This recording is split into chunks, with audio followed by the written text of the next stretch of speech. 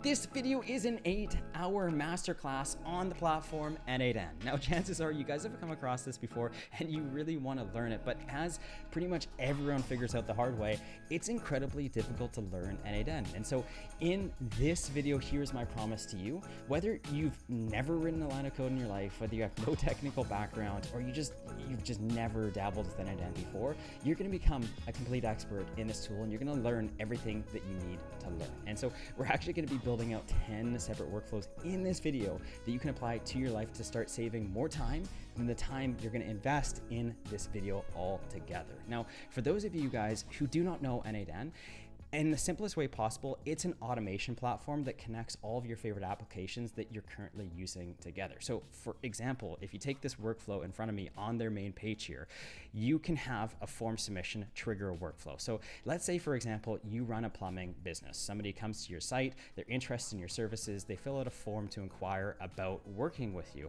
And when they fill out that form, you can automatically trigger an n8n workflow that could, for instance, notify your team on Slack when you get a new lead saying, hey, we got a new lead. We should probably give this guy a call so that we can go ahead and close the deal. And so that is all n8n does, is it automates all of the apps that you're currently using and it allows them to communicate with one another. Now, I want to go over some popular use cases because until you see it with your eyes, it's hard to imagine how powerful n8n actually is. And so the first use case here is being able to automate your entire Gmail inbox. So this actually looks way more complicated than it actually is, but when you receive an email inside Gmail, you can use artificial intelligence to automatically categorize that email into all of the different categories you may have. So for instance, you can categorize emails into your primary inbox, your promotions inbox, your social inbox, or accounting, or whatever the case may be. And you can actually take it a step further because when you organize your emails, then you can act on those categories. So for example, if you're anything like me and you get those emails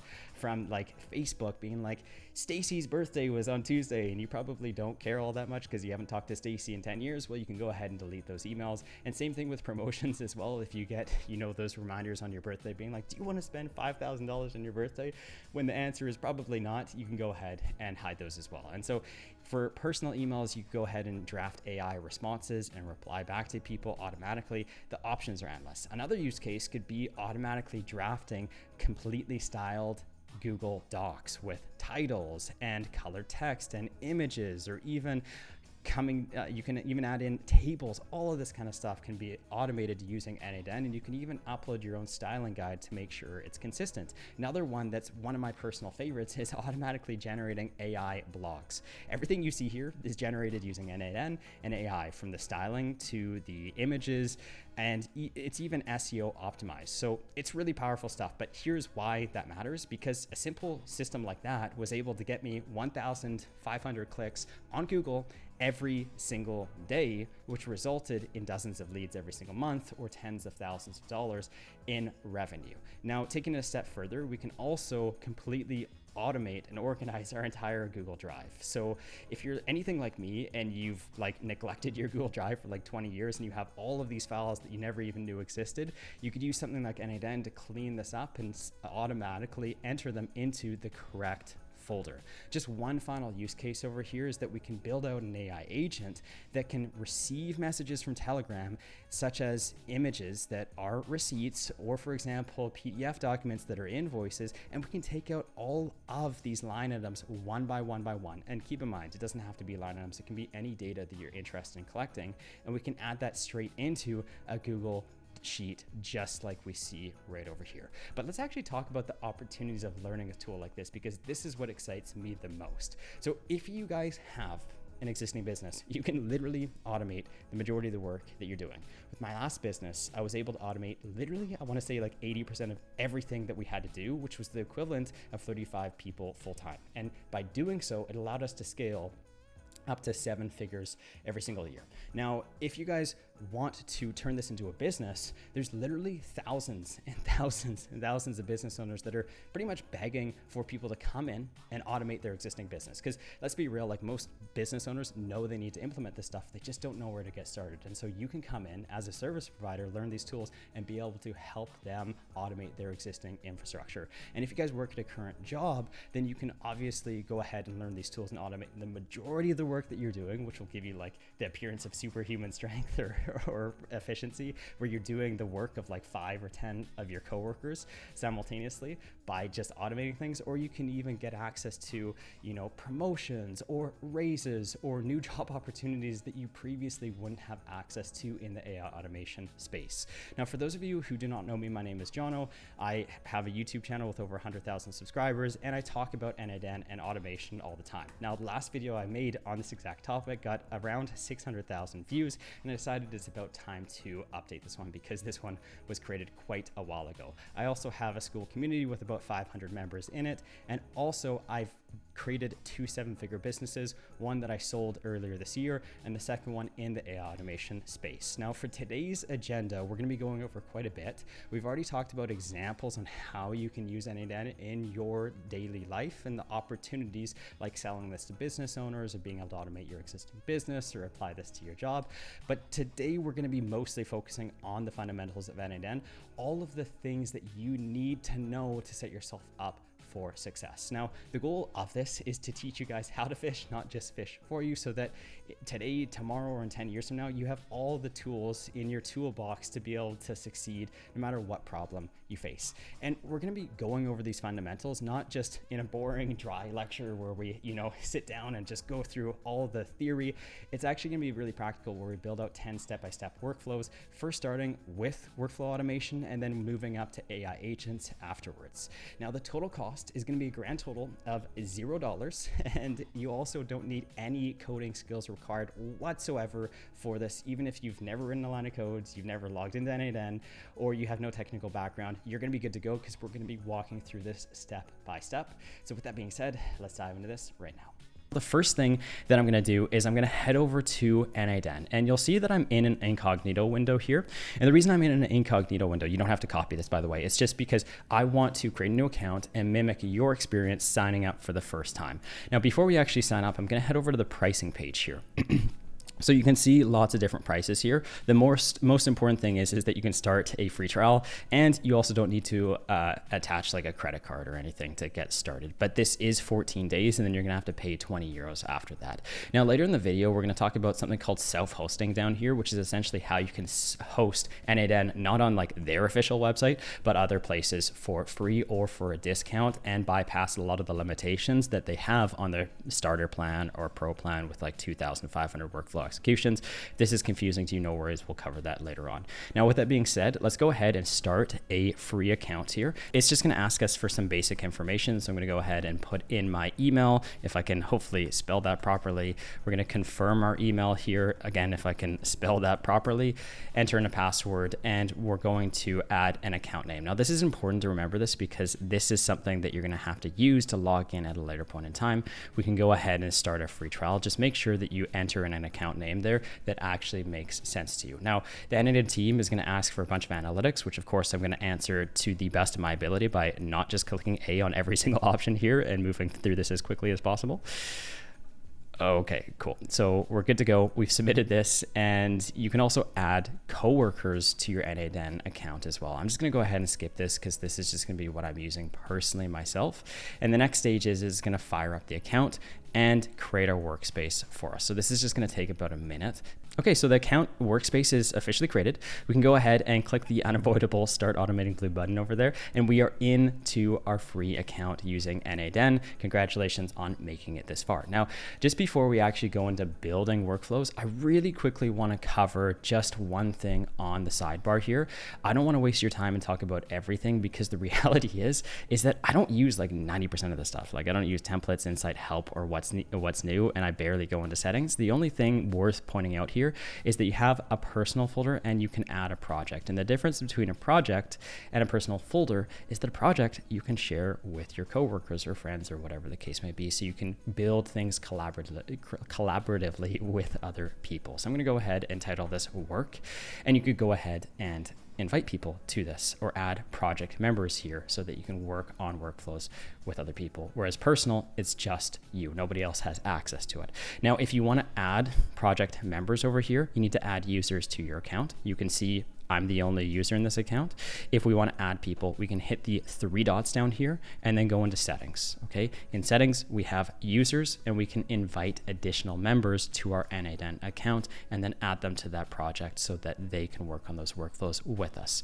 All this other stuff here, I don't really want to cover just because you're probably, if you're like me, maybe going to use it like once every 2 months, 3 months, or so on and so forth. Like it's very, very rare. I want to focus your time on getting the maximum value out of this video. So what we're going to do is head over to the personal tab here, and we're going to start from scratch. Okay.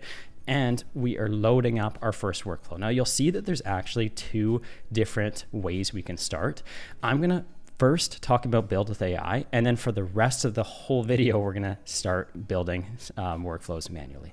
So when it comes to build with AI, you can think about this like ChatGPT. You just enter or type in with natural language what you want it to build, and it will go ahead and give you an answer. So I'm just gonna select this random example that they had over here, which says create a workflow that fetches the latest AI news every morning at 8 a.m.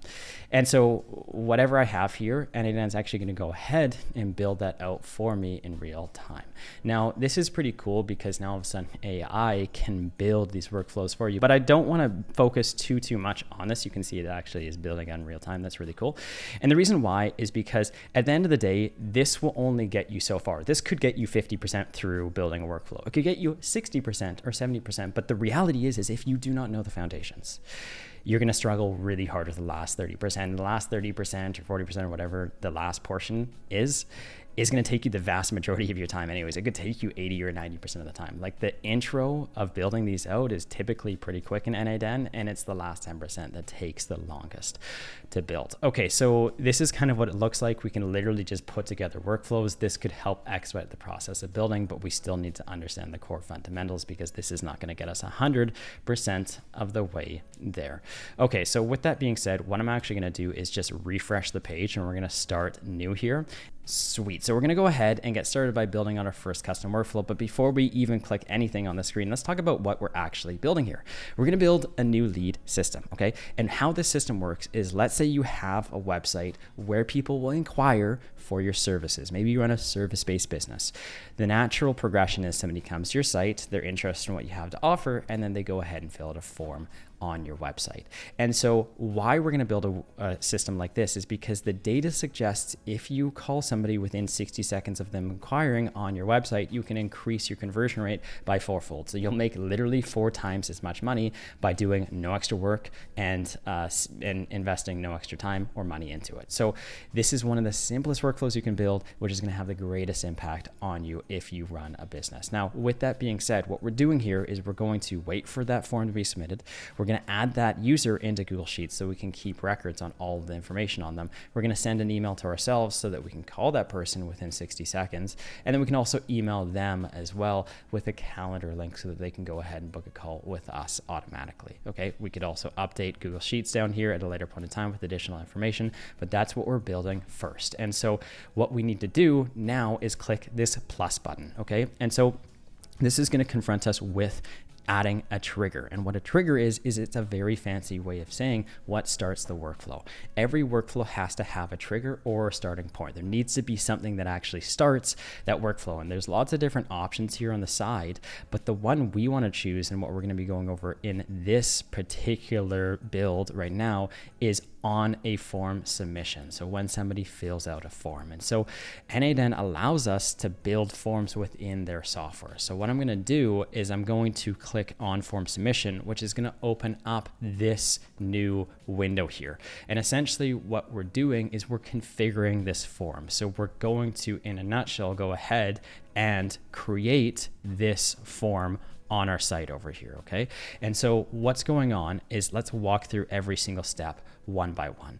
First of all, the form URL, this is how we can actually go ahead and access that form online. Okay. Now this is something that we're going to use once the form's actually built. We just haven't built it yet. So if we actually like go ahead and enter this into a new tab, nothing's going to happen because the form hasn't been created yet. The next thing is authentication. So this is asking us, do we want anyone to be able to access this form, or do we only want a couple people to be able to access this form? Maybe it's like password protected. And we're going to choose none because we want this to be something that anyone can go to and fill out. Then we need a form title. I'll call this Contact Us. Maybe a form description, which is get a quote now. And then we're going to add form elements. And these elements are going to be things like first name, last name, email, and so on and so forth. So we're going to add quite a few over here. The first one is going to be full name. So I want to get to know the person's name. And there's a lot of different types of fields here. So we can have text fields, we can have number fields, email fields, drop downs, checkboxes, you name it, right? There's a lot of different things that we can do with this. But we're just going to choose full name. Put a placeholder as John Doe over here, and this will be a required field, meaning that they have to fill it out in order to submit the form. The next field that we're going to ask for is their email. And we're going to choose an email field here. What this is meaning is that it's going to validate the answer to make sure that what they're submitting is an email, and it's not just, it can't just be any text. It has to be an email, a valid email. Okay, cool. And we're going to make this a required field as well. We're also going to ask for what service they're looking for, and this will be a drop down. So perhaps what they're looking for is either SEO or like ads, help with ads. Maybe our business offers two different services over here. And then we're going to go ahead and add another form element down below. This will be required as well. And we're going to ask them for their budget. This will be the amount of this will be how much they're willing to spend. And this is going to be, let's say, a this is going to be a number field. Okay, perfect. So we've gone ahead and we've created our form. We'll make sure this is required. And in order for us to preview the form, we're going to go ahead and click execute step, which will open this window. And now we can view this form because we've gone ahead and actually added in all the variables like full name, email, service, budget, and we can see all of the questions here, including the title and the description. So what I'm going to do is I'm going to go ahead and fill this out. So I'm going to type in Jono Catliff, and then I'm going to enter in my email. We can see that it's giving us an error because this isn't a complete email yet, but once we enter in the email, that error will go away. Then we can choose the service we want, and perhaps the budget is, I don't know, like $1,000. Cool. So we'll go ahead and click submit here, which means that we've successfully submitted this form. Awesome. Now we can see back inside n8n on the output side of things, the exact results that were submitted. You can see I submitted this name with this email. I was looking for SEO services with a budget of $1,000. It automatically added in the exact time that this form was submitted. And on top of that, I think that, okay, this is blocking. I'm just going to hit the pin here and unpin it. Okay, I'm going to select a pin, and it gives us additional information down here, like form mode equals test. I don't even know why. They're essentially just saying that this is like a test submission instead of like a live submission because we haven't actually gone ahead and published this workflow yet. Okay, so this is how we can see outputted data from the table. So in the center here, we can see that this is how we configured the form. And on the right-hand side, we can see this is the output data of the form, okay? And so that's pretty cool. There's multiple ways we can see the data as well. One way is table data, which you're probably pretty familiar with because you've seen Google Sheets or Excel documents, and this looks pretty familiar. But this exact same data can be expressed in multiple different ways. Another way is through schema. So this is the exact same data, just instead of it being in a table format, now it's like in key value pairs. So for instance, full name equals Jono Catliff. If we go back to table, full name equals Jono Catliff. Email equals j or whatever at gmail.com. And then at the table side, it's the same thing. It's the same data just displayed in different ways. And so schema is a bit more friendly than JSON, but JSON is like the backbone of n8n and data transfer across the internet for most web applications. And so this is how n8n really transfers data. So this is kind of like the raw view of what's actually going on. And you'll notice that it's the exact same data as schema. Nothing's changed. It's just that what's going on with JSON is there's a bunch of syntax here. And syntax is just how you structure data to send it between different applications, okay? So this is like you can think about it like just boilerplate stuff that you have to add on for things to work properly. But with schema, table, the data is all the same. And this is really what it looks like under the hood. So we got full name equals Jono Catliff, email equals this email, service equals SEO, budget equals $1,000, and so on and so forth. But the data is all the same. Now we're going to circle back to these buttons up here at a later point in time. But what I want to do now is move on. Now, when we're closing this particular node that we've opened up here, there's three options. We can click back to canvas here. We can click anywhere at the top here, okay, where it's like outside of the actual form here. So anywhere outside of this, we can click to close it, or we can hit escape and it will go ahead and close that. Now, if we want to open this node back up again, what we can do is double tap the node, okay, and that will open it back up. We can hit escape to close it, or we can right click on this node to then open it up again. Okay, and so that's another option. We can hit enter as well. So I just want to kind of clarify that. And the next thing that we want to do here is we want to take this form data and we want to dump it into a Google spreadsheet. So let's go ahead and do that. The next thing we're going to do here is click this plus button. Okay, and so with this plus button, now we're on to creating actions. So every single workflow will have two components to it. There's a trigger, which is what starts the workflow, and then there's multiple actions that happen after the workflow is started. Technically, there could be multiple forms here, but multiple triggers here, but we're just going to start with one for now. But you will most likely have one or multiple actions. You're always going to have one, but probably multiple actions after trigger is submitted. Okay, if we look back at what we created here, we have one action, two actions, 3, 4, 5, 6, 7, 8. Okay, and so we're going to go ahead and create our first action here, which is the first thing we're going to do when that form is submitted. And before I actually search for this, you'll see that there's a lot of different options here: AI, actions in app, data transformation, flow, core, human in the loop. There's a lot of stuff going on. This probably looks a bit confusing to you. And we're going to cover pretty much all of this. But for now, what we're going to do is called something like action in app. Okay, so this is the first thing that we're going to cover. Now, with action in app, what this is essentially saying is that we're going to take an action in a third-party app. And when I mean third-party, I mean something that was not created by n8n. And so there's hundreds or thousands of different applications that you can connect into via n8n.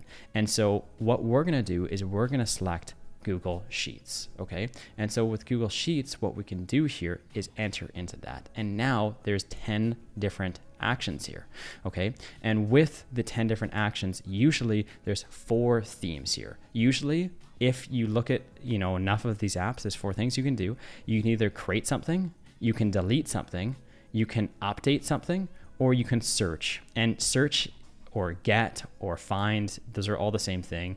Usually every app will say things maybe slightly differently, but usually it's like get. So you can always create, delete, update, or search for stuff, okay? And what we're doing here is we're going to add something to Google Sheets. We're going to add this form data that we received on the submission into our Google Sheet here by clicking append row and sheet. Append is the same thing as saying add. It's just a fancy way of saying it. So we're going to click append row and sheet, and now this is going to open up this console in the center here, okay? And this is our configurator, which means that we need to set this up properly, and we're going to be working top down through this so that you understand exactly what's going on. Then we'll cover inputs and we'll cover outputs afterwards.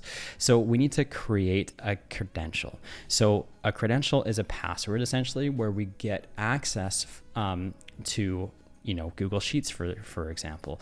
And so we're going to click create new credential, and it's going to pop up a new window where we click sign in with Google. And this is going to give n8n access to perform actions on our behalf inside Google Sheets. So I'm going to actually log into my account here. And once we're logged in, we'll go ahead and give permission. We're giving permission to n8n to create things on our behalf, delete rows on our behalf, update rows, find rows, all of that kind of stuff. So anything that you would be able to do in Google Sheets, now you're giving access to n8n to do in Google Sheets as well. Cool. So we're going to go ahead and close this once the account has been successfully connected. So we'll hit this plus button or this X button over here. And so we've officially connected in our Google account. When it says resource here, I honestly, I've never touched this before, and I just never change it. So I'm just going to leave it as it is. And then we have operation here. This is just saying, what do we want to do in Google Sheets? And we want to add a row or append a row. And so very similarly, we actually chose this before, and this is just a way for us to update our decision. So remember, we can hit back to canvas here. We can like click on any of the space up top here, or we can hit escape to go out of this. And if we just go hit the plus button here in Google and search for Google Sheets, we already chose this, right? We already chose append sheets here. So these exact options, all of these options are the same options that we're seeing in this particular operation here. This is just another way of doing the exact same thing. In case you make a mistake, maybe you want to update it or whatever the case may be. Okay, cool. Now moving on, what we need to do is we need to essentially find a Google Sheet to add our information to. So let's go ahead and open up a new tab, and I'm going to do sheets.new, which is going to open up a new Google Sheets document. Okay. And so before we go ahead and actually connect this Google Sheets document into n8n here, we need to do a couple things. First of all, I want to go ahead and name this document. So I'm going to do n8n new lead sheet. Okay, so that's going to be the name. And we're also going to go ahead and create a header inside our Google Sheets. So I'm going to do full name, and then I'm going to do email, services or service, budget, and I want to see if there's anything else that we need to add in here. I'm going to do rejected, contacted, contacted, and date. Okay, so the date that they inquired.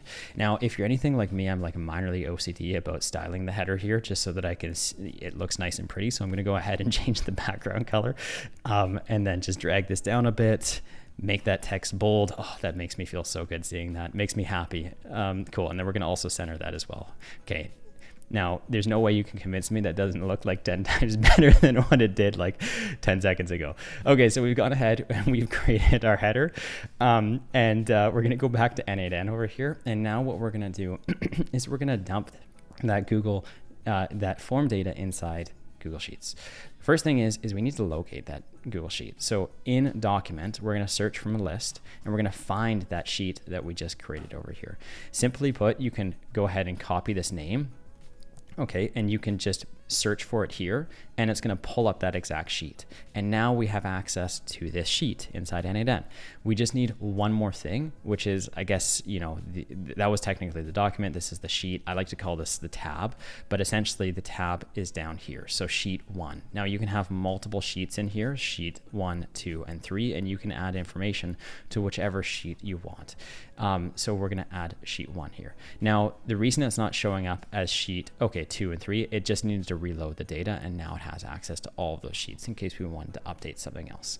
Okay, and so once we go ahead and we choose the Google Sheet and we choose the tab here, okay, it's going to automatically load in the whole header here. And so it's going to pull the header and give us access to add information to this.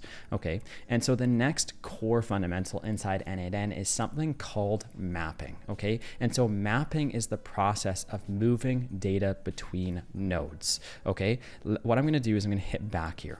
This is considered a node. This is considered a node. Every one of these are nodes. And the powerful thing about n8n is that any individual node has access to all the data in the previous nodes. So if we go to this workflow here, this Google Sheet has access to this form data, but this Google Sheet also has access to the merge data. Okay, so we're going to do merge data. It has access to the Gmail data. It has access to the if data. It has access to the Google Sheets data. It has access to the filter data. It has access to the Google Sheets data, and it also has access to the to the form data. So it will always have access to all the information that came before it. Okay, and so when we open up this particular Google Sheets node again, we can see the input data that it has access to on the input side of things. Okay, so if we look at this, this is the data that it has access to. And so what we want to do is pull this data and then put it into our Google Sheet. And how we do that is by dragging this data over to the corresponding field. And this is called mapping. So let's go ahead. We're going to drag the data from the input section over here into our Google Sheets form. Okay, and so I'm going to hold down full name and drag it in here. So this is the process of mapping. Okay, and so what's going on here is we have this green text, and this green text is just a very fancy way of saying we are finding the value of full name. Okay, so this is the key, this is the value. We're referencing, okay, full name over here, and it's providing us with the value of Jono Catliffe. And here's the result down here, Jono Catliffe. So this is a variable here, and it will be replaced with whatever the value is. So every time some new person fills out that form, the first time it could be Jono Catliffe, next time it could be John Doe, next time Sandy Johnson, it's always going to replace the custom variable here with the result. Okay, and so that's essentially how we can map fields in. Now, why this is green and scary here is because this is technically JSON data.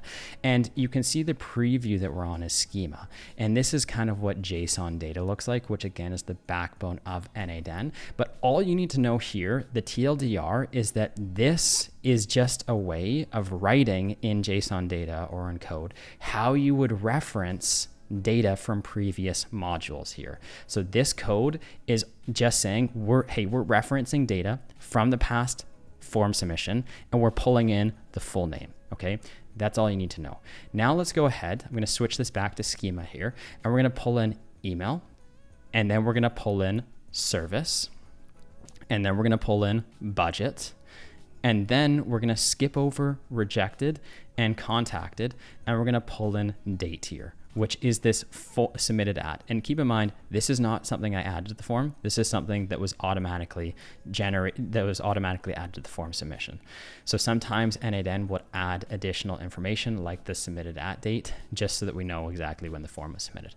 Okay, so we've gone ahead and we've added in all this information. You can see full name, and we're referencing the data from the past node over here. And we can also see the value that will be filled in when we go and execute this step. So I'm going to go ahead, I'm going to execute this step. We're going to look at Google Sheets here.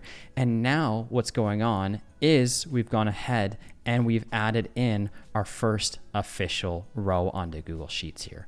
Jono Catliffe, here's my email, SEO, budget, date. Okay, now what I want to do is I want to go and I want to try this with a new contact here. Okay, so I'm going to click back to Canvas.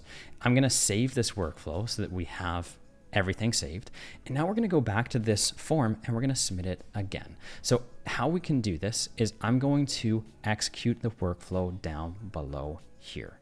Okay, and we could also open up, okay, by double tapping the form submission and executing the workflow here. But the thing is when you open a node and you execute it from the node, you're really only going to be executing that one individual node. But we want to execute the entire workflow. And so what we're going to do is hit this orange button down here, and it will execute both the form and the Google Sheets node both at once. So let's go ahead, let's click this. The first thing it's going to do is open up this form. And the reason it's opening up this form is because it's required for this workflow to start because of the trigger for the form to be submitted. So it's pushing us over to the form to start this. Now what I'm going to do is I'm going to type in Jane Smith, and I'm going to type jane@gmail.com. We're going to choose ads as a service, and the budget is going to be $500. We'll go ahead and click submit. Going back to our workflow, the form has been submitted, and now the data has been added to Google Sheets. But this time, you'll notice that the data is different. It's not saying the same name. It's not saying the same email or the same service, budget, or even the same date. I mean, technically the day is the same, but the actual time, you can see like 9:55 there and then 10:01. So these were submitted at different times, meaning that if we go into our workflow and open up Google Sheets over here, the information is always going to change every time depending on who submitted the data. And so that's why n8n is so powerful, because we can have we can map complicated workflows where we're passing in dynamic values. These dynamic values change every time. Every time somebody submits the form, it's going to be different information. Now, one other thing that I want to point out here, okay, is that we could also go ahead and click back to Canvas here and open up this on form submission. Okay, and so the thing is that you can notice really quickly, actually before we open this up, you'll notice really quickly, if every time we had to test a workflow out, we had to submit this form. That would become very tedious, and I would like want to stab out my eyes because I'd have to like submit this form like 10,000 times. Although I'd be really efficient at submitting forms, and maybe that's like a high quality skill to learn nowadays. I don't know. But I'm just going to want to skip over that because I don't want to keep submitting the same form like 20 billion times.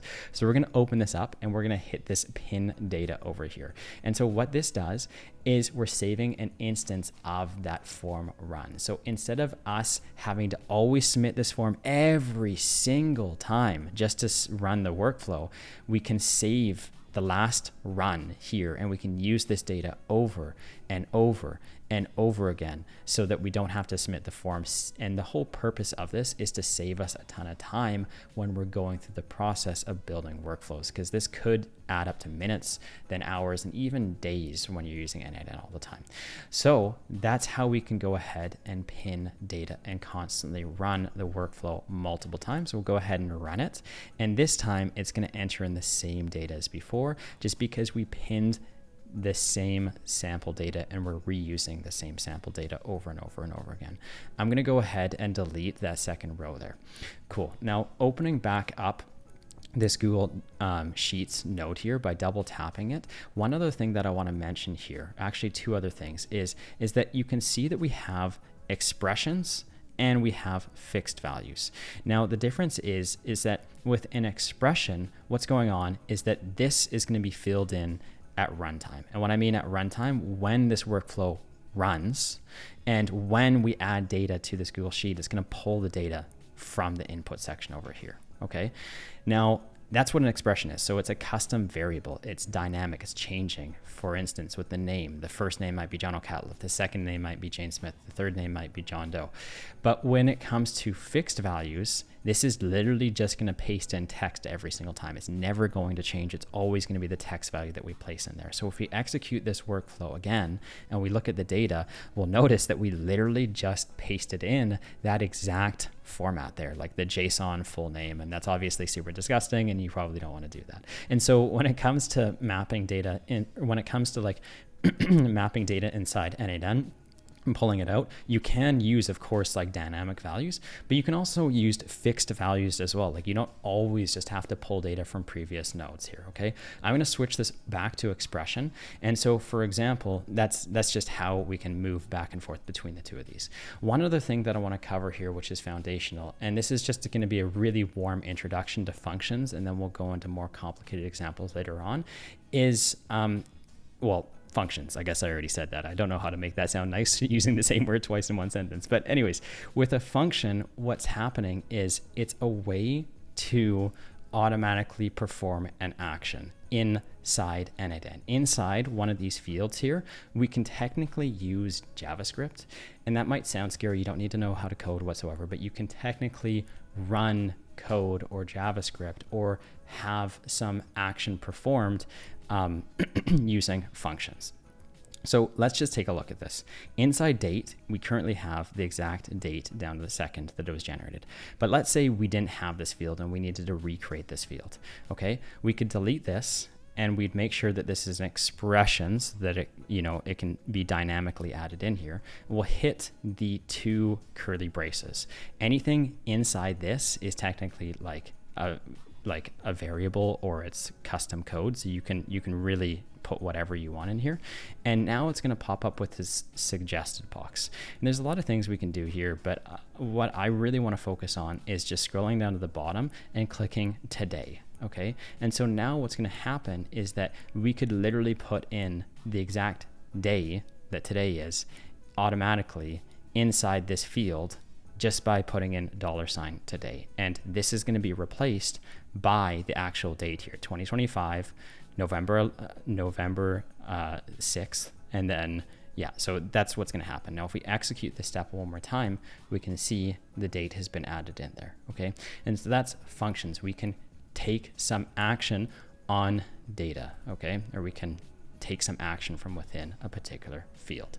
Okay, cool. So now that we've covered functions, the last thing that we're going to talk about before moving on here is we can see in full view all the information inside n8n. We have inputs here. This is the input. This is the information that we can pull from. we have outputs here. This is what's outputted after we have gone ahead and added data to Google Sheets. And then we also have the console or the configurator in the middle, which is how we can decide what we want to do from within Google Sheets. So we're just adding data, like their name, their email, their services, their budget. And this is what makes n8n so powerful, is you can see all three instances. You can see what happens before, you can see what happens during, and you can see what happens afterwards. Okay, and so that's essentially how the layout works inside n8n. Moving forward, we're going to move on to something called a filter. So we're going to hit the plus button right over here, and we're going to add the next node. Keep in mind, these are nodes here in the sequence. So we're going to go to flow, and we're going to add a filter, which removes items matching a condition. Okay, so let's say, for instance, if we go to our Google Sheet here, and I'm just going to go ahead and delete these two example rows that we added in here. Maybe we want a filter where we don't actually contact people unless they're willing to spend $1,000 or more. Because maybe you're running a service with SEO or Google Ads and it costs you $1,000 to fulfill a client. So it doesn't make sense to charge only $1,000 and break even. And so what we can do here is filter out leads because they don't meet some criteria, and that criteria is the amount of money they're spending in this instance. And so on the input side, we can see everything from Google Sheets, and we can also open up this form submission here, okay, by hitting the correct on the left-hand side. And now we have access to all the information here. In this case, the data is the exact same. That's not always the case inside n8n. It just happens to be in this exact example here. But what we're going to do is we're going to choose budget from the form. We're going to drag this in here. Okay, and what we want to do is we want to have the budget be greater than or equal to $1,000. So we're going to add in $1,000 here. Okay, but we're getting some error here, which is wrong type. 500 is a number, but was expecting a string. And so we're going to get into these types of errors and data types later on, but we're just going to cover this really briefly right now. Now, the issue is that with this filter, there's multiple different data types. We have string or text. We have numbers, date and time, Boolean. Boolean is true or false. So for example, a user can be verified on Twitter, true or false. Those are the only two options. And we have arrays and objects. Both of these we're going to be covering later in this video, just because these are quite complicated, and it's not like something you're born just knowing what an array and an object is. They're quite foreign to people, so we're going to cover this later on. But in a nutshell, right now, we're asking if a number is greater than or equal to 1,000. And the problem is that right now we're referencing a text filter. So we're asking, is the text equal to $1,000? But it's not if the text is equal to $1,000, it's if the number is equal to $1,000. And we know it's a number because down here, budget, okay, we have the number sign, and this is the text sign over here. So we're mismatching different data types, and that's always going to draw an error. So in order to overcome this, we can do one of two things. We either convert types where required, and this will naturally just convert this to whatever data type it is, which would be number in this case, or number. Or what we can do is we can just change this to a number filter, and we can choose is greater than or equal to $1,000. And now we can run this, and we'll notice that it's discarded over here. So the output means that we discarded this, meaning that the actual budget that the person had, which was $500, is not over or equal to $1,000, which means that they were not passed through the filter. They were filtered out. They were discarded over here, okay? And so now that means that anytime a lead gets to the stage, they're not going to make it through. They're going to stop here. And so if we look at our other workflow, that means maybe we don't email ourselves saying, hey, we have a new lead, because maybe we don't want to call leads that are unprofitable. Or maybe we don't email people to schedule a call with leads, again, that are unprofitable. And so that's what the filter step does here. Now, as we move on and we build out the rest of the workflow, the only problem is that we are currently using data that is not passing the filter. And so if I was to, for instance, just click the plus button and do like edit node here, this is like the most simple field inside n8n, and we were just to enter like a field, and I'm just going to call this test and test. This is just gibberish. There's no practical use for me like building this right now other than to show you this. And we click back, we click test workflow. It's not actually going to reach this node because it was filtered out. which means that we can't test the rest of the workflow because the data never passed this filter. And so that brings us into the next thing over here, which is super important to know if we open up the form submission, where we have this edit field here. So if you recall, we could pin data and keep constantly reusing the same data instead of having to fill out that form submission every single time to save data. But the problem is that if we pin that data, okay, and we click back to Canvas and it doesn't pass a filter, then we're stuck. Okay, and then we have to go back and fill out the form data again.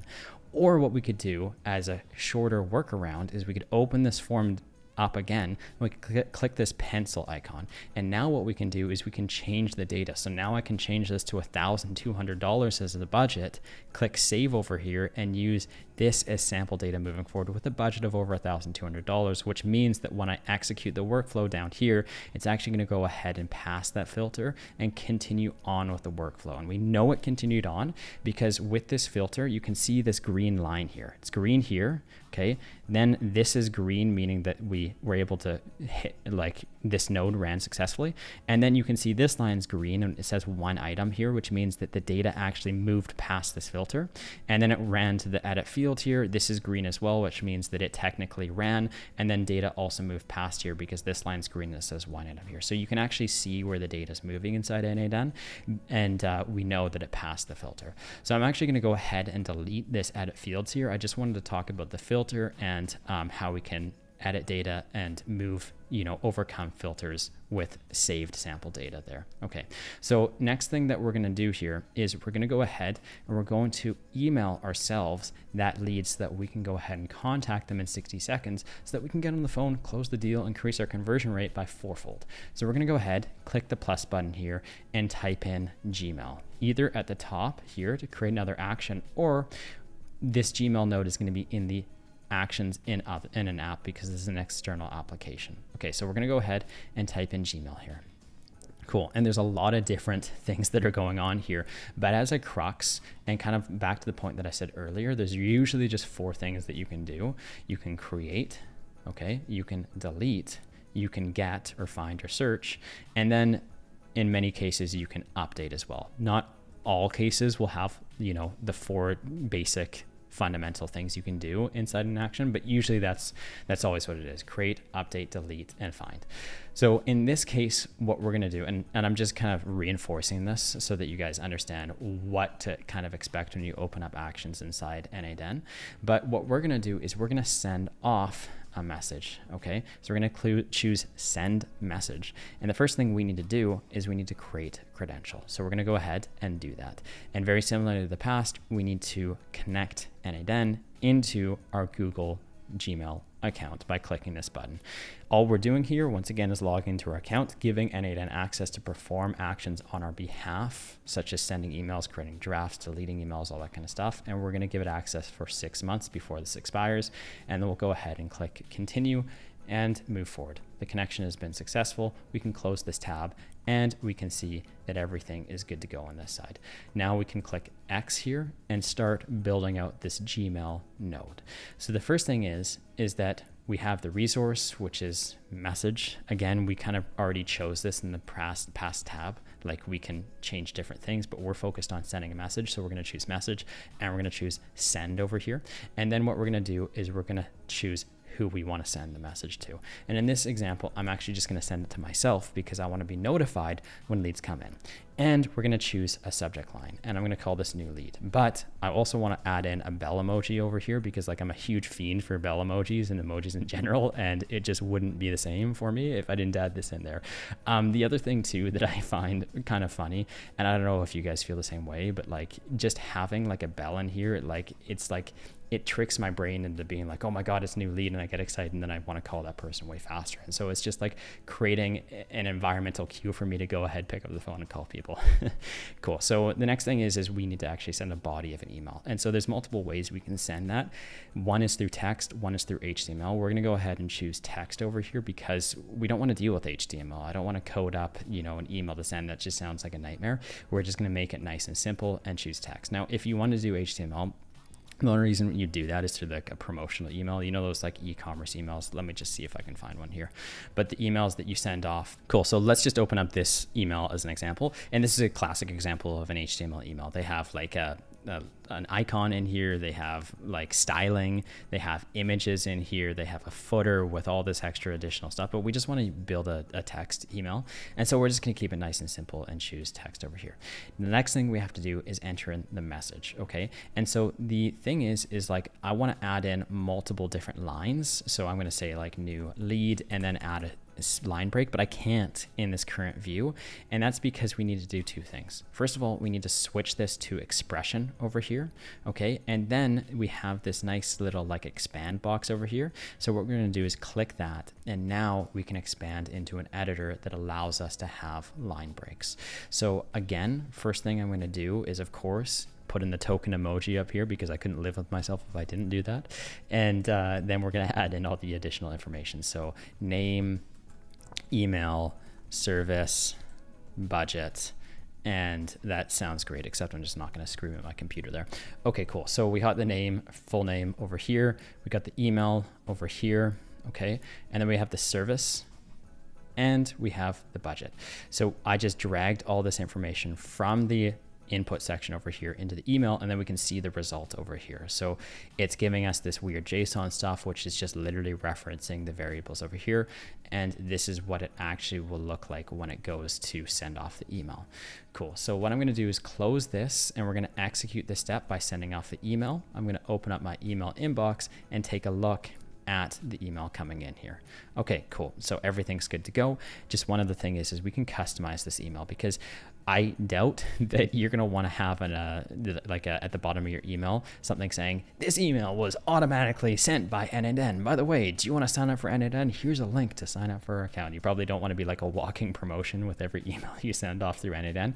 And so how we can change that is by going into the options down here. We'll click add option, and there's lots of ways we can customize this. I'm not going to go through all of these because every single node is different, but the one I want to focus on is append n8n attribution, and we can uncheck this. Oops, we can uncheck this, and then it will remove that. So if we go ahead and execute this step one more time, and we open up our email, we'll get a new email without that, that advertisement at the bottom there. Okay, cool. So we're good to go here. We've gone ahead and we've sent off an email to ourselves so that now we can call that person within 60 seconds. I'm first of all going to save this workflow. Now the next thing that I want to do is I want to go ahead and add in an if statement here. Okay. And so an if statement is going to essentially send users down one of two paths. Okay. And what I want to do here is essentially think about this like, hey, what service were they looking for? Did they want SEO services, or did they want Google Ads services? And if they wanted SEO services, then we'll send them an email tailored towards SEO services. If they wanted a Google Ads service, maybe we'll tailor the email towards Google Ads. Okay. And so this is just a very simplified way of doing it with an if statement. What we're going to do is click add, and we're going to choose if. Okay. And so we're going to select this, and we're going to have a condition, and that condition is going to be from the form submission down here. So we're going to hit this correct on the left hand side, and we're going to select service. Okay. And so the service, which is in this case ads, and I got this box by clicking into this field here to open this pop-up box, equals ads. Okay. And so what we're going to do is we're going to execute this step, and everything worked out perfectly. We went down the true branch and not the false branch. Okay, so let me just kind of break down what's going on here with my Blackboard, because I think that this is really important. So with an if statement, okay, what we're doing here is there's two options. We're going down path A, or we're going down path B. And so we have a statement which we're essentially trying to find if it's true or false. So if 1 equals 1, then we go down path A down here, which means this is the correct path. It did work. And if this is an incorrect, if this is incorrect, then we'll go down path B. And because 1 equals 1, well, this is correct. So we would go down path A over here. Okay. But let's say all of a sudden, okay, let's erase this and say that 1 equals 2. Well, we both know that that's not correct. And so then it would go down path B over here. So we're just trying to figure out, is some statement true or is some statement false? And in this case, because this is ads and we're trying to see, does this variable equal ads? because keep in mind, every time you run the form, it's always going to change. One person might want ads, one person might want SEO. So we're just checking if it's true or not. And in this case, it's true. We're going to hit back to Canvas here, and we know it's true because on the true path, it has this green line, which means that it went down the true path, okay? And so now what we can do is we can send off an email to that person. So we're going to type in Gmail, and we're going to send off an email. I'm going to go through this a bit faster this time, just because we've already had some practice building these out. So the first thing is we're going to connect in our account. We have the resources in operation where we're sending an email, okay? And we need to choose who we're sending it to, the subject line, and the message. So we're going to go back to that form submission by hitting the cred over here, and we're going to choose the email we're going to send data to. The subject line is going to be something like, thanks for inquiring with automatable, automatable. And you can obviously change this to whatever you want. And then we're going to, in the message, change this to text, hit expression, so that we can open this side box over here so that we have a bigger editor to play with. And so now what I'm going to do is I'm going to say, hey, Jane Smith, thanks for inquiring about ad services. You know, I'd be happy to help. And I'm just going to leave this blank, and there's going to be a bunch of other BS that you'd probably put in there. And I'd say, here's, you know, a link to book a call. And then I would have like a calendly.com/link here to your appointment. You just have to put that in here, and then that way they could book a call. But this is how we could send off an email to the client really quickly through n8n. But there's one thing that I want to point out here is that we're saying, hey, Jane Smith. And this is going to take us back to functions, which we talked about. Remember how we put today and it was able to render today? So I'm just going to refresh your memory. We put today here and it ran the date in here. We can also run functions to perform other kind of actions for us as well. So take, for example, hey, Jane Smith. Now, this seems like literally the most automated message you could have in the world. It takes me back to the days where dentists would send me a text message where it's like, hello, Jono Catliff, you have an appointment coming up in 6 months on 07/11/2025 or whatever. And you're just looking at it being like, man, I want to cringe. This is so automated. It's not even funny. Like, at least give the impression that you tried to make it a bit more personalized. But this gives me like dentistry vibes over here. And so what I want to do is I want to go ahead and remove the last name by using a function. And you know, the smartest way to do this, by the way, is of course just having a form where you separate first name and last name, and then you don't have to deal with this. But the purpose of me showing you this is so that you can overcome, you know, these problems in the future. And so how we're going to do this is through a line of code. And that might scare you, but it shouldn't, because we don't need to code at all. All we need to do is go to ChatGPT and ask it what we need it to do. So I'm going to go ahead and I'm going to copy this entire name over here, like the variable here, okay? And I'm going to go to ChatGPT and I'm going to say, hey, can you please, and I'm just going to say that because I'm Canadian and I can't not say please to ChatGPT. It would be like against my religion. Can you please go ahead and help, can you please help me with an n8n line? I have a full name and I need to only show the first name. Okay, and so this is probably like the world's worst description of how you'd go about doing that. Like, I don't think I could have made this more horrible with all the writing or spelling mistakes and everything like that, but it still managed to get it right, and it gave us the code back here. And so what we're going to do is copy this, okay, and we're going to go ahead and paste that in here, and now we can see that the last name is gone. So we can use functions inside n8n to be able to have some sort of a result, like removing the last name. And how we did that is specifically through this, okay, which is .split. And essentially in a TLDR fashion, what's going on here is we're having some code run on that name where we're saying split the name by a space, okay? This is saying by a space, so you're gonna grab the space. Now, Jono Catliff down here, or Jane Smith, has a space right here, okay? And so we're separating this and we're only taking the first variable, which is what this 0 means here. And so you don't really need to know this. I just wanted to walk you through it anyways. And if you want to delete that from your memory, go ahead and do that. But anytime you're dealing with like lists in n8n or code or whatever, it starts at 0 and not 1. And so 0 would be Jane and 1 would be Smith. Cool. So that's essentially it. That's how functions work. That's how you can use functions without knowing a line of code, just asking ChatGPT to perform something on your behalf, and it will go ahead and do that for you. Okay, so we're going to click back to Canvas here. Now what I want to talk about, okay, we'll go ahead and actually execute this particular email here.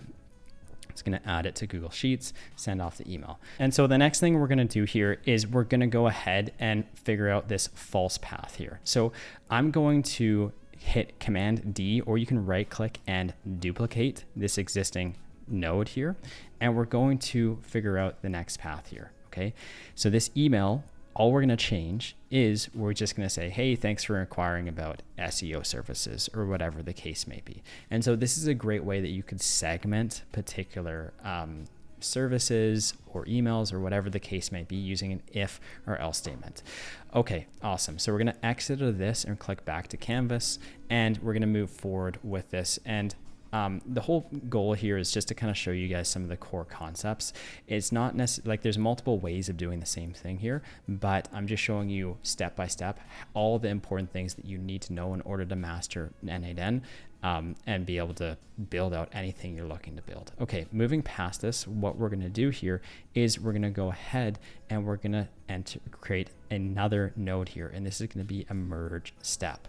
Okay, and so what a merge step does, I've added this in here, I'm going to click back to Canvas, is we're going to merge both of these paths together. So I'm going to hold down this plus button here and drag this line into input 2, which means that we can merge these paths back together. So if it went up here, we can merge it back down, and if it went down here, we can merge it back up, so that now all of a sudden they combine together again. And all we have to do is open up this merge step, and we're going to choose append with 2 inputs. Okay, append means that we're adding 2 things together. Okay, and we have 2 inputs because technically we have 2 paths here, 1 input per path. So if we go ahead and test this workflow out, okay, and we run it, we're going to receive data in the merge field, and everything looks good to go here. And we could do this for the second path down here as well. In order for us to have the second path fire, we need to make sure that this if statement is false. And the only way we can make it false is that this value here does not equal true. So right now, Jane Smith, who is our fake client here, was looking for ad services. And right now, because she's looking for ads, it's going down the ads path. We need to make it go down the SEO path down here. How we do that is going back to the form. We're going to edit the data, and now we're going to choose the service is SEO. And now that we've gone ahead and updated that, because the if statement is not true anymore, it's going to go down the second path, because SEO services over here does not equal ads. And because it's not true, then it's going to go down the second path down here. Okay, we're going to go ahead and save this workflow, and we're going to add one more step here before we move on to the next workflow. We've covered a lot so far, and we're making really good progress. So we're going to hit add here, and now we're going to type in Google Sheets one more time. And what I want to do this time is I want to update an existing row. So update a row in a Google Sheet. We're not going to create one, we're going to now update one. So if we go back to our Google Sheet, it's probably littered with like a million test examples here. So I'm just going to go ahead and delete that. But now what we can do is we could go ahead and like update an existing row. So how we're going to do this is we're going to choose the particular Google Sheet, n8n new lead sheet, and we're going to choose again sheet 1 down here. Okay, and in order for us to update something, we need to do one step first. We need to find who we're looking to update. And once we find who we're looking to update, then we can go ahead and update that record on file. So we're either going to update Jono Catliff here, or we're going to update Jane Smith. And so how we find somebody is through a unique value. And if we look at the values that we have here, full name is not a unique value because 2 people could be named Jane Smith. The service is not a unique value because many people could be looking for SEO ads. Budget's not a unique value. The date is not a unique value necessarily. And also the other thing is the only thing here that truly is a unique value that would never be duplicated, would never, be the same, is the email. No 2 people in this world will have the same email. So for that reason, we can use the email as a unique value to find a record like Jane Smith or Jono Cadliff and then update that person. So what we're going to do is we're going to have on this column to match on, we're going to add the email as the unique value to find somebody based on. Okay. And so now we just need to add in the email. So I'm going to go back to the form submission and drag the email in here, which means that we're going to go ahead and find that person. Now, let's say we wanted to go ahead and update two fields, the rejected, or we wanted to go ahead and update contacted over here. So contacted, let's just go ahead and write true. And the reason I want to write true here is because we were able to send off an email. So we've officially contacted this person so far. I'm just going to use this as an arbitrary, field. I'm just kind of showcasing how to update things in n8n. And then maybe what we want to do is we want to have a rejected field in here. Now we can have another function, and I want to hone in on our functions here, where we can have this either equal true or false. And so with this rejected field here, what we're going to do is we're going to add in a function. Okay, so we're going to choose expression here. Now, what we need to do first of all is add the two different squiggly lines, and we can choose if from this statement here. And again, an if statement, we're just checking if some condition is true. Okay, and we want to reject the client if the budget is under $1,000. And we want to add this to our Google spreadsheet so we can have a record of everyone who was rejected and accepted. And so in order to do that, we're going to go to the form submission over here, and we're going to drag the budget into this if statement. Okay. And so now it looks a bit confusing because we have an if statement here. Okay. And we are checking, is this budget right here? Okay. Greater than or equal to $1,000. And if it is greater than or equal to $1,000, then it's false. Otherwise it's true. So let's just go over this.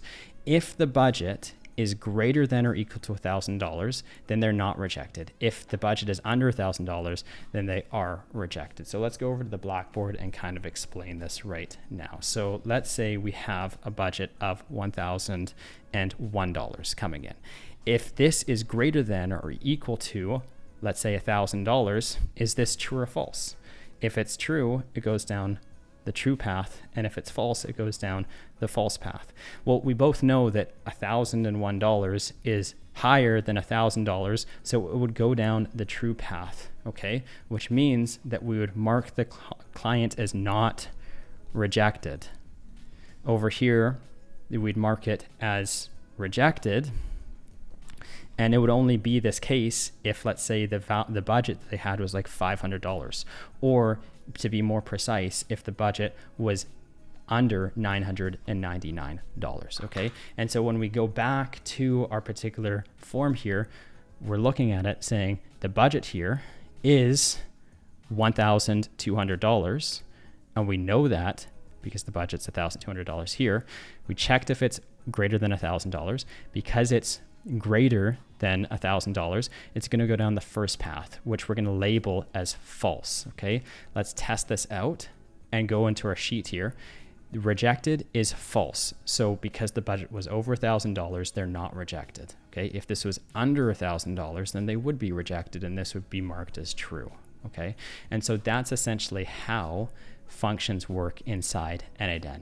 So that's the first workflow that I wanted to cover today. We've gone over quite a bit here, from mapping to action. So that's the first workflow that we're going to cover in this crash course here, but we've gone over a lot today, and I just want to take a moment to reflect, like, you're doing an awesome job if you understand everything that we've talked about today, because this is not the most easy stuff. And so as you're following along, learning this stuff, you should be pretty proud, because this is great. You're making tremendous progress. We've gone over triggers, what starts a workflow. We've gone over actions, which are things that happen after a workflow has been started. Okay, then we've gone into how we can add information into a Google Sheet. We can talk about data manipulation, like how we can filter out results. If the budget is not high enough, then we're going to filter out leads. Maybe we don't want to deal with people that only are going to spend $1,000. We're going to lose money on those clients. We filter them out. That's data manipulation. We're sending emails to ourselves. We're sending emails to clients. We're dealing with if or else statements or conditional statements. We're checking if a condition is true, it goes down one path. If a condition is false, it goes down another path. We're talking about merging data together from different paths. And then we're talking about updating existing rows inside Google Sheets by first finding the row and then updating it next. So that's a lot of stuff that we've covered. Now what we're going to do is move on to the second workflow, which is essentially building out this really cool email management system that will automatically manage your entire email inbox in Gmail. Now let's go ahead and let's build out our second workflow here. And I'm super excited to share this one with you guys because I absolutely love this workflow. It saves me like 15 to 30 minutes every single day just by automatically managing my entire email inbox here. It's the first build that I get people in my community to develop as well, and they love it too. So I'm sure you will as well. So back inside our n8n instance, what we're going to do here is we're going to hit the plus button. Just make sure you actually save this workflow first, and we're going to head over to personal. And what this is going to do when we click personal here, oops, it disappeared, is it's going to create another workflow. Now, the first thing we want to do is go ahead and create that trigger. And as you recall, the trigger is what starts the particular workflow. And last time we used a on form submission here, but this time we're going to use an on app event. And so with an on app event, what is happening is we're using a third-party tool like Gmail or one of these other 1,000 other apps to start our workflow. So we're going to type in Gmail and we're going to check off the only trigger that they actually have here, which is on message received. And we're going to walk through this step by step. First of all, you'll notice that our credentials are already there because we've added them in the last workflow. And when you add them in once, they will always stay there indefinitely moving forward.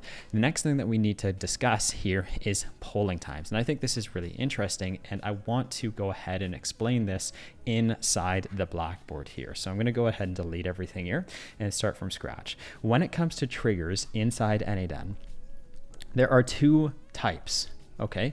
There are instant triggers, and I apologize if my writing looks like I'm in kindergarten.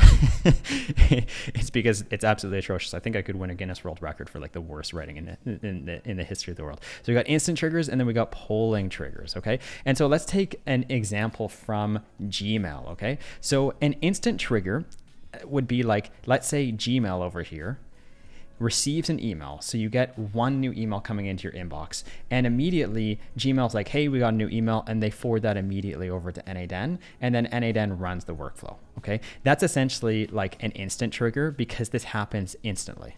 There is no delay in this. And that is not how Gmail works. Gmail works with a poll, okay? And a poll is different than instant triggers. And this is how polling works. So instead of Gmail sending data straight to n8n, n8n has to ask Gmail over here if they received information, okay? And so what a poll means is that at some interval, and this interval, by the way, could be whatever you define it as. It could be 1 minute, it could be 1 hour, it could be 1 day, it could be 1 week, but whatever you define this as, n8n is going to essentially send a message to Gmail and say, hey, Gmail, just had a question for you. Is there any new emails that have been received? And if the answer is no, Gmail will reply with 0 new emails have been received.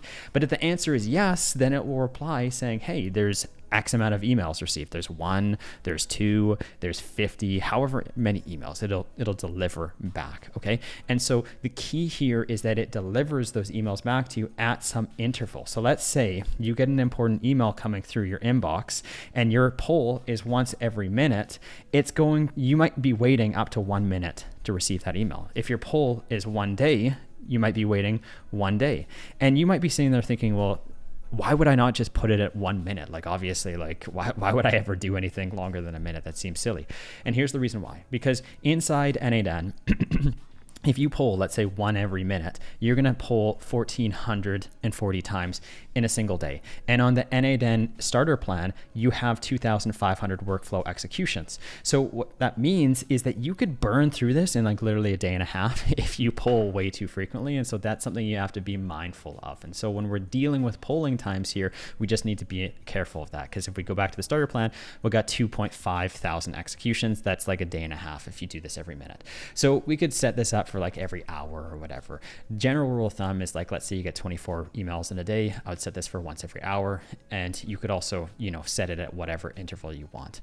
Okay, cool. And also you could do custom down here, and then it depends on a cron expression. And with a cron expression, you don't have to really know anything about cron expressions. All you have to do is ask ChatGPT to create a cron expression for you. So for instance, I could be like, please create a cron expression for n8n polling for once every 5 minutes.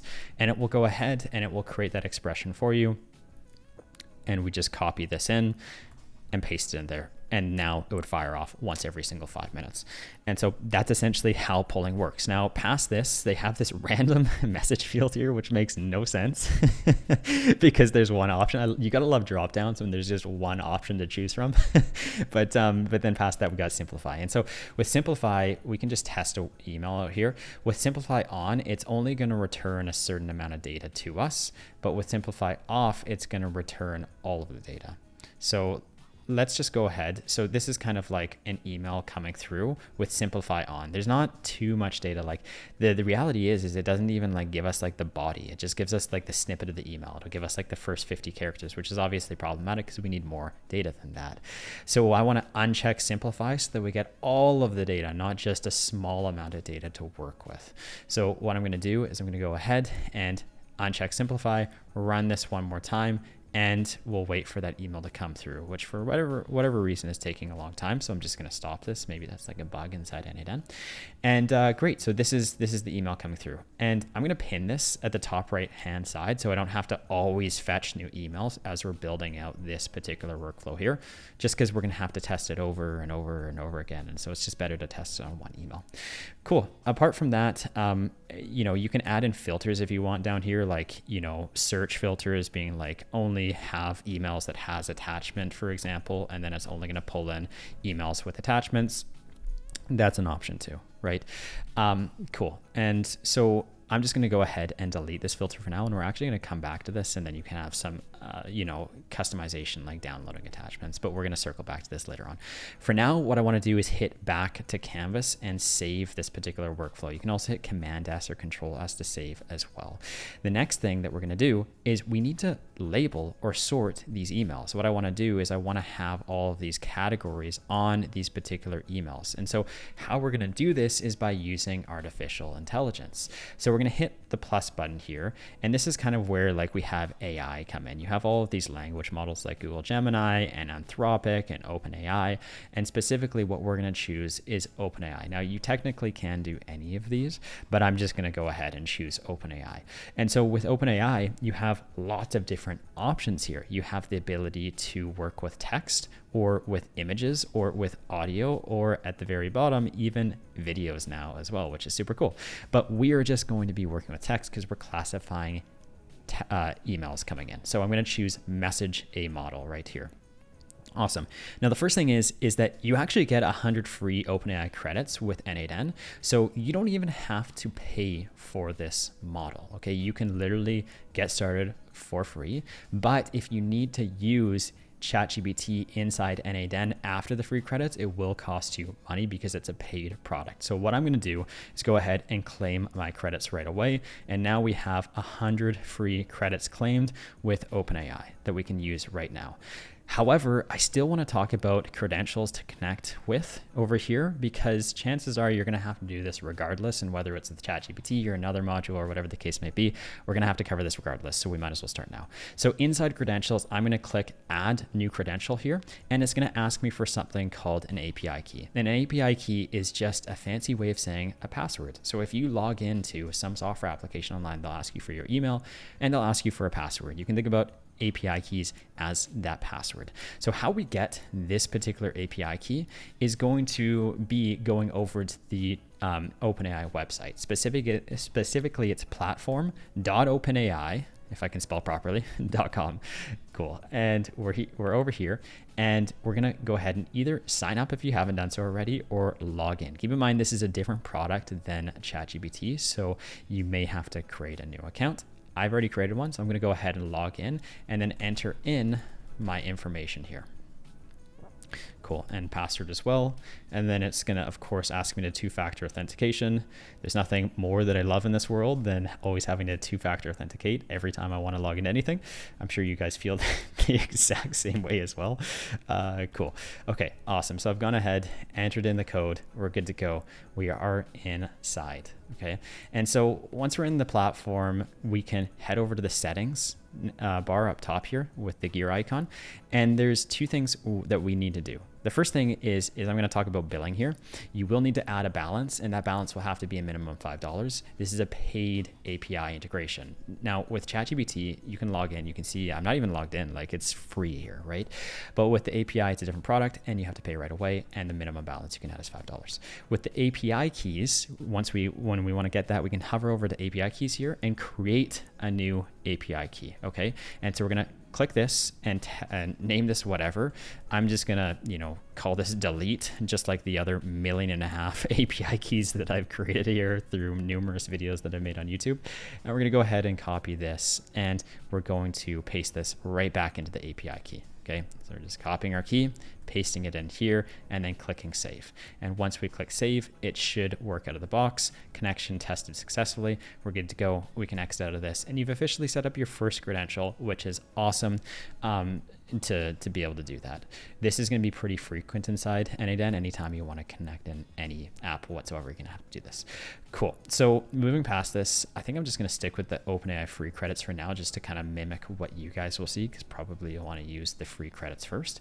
And inside ChatGPT, we're going to have up to 3 models to choose from. I'm going to do the most recent one and mini here. So I'm going to choose this, but feel free to choose whatever you want at the time you're watching this. It might be different.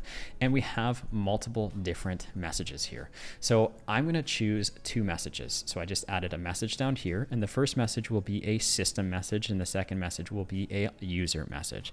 And so the way I like to think about these, because I think that ChatGPT, they're fantastic creating AI, but they're horrible at creating names. And so I think the best way to explain this is like the system message is like this console or instructions here inside n8n. So what we're doing is we're saying, hey, this is, we're giving instructions. So for instance, your goal is to sort emails, incoming Gmail emails. And then the user message over here is the input. So we're actually giving it the email that we want it to sort. Okay. And so that's it. Instructions for system message, input for user message. Now I'm going to go ahead and I'm going to copy my user message here and then just paste it in here so that we can go through this a bit faster. I'm going to dump it in, and you'll notice that this is like pretty horrible builder to work with. So what I'm going to do instead is flip over to expressions here, and I'm actually going to delete everything down to the bottom here, and I'm only going to have like a subsection of this workflow just so that we don't have to spend all of our time building out every single one of these routes, because some of these are personal to my business or me personally and all that kind of stuff. But we're going to choose 4 generic options here. So let's kind of read through the system prompt. Remember, this is the instructions that we're providing ChatGPT. We're telling it what we need it to do. Just like if you hired a new employee and for a particular role, you need to explain to that employee what you need them to do. It's like almost like standard operating procedures. So your intelligent assistant trained to analyze and sort incoming emails. Your tasks are to categorize that email using the list below. So they have to choose between promotions or social or personal or sales or so on and so forth. Okay. Choose only the most relevant category. Awesome. So it's going to take an incoming email, and then it's going to categorize it as promotion, social, personal, or sales. I'm going to add one more in here, which is going to be a miscellaneous category. Okay. And this is going to be anything that doesn't fall into the other categories. Now, just keep in mind, guys, that all of these blueprints and the prompts are going to be free in the description down below. But if you would like as well, what you can do is literally just take a screenshot of this entire prompt right here. Okay. And then you can go over to ChatGPT and you can ask it, can you please turn this image into words? Okay. And then you would be able to get the response back and then upload that into your system prompt right over here, because it's going to give you the exact text that I used as well. Okay, cool. So let's go through now all of these categories. And once you kind of understand one of them, you're going to understand all of them because they're structured the exact same way. So promotions, we're going to define what promotional emails are to us. So emails promoting a product or a service, including offers, discounts, and marketing blasts. here's some examples. And it's always really important to give examples, because once you tell ChatGPT what you're looking for, it's going to have a much better idea of, you know, actually categorizing it properly, because it knows what to look for. 50% off our new course, back to school sale ending and soon, Amazon deals you might like. And so we're just defining, hey, you need to output this as promotions. Okay, so if it chooses this, it needs to output, the response output needs to be promotions. And we're going to cover this in a second here, if that doesn't make any sense. Number 2 is social, and same kind of deal. We're going to describe what it is, give some examples all the way down to the end, and then we have miscellaneous too here. Okay, if you want to go ahead and you want to add in any additional labels, you can certainly do that as well. I'm sure you have probably like 5 or 6 others that you may want to add in here. We're just going to use 4 as an example. Cool. So that looks good to me. We have the system instructions that we're explaining to ChatGPT what it needs to do. And then we need to have the user input message. Okay. And so the user input message, we're going to flip this over to expression and open this up again so we can have an expanded editor. I want 3 things. I want the sender, I want the subject line, and I also want the email body. Okay, this is enough information for us to go off of to be able to categorize that email properly. And so we're going to find this information. First of all, this text is the email body. So I'm going to drag this in here, and then we're going to scroll down to the bottom, and we're going to choose the email from is going to be the name here. Okay. And then we also have the subject over here. Now, just with the sender, I think it's important to note that this is sometimes, at least for the first time I was going through this, it was a bit confusing. You have to and you have from, and the to is always going to be you. It's going to be your email box. So you don't want to put to, because with this workflow, you're always waiting for emails to come through. So people are always sending emails to you as the start. So you're not like, you don't want to put yourself as the sender. You want to put whoever sent you the email. So whoever the email's from is going to be the sender up here. Okay, cool. So we have the information here. Email delivery subsystem, delivery status notification failure, address not found. Your message was delivered to jane@gmail.com. I used this in the previous example, and it's just saying there is no email with jane@gmail.com. So what we're going to do is we're going to go ahead and we're going to execute this step here. Okay. And we have officially encountered our first error. It says bad request, please check your parameters. This endpoint is not supported with n8n AI credits. And so what's going on here, and I want to walk through this error because I think it's important to note, anytime, you know, we encounter errors here, it's important to see kind of the natural progress of how we would dissect these so that you can, when you encounter errors, which is going to be inevitable, you can dissect them too. But we need to understand what's going on here. So first of all, it's saying that the endpoint, which is this model here, okay, is not supported with the n8n free credits. So for whatever reason, it seems like there's a bug between the n8n free credits and this model. So for whatever reason, I can't actually access it using the free credits over here. Okay. And so what I need to do is I need to go ahead and change this to my paid API credit, and let's go ahead and give that a shot and see if this works. Okay, so it looks like it did. Now, my hope for you is that by the time you're actually watching this, they do restore this and you can have like 100 free credits. But for right now, it seems like there's a bug between their free credits and the models they're using. So if that is the case, then you'll have to create an API key and add a $5 balance. Hopefully that's not the case by the time you're watching this. Okay, so let's take a look at the output here. I'm going to switch this over to schema so that we can see it in an easier, more digestible format. They're giving us a lot of stuff here, and most of this is BS, and most of this you'll never need to see, like ID, type, status. I've never given the time of date. Actually, the status is important. It tells you what happened, whether it's completed or failed. But mostly like the ID and message I don't really look at. And then the response is usually in the content. So it usually is always content, and then there's content 0, and then really what we want to find is this text over here. This is really the only value inside ChatGPT that we care about when we're messaging a model, because this is the output that we're looking for. We asked it to classify an incoming email, which was, hey, this email was essentially saying like, you know, mail delivery subsystem. We couldn't email jane@gmail.com. That recipient doesn't exist. And so then we asked it, hey, which category is this? Is this promotions? Well, it's definitely not that. It's definitely not social. It's definitely not personal. It's definitely not sales. So because it didn't match any of these other ones, then it landed in miscellaneous. So this went ahead and categorized this properly, which I'm happy about. Okay. And so we've gone ahead and we have created the output over here. Okay, so now what we're gonna do is we're gonna hit back to Canvas, and we're gonna save this bad boy just to make sure that we don't accidentally wipe all of our memory or whatever. And then we're gonna move over to the next step. And the next step is this massive switch statement here. And so what we're doing in the switch statement is we are trying to route the paths. We're trying to route the information down the correct path. So if you recall, we have 4 different options here.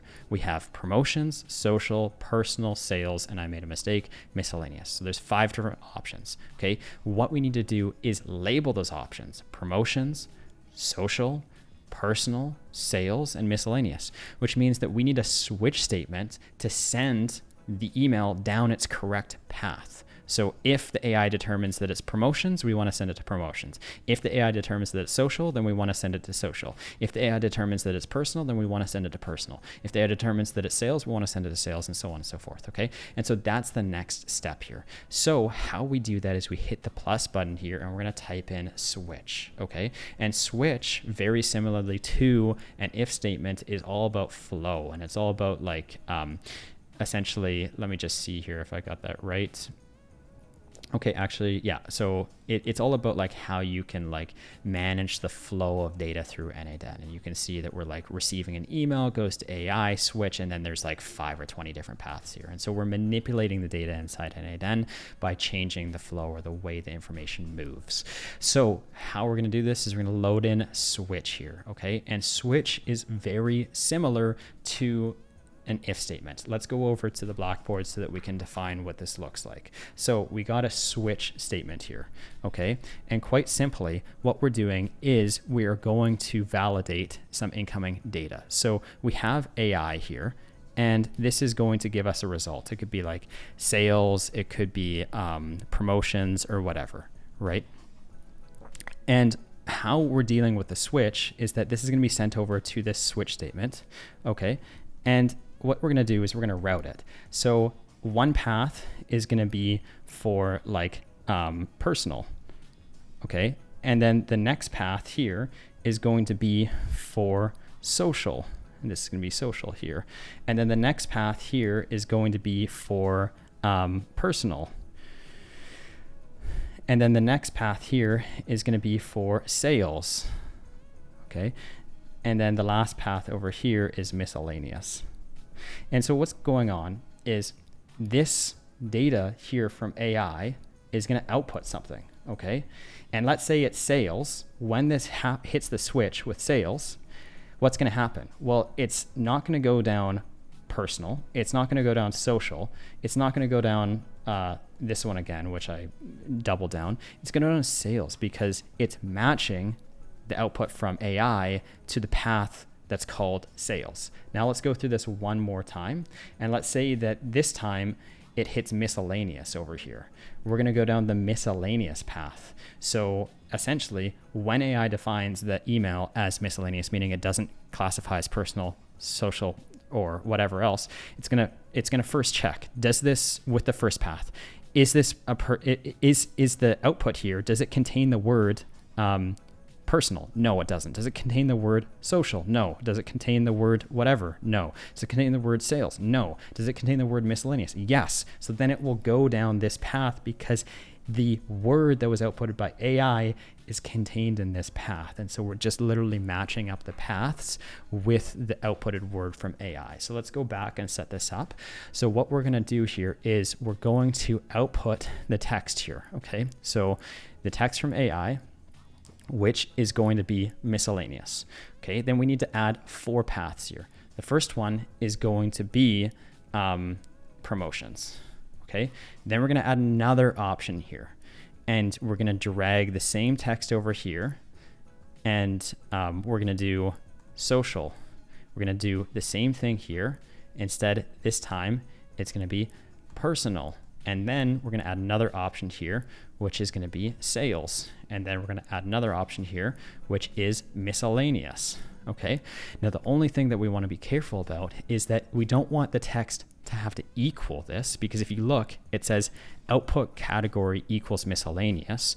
But if it's an exact match, this doesn't say output category equals miscellaneous. This just says miscellaneous. And so these actually wouldn't match. What we need to do is change this to string is contains. So as long as anywhere in this phrase there's miscellaneous, then it's going to be true. So once again, because miscellaneous is contained in the phrase output category is miscellaneous, then it would go down this path, right? It doesn't need to be an exact match, the whole thing. It just needs to be a partial match where the words overlap, miscellaneous and miscellaneous. Okay, so we're going to go ahead and we're going to choose contains for all of these, okay? And so let's go ahead and let's swap them out. And then let's run this particular workflow. Awesome. So we'll execute the path here, okay? And I'm just going to back out of this and look at the switch statement. It's a bit more visual here. So we had an email come through. We asked AI to be able to categorize it. It came up with the category miscellaneous, okay?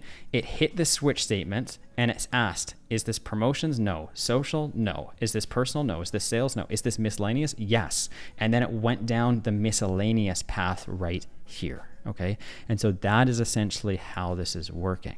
Now that we have it routing down one path, we're able to set up custom actions here. So the first thing is that I actually want to be able to label these emails as miscellaneous. I want to add the miscellaneous label on this. And so how I'm going to do this is if AI defines it as miscellaneous and it goes down the miscellaneous path, then we're going to open up Gmail here, okay? And this time we're going to add a label to a message, okay? And this label, let's clearly define it because this can get really confusing really quickly. So we're going to do miscellaneous. And all we're doing here is we're just choosing a miscellaneous title or tag, okay? And we're going to add in the message ID. Okay, so a couple things here. Let's start with the label ID, okay? First of all, this is not a built-in label inside Gmail. We have primary, promotion, social by default. So we're gonna have to create a label here. So what I'm gonna do is I'm actually just gonna, because I already created this before, but I'm gonna remove this label, okay? And I'm gonna create a miscellaneous label too, okay? So misc2. I'm going to come back into n8n after I created miscellaneous 2, and we're going to refresh this. And it looks like it didn't load yet. I'm going to close this Gmail tab, and I'm going to reopen it to give it a chance to load new data. Now we can see miscellaneous 2. Sometimes it just takes a couple seconds to load the data. And now the label we just created, we can put it into that particular category. Then we have the message ID. Okay, with the message ID, what this is asking is we need to have the exact ID of the message. Okay, and so if we go into ChatGPT, or sorry, if we go into Gmail here, we have a lot of different data. We have, and the first thing it gives us is the ID of the message. So this is like an ID for us to track down that exact message so that we can apply that label to it, okay? So we just need to drag in the ID here. Now there's multiple IDs, just make sure to pass in the right one. There's even a message ID down here. You're not gonna wanna pass in this. You're not gonna wanna pass in thread ID. It's the actual ID here. We'll go ahead, test this step out. And let's see if this was actually sent into miscellaneous 2. Okay, cool. So this has now been moved to miscellaneous 2. If we open this up, we can see everything is good to go. It's officially in here. It even has the label miscellaneous 2 over here. So it's been programmatically added to it via n8n. Okay, so that's awesome. Now the next thing I want to do is back out, and I want to do this same thing. Okay, but I want to do it for all of the other specific routes here. Okay, so what we're going to do is we're going to right click this and hit duplicate, and we're going to do duplicate 4 more times, 1 for each path here. So duplicate, duplicate, duplicate. Okay, cool. And now we're going to go through it systematically one by one, and we just need to make sure that we get this right. So I'm going to, first of all, I'm actually not even going to connect it right now. I'm just going to open this up, and I'm going to say this is promotions. And we're going to delete this, and we're going to choose promotions here. Okay, cool. So we got our promotions done.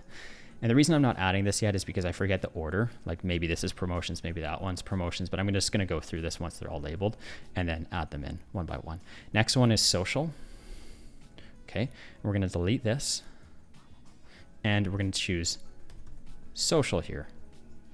Awesome. And by the way, these social and promotional and personal, these are pre-built into Gmail. You don't have to add them in. They should already be there for you. Okay, next one is going to be personal. Awesome. And we're going to label this personal. And the last one is going to be sales. So we're going to label this as sales. Cool. Okay, so we have our 4 categories here. Now what I want to do is open up the switch and figure out where each of these actually go.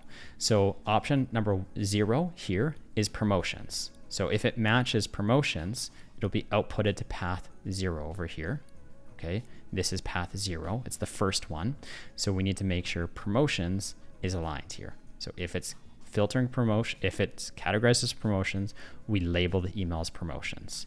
If it's categorized as social, then it's going to go down path 2, and then it's going to have to be labeled as social. Just as a quick refresher here, lists inside JavaScript and n8n start with 0. If you're confused why it's like 0, 1, 2, 3, 4, because most lists that people see outside of coding always start with 1, 2, 3, 4. Lists always start with 0 inside n8n. Cool. Next path here is personal. Okay, so we're going to go down the list and choose personal here and add that in there. Awesome. And then lastly, we're going to make sure that sales goes to sales. That means that now whenever an email comes in, we're going to categorize, use AI to categorize it, and then we're going to route it to the particular place to label it properly. Okay, with sales down here, this is a custom label, so you'd have to just go ahead and click plus here, add it in there, and you're good to go. Awesome, just like we did for the miscellaneous. So again, add sales to, create, and then open this back up, and you should have sales to. Okay, awesome. So that's the first part of this, how we can essentially label emails properly. Okay, and how we can use a switch to route data to the right position. This is really important to know. This is a fundamental or a core concept inside n8n. Okay, so now that we've categorized this email as miscellaneous, there's so many other things that we can do on these particular emails. So one example could be that let's say that we want to mark an email just like this as read. We could go ahead and automatically do that through n8n. We can mark these emails as read. Why this is beneficial is because, like, if you're just trying to comb through your email inbox and you see all of these emails as unread, you're going to allocate a certain amount of resources to just looking and glazing over every email. And some email, not all emails are equal. Some are junk and you probably don't care about them and you don't even want to see them anyway. So we can just mark those as unread. Another thing that we can do as well is we can also remove emails from this primary inbox folder. Like maybe we don't even want it here. Maybe we only want miscellaneous items or emails in the miscellaneous tab. So we only take a look once a month, right? And so that's what we're going to do next. And so to get started, I'm going to compose an email and I'm actually just going to send it over to myself here. I'm going to just label this miscellaneous email.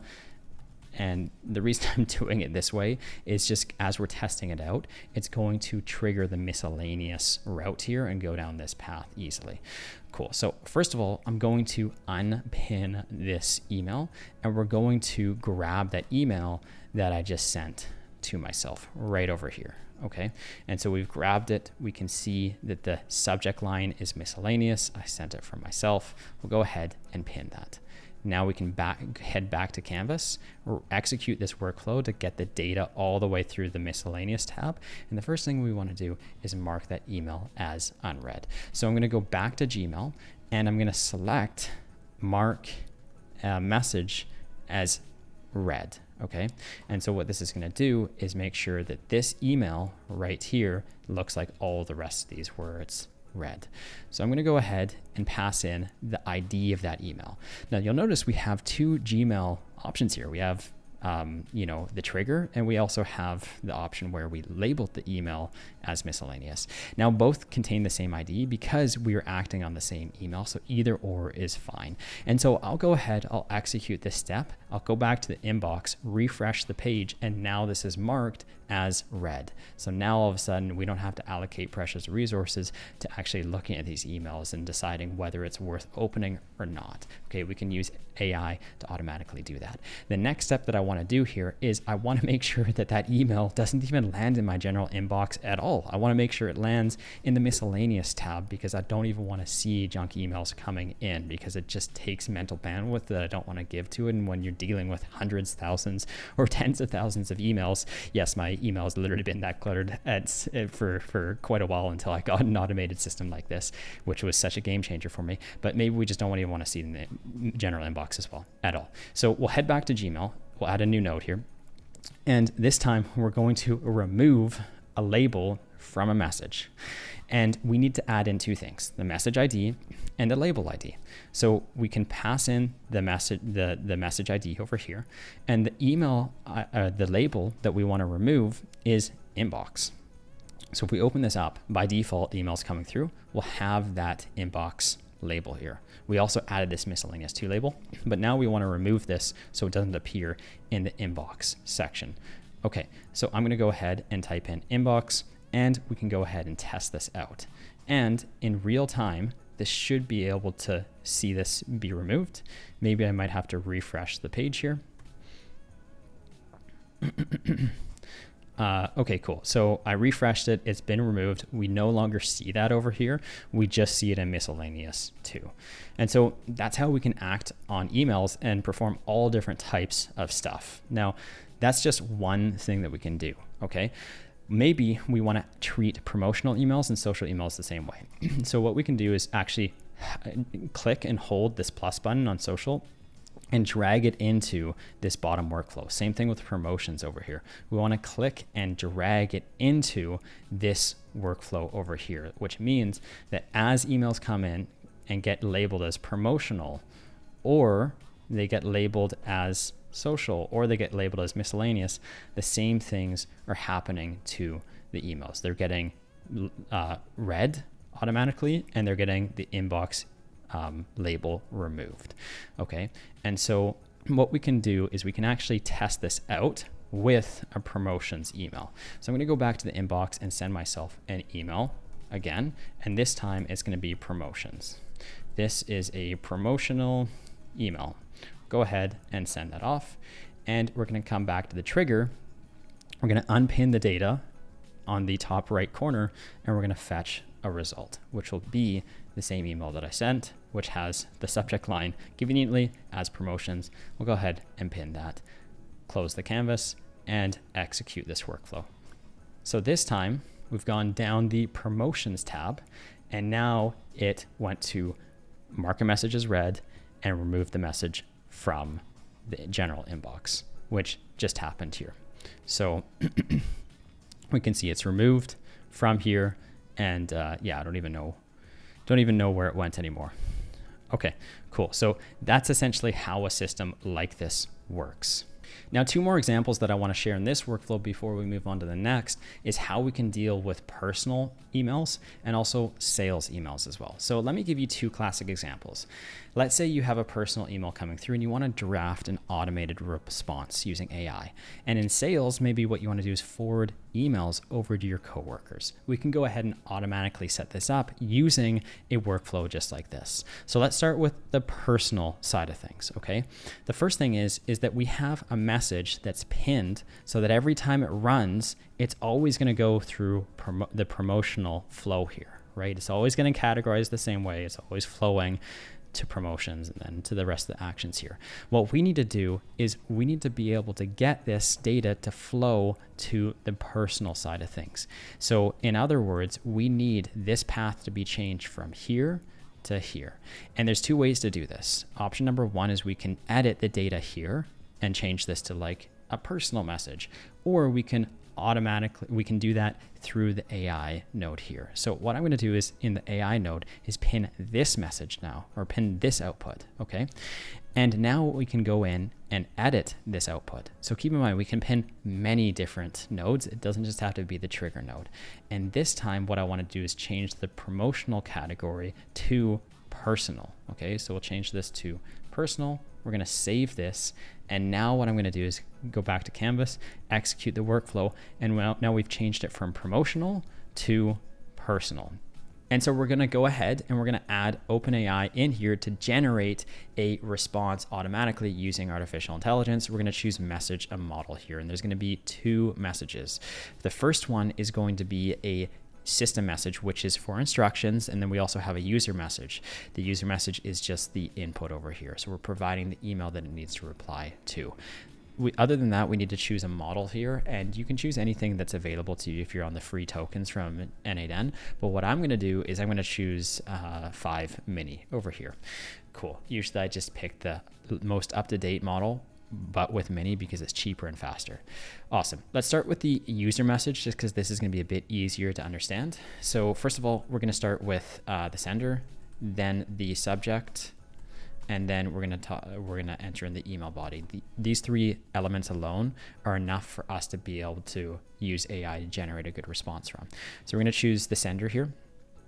Cool. We can see that it actually just pasted to the bottom. We're gonna have to copy this and just paste it over where the sender is, and then we'll enter in the subject line as well, and also the email body, which is text over here. Okay, perfect. So we have the email that we are officially responding to. We can open this up and take a look. This is the email. Here's, the expressions or everything we put in. And obviously it's a really basic email, but yeah. So next we're gonna enter in the instructions over here. And so we're just telling ChatGPT what we want it to do. So in this instance, we're gonna say, please, you're an expert at replying to incoming emails. Please create a polished response. Okay, so the only other thing is I want to add 2 rules here. Number 1 is please don't include custom variables like, for instance, name. We've all seen this before in ChatGPT, and anytime we're using AI to generate responses and potentially automatically send it off, we just want to make sure that the response we're sending is actually a good one. Other than that, I'm going to say please sign off on all emails with best and then space Jono. Now, these are just 2 generic rules for now.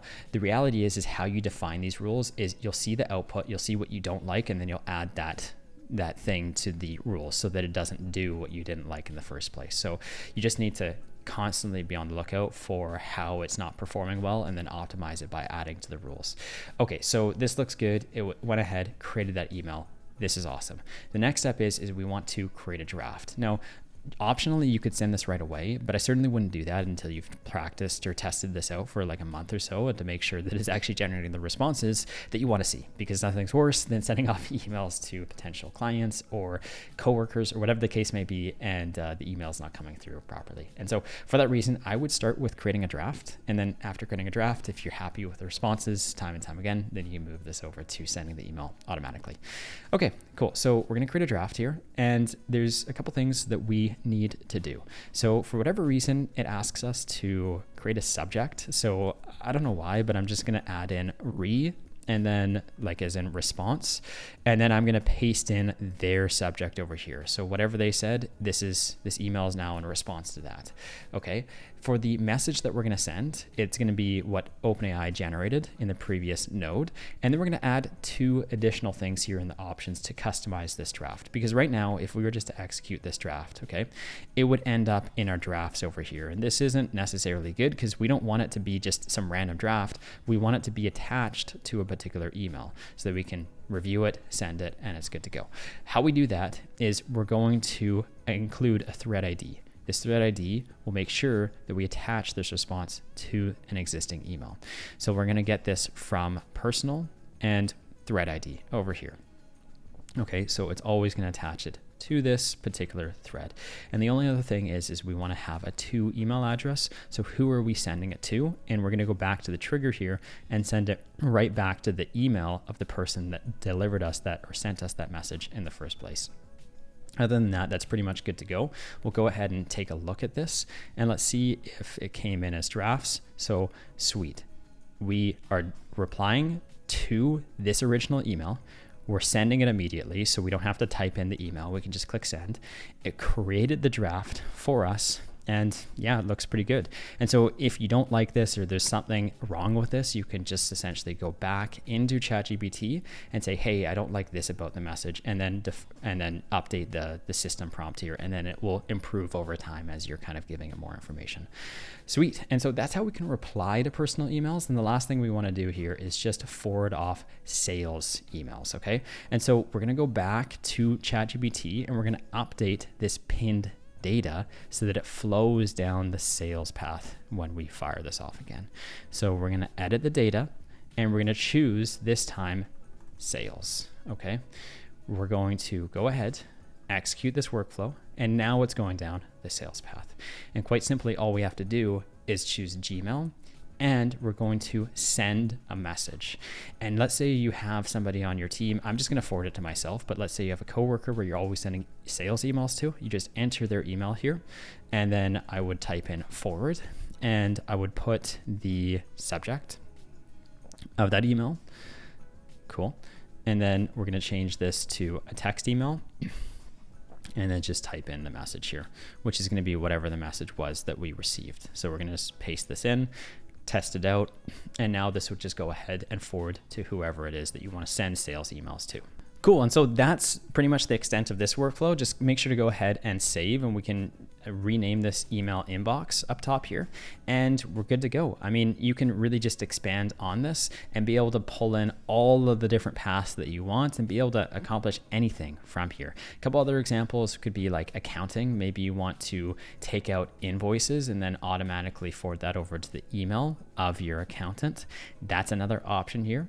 Or perhaps maybe what you want to do is you want to have incoming tasks be added to a Google Sheet, and you could go ahead and do that too. For now, I'm just going to leave it like this, nice and simple, and you can make any modifications to this that you'd like. Okay, so we've officially completed our second workflow, and now we get to move on to the third workflow, which I'm so excited to share with you guys because this is such an impactful workflow. If you can master something like this will save you potentially even hours every single day.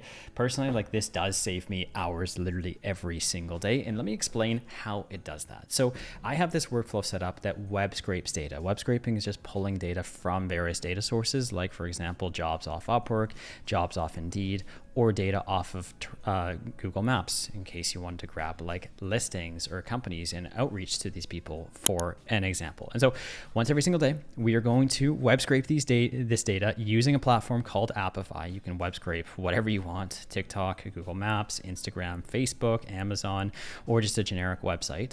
Okay, and we're going to be talking about this a bit later on, but we're going to scrape data from these places and then we're going to add that to Google Sheets, just like this. So let's take the Upwork example. You know, there's thousands of people looking for AI automation services. So if you want to take this course and then you want to go apply this and sell these, you know, automation services to business owners, you're in luck. There's literally thousands of people looking for exactly what you have to offer.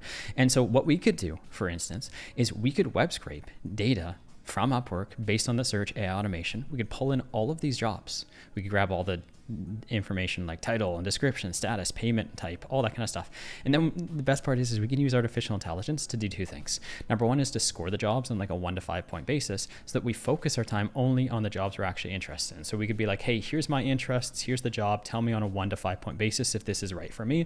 If it's like a 1 to 3, you just ignore it because it's not worth your time. But if it's a 5, like this one, then you can go ahead and apply for that job. And then it can also even create cover letters for you or proposals so that instead of you having to go into every single job and apply with a custom cover letter or proposal, it can automatically generate that proposal to every single job, and it'll tailor it based on your experience as well. So it'll tailor the proposal to that job based on your experience. So this is what we're going to be building out next. But before we actually get into building this out, what we do need to cover is something called data types inside n8n. And so for that reason, what we're going to do is save this workflow if you haven't done so already. And we're going to head over to the next workflow we're going to build by hitting this plus button over here and selecting personal. All right, so we're going to get into data types here. And this is probably the most complex part about n8n, but if you know how to do it, then it's going to be downhill from there. So this is the most critical section, I would say, pretty much of this whole video. So we're going to go ahead and we're going to add a manual trigger here. And all this does is it's for testing purposes. We just click the button down here and it runs the workflow. Now, before we actually go into building out this particular workflow here using Google Sheets, I want to start with sample data here, because fundamentally, before we can build all this nice fancy stuff, we really got to understand the concepts at hand here. And so what we're going to do next is we're going to load in a node for Google Sheets, okay? And what this is going to do is we're going to grab all of those rows from the Google spreadsheet that we made in the first build that we did. So remember how we created this Google spreadsheet and we had all of these like different leads coming in from that form submission? Well, now what we're going to do is we're actually going to go ahead and reference this. And if you lost this, you can go ahead, pause, take a screenshot, ask ChatGPT to convert this to a CSV file, or you can just copy this in one by one. But I'm going to go ahead and reference this file. So we have the n8n new lead sheet here, and we're dealing with sheet number 1 down here. I'm just pulling in the name here, and you can search by the name, and we just need to reference sheet number 1 down here. We're going to execute this step and pull out all of the data from that particular Google sheet. Now, instead of looking at this information through like a schema or looking at it through a table, I want to direct our attention over to JSON data and understand how this all ties together inside n8n, because if you don't understand this, it's going to be really hard to master n8n as a platform. Okay, so what we're going to do is continue forward here and talk about these particular data types.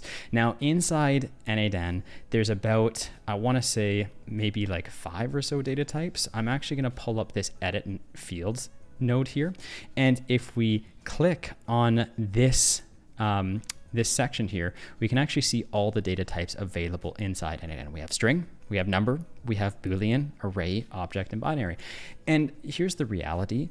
Once we go through these individually, you're probably going to be pretty familiar. Well, you're definitely familiar with string and number. You're probably somewhat familiar with Boolean and binary files. And the only two that are like foreign and unfamiliar are probably arrays and objects. Nobody comes out of the womb knowing these two things. And we're going to be talking about this quite extensively so that in this video, you fully understand these concepts. So with that being said, let's dive into what these actually mean right now. So we're going to start with the most simple one, which is string. And this is just text. So you can kind of think about it like an email or hello world, or this is a sample message, or whatever the case may be.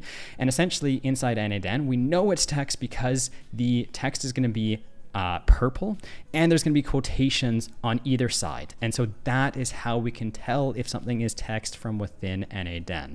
It's always going to be wrapped in quotes. So a couple of use cases could be an email, a name, or just a simple message. Moving on past this, the next is numbers, and this is just a numerical value.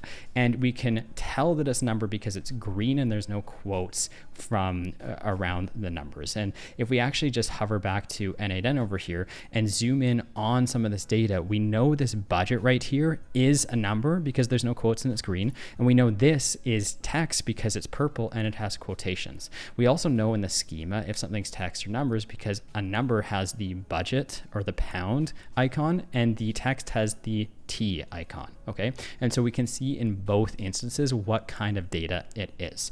And so here's a couple examples of numbers. You can run math on this. This could be an ID. There's lots of different use cases for numbers. The next is Boolean, which might be a bit unfamiliar to you, but it's essentially like a light switch. It's either on or it's off. It can only be true or false. And those are literally the only two values it can be, true or false. And we know it's Boolean inside n8n because it's green and it's text with true or false with no quotations around it. So let's go back to our example over here. We have rejected equals false. And we know it's Boolean because it's green, no quotations. Cool. So a couple of use cases would be like Twitter, for example. Is this person verified on Twitter, true or false? Or is this person active on Facebook Messenger, true or false? Now the next type of data is binary files inside n8n. And so you can think about binary files as really just files, and they're PDFs, they're CSV files, images, videos, audio files, all that kind of stuff. And this is what it looks like inside n8n. There is literally just a box, okay? And usually on these boxes, you can view the file. You can also download it. I think my face is just kind of blocking that, but you can always download the files. And so essentially, you know it's a file because it's in this kind of like box-like shape, and we can use this for many different things. Now, we could go ahead and download a PDF from like an email. We could upload it to like Google Drive, for example, and save it there.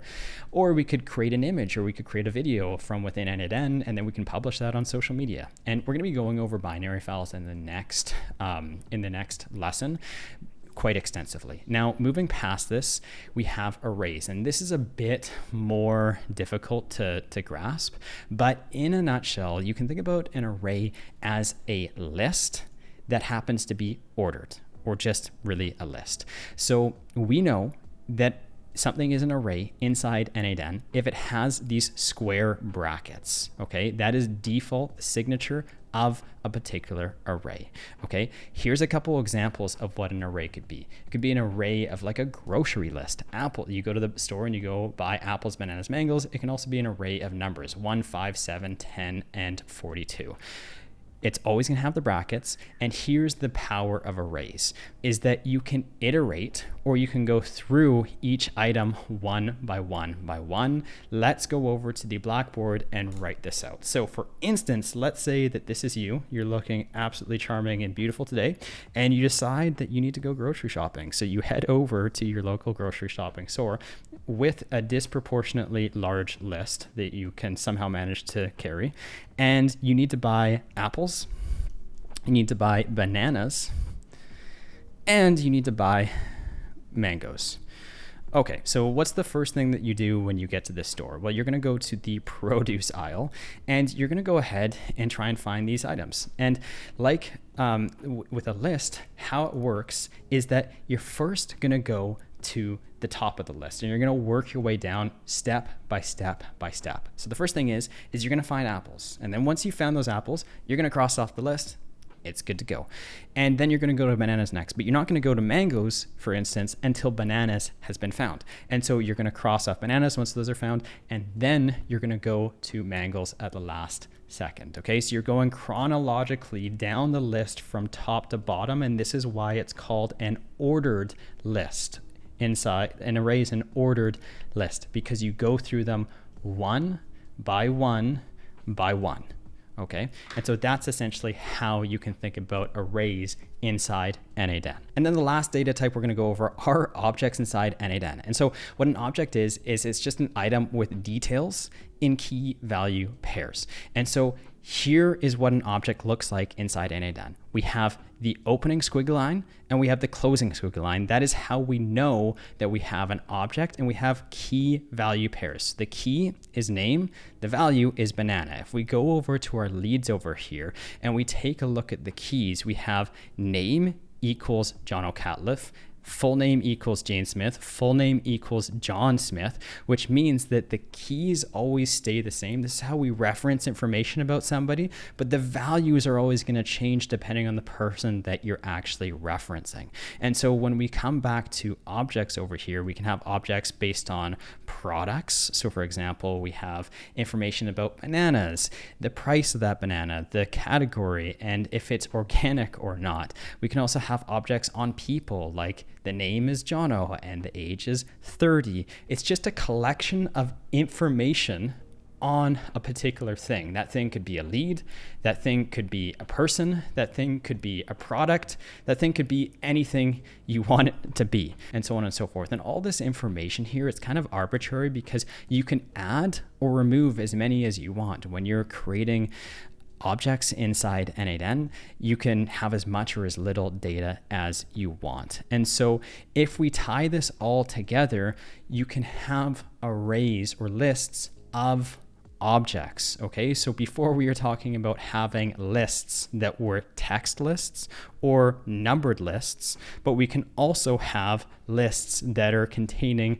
objects, and this is the backbone of n8n. So if we come into n8n, we currently have a list where we can define it as this square bracket here and the square bracket here. We have a list of 4 leads. Lead number 1 is Jono Catliff, lead number 2 is Jane Smith, lead number 4 is John Smith, lead number 5 is Michael. Okay, and we can take it a step further by taking a look at this Google Sheet. Technically, this is just another format of looking at an array of objects. So the array here is all of the rows. Okay, so it's every single lead we have here, and an object is every single row.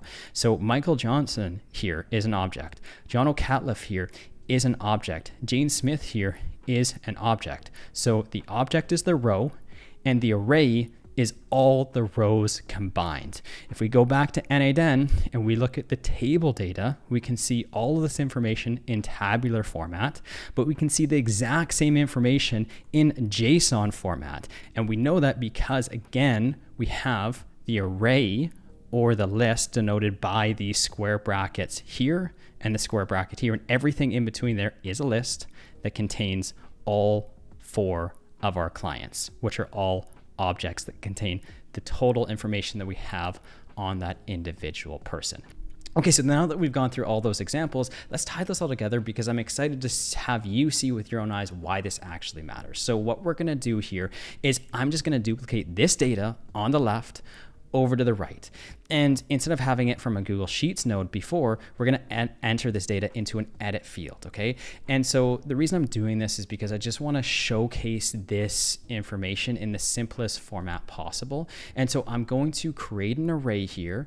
And what I'm gonna do is I'm gonna copy every single detail on this left-hand side here, and I'm just going to dump it in here. And so if we execute this step now, we have the exact same data. We can see all 4 clients on the right and all 4 clients on the left as well. And since we've done that, I'm going to remove this Google Sheet. So I'm literally just duplicating the contact information inside this edit leads node. We're going to execute it, and we can see that we have one item. And what that one item is this list of leads. So we have one item, which is a list that happens to contain 4 leads. And here's the problem. Let's say we wanted to add all 4 of these leads into this spreadsheet over here. So what I'm going to do is I'm actually going to go ahead and I'm going to copy this header. I'm going to paste it over here in sheet number 2 down here. And of course, I'm going to format this because it makes me because I just don't feel the same without this being formatted properly. And then we're going to come back here and try and run this data into that particular Google Sheet. Now we're going to type in sheets over here, and I'm going to append or add a row to a Google Sheet. Now we have to locate the sheet first. So we're going to go ahead and choose the same sheet as before, and we're going to choose sheet number 2 this time because we're dealing with sheet number 2. Now the issue is that right now in a list, we can't predictably add every single one of these 4 people into this Google Sheet. We have to choose one of the people. But the problem is if we choose one of these people, we can't get the other 3 in here. So if I was to go in and add the name Jono Catliff and run this, okay, it's only going to add that person's name in here. Now, I can't access the second person and the first and the third and the fourth all at the same time. So I'd have to pick and choose one person, and that's it. So that's where the tool split out comes into play. And so if you guys recall on this example here, we had our grocery list. And do you remember how we first started with apples and we crossed that off? And we are good. Then we went to bananas and we crossed that off. And then we went to mangoes and then we crossed that off. Very similar inside n8n, we can do the same thing, and it's called a split out function. Okay, and so with split out, we can actually take the entire lead list here and we can drag it into this field. Okay, and so now what's going to go on if we hit back to Canvas, and I'm actually going to disconnect this Google Sheet here and execute the row, is that we have one list. And now we've broken that list into all 4 leads. So we've actually picked this apart, and we've gone through the first lead, and then we went through the second lead, and then we went through the third lead, and then we went through the 4th lead. And what that allows us to do is add all 4 individual leads into Google Sheets. Instead of having to pick just one person, we don't have to. We can dynamically add every single person into this Google Sheet over here. And so now what we can do is we can go ahead and choose from this split out all of the information that we want. I'm going to head over to schema over here, and we can just drag the full name in here. We can drag the email in here.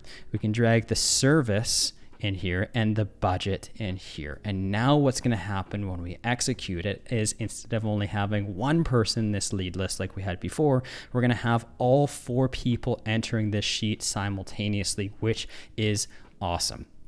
Okay, perfect. Now, another thing here is that we can actually act individually on all 4 of these leads. So for instance, let's say that we don't just want every single person in this Google Sheet here. I'm going to go ahead and delete this data. Maybe what we want is to have a filter.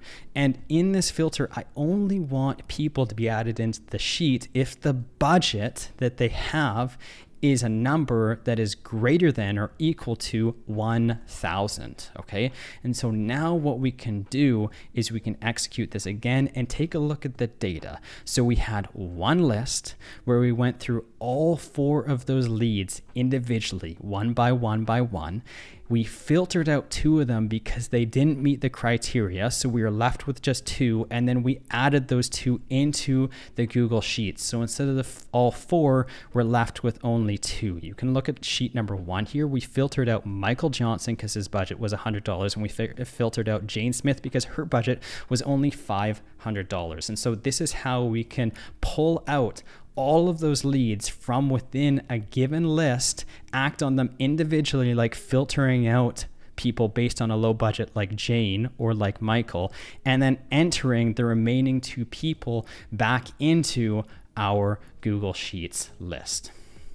Okay, cool. So let's move on here and talk about the next thing, which is array aggregators. Keep in mind, all of these things are absolutely fundamental to you understanding n8n.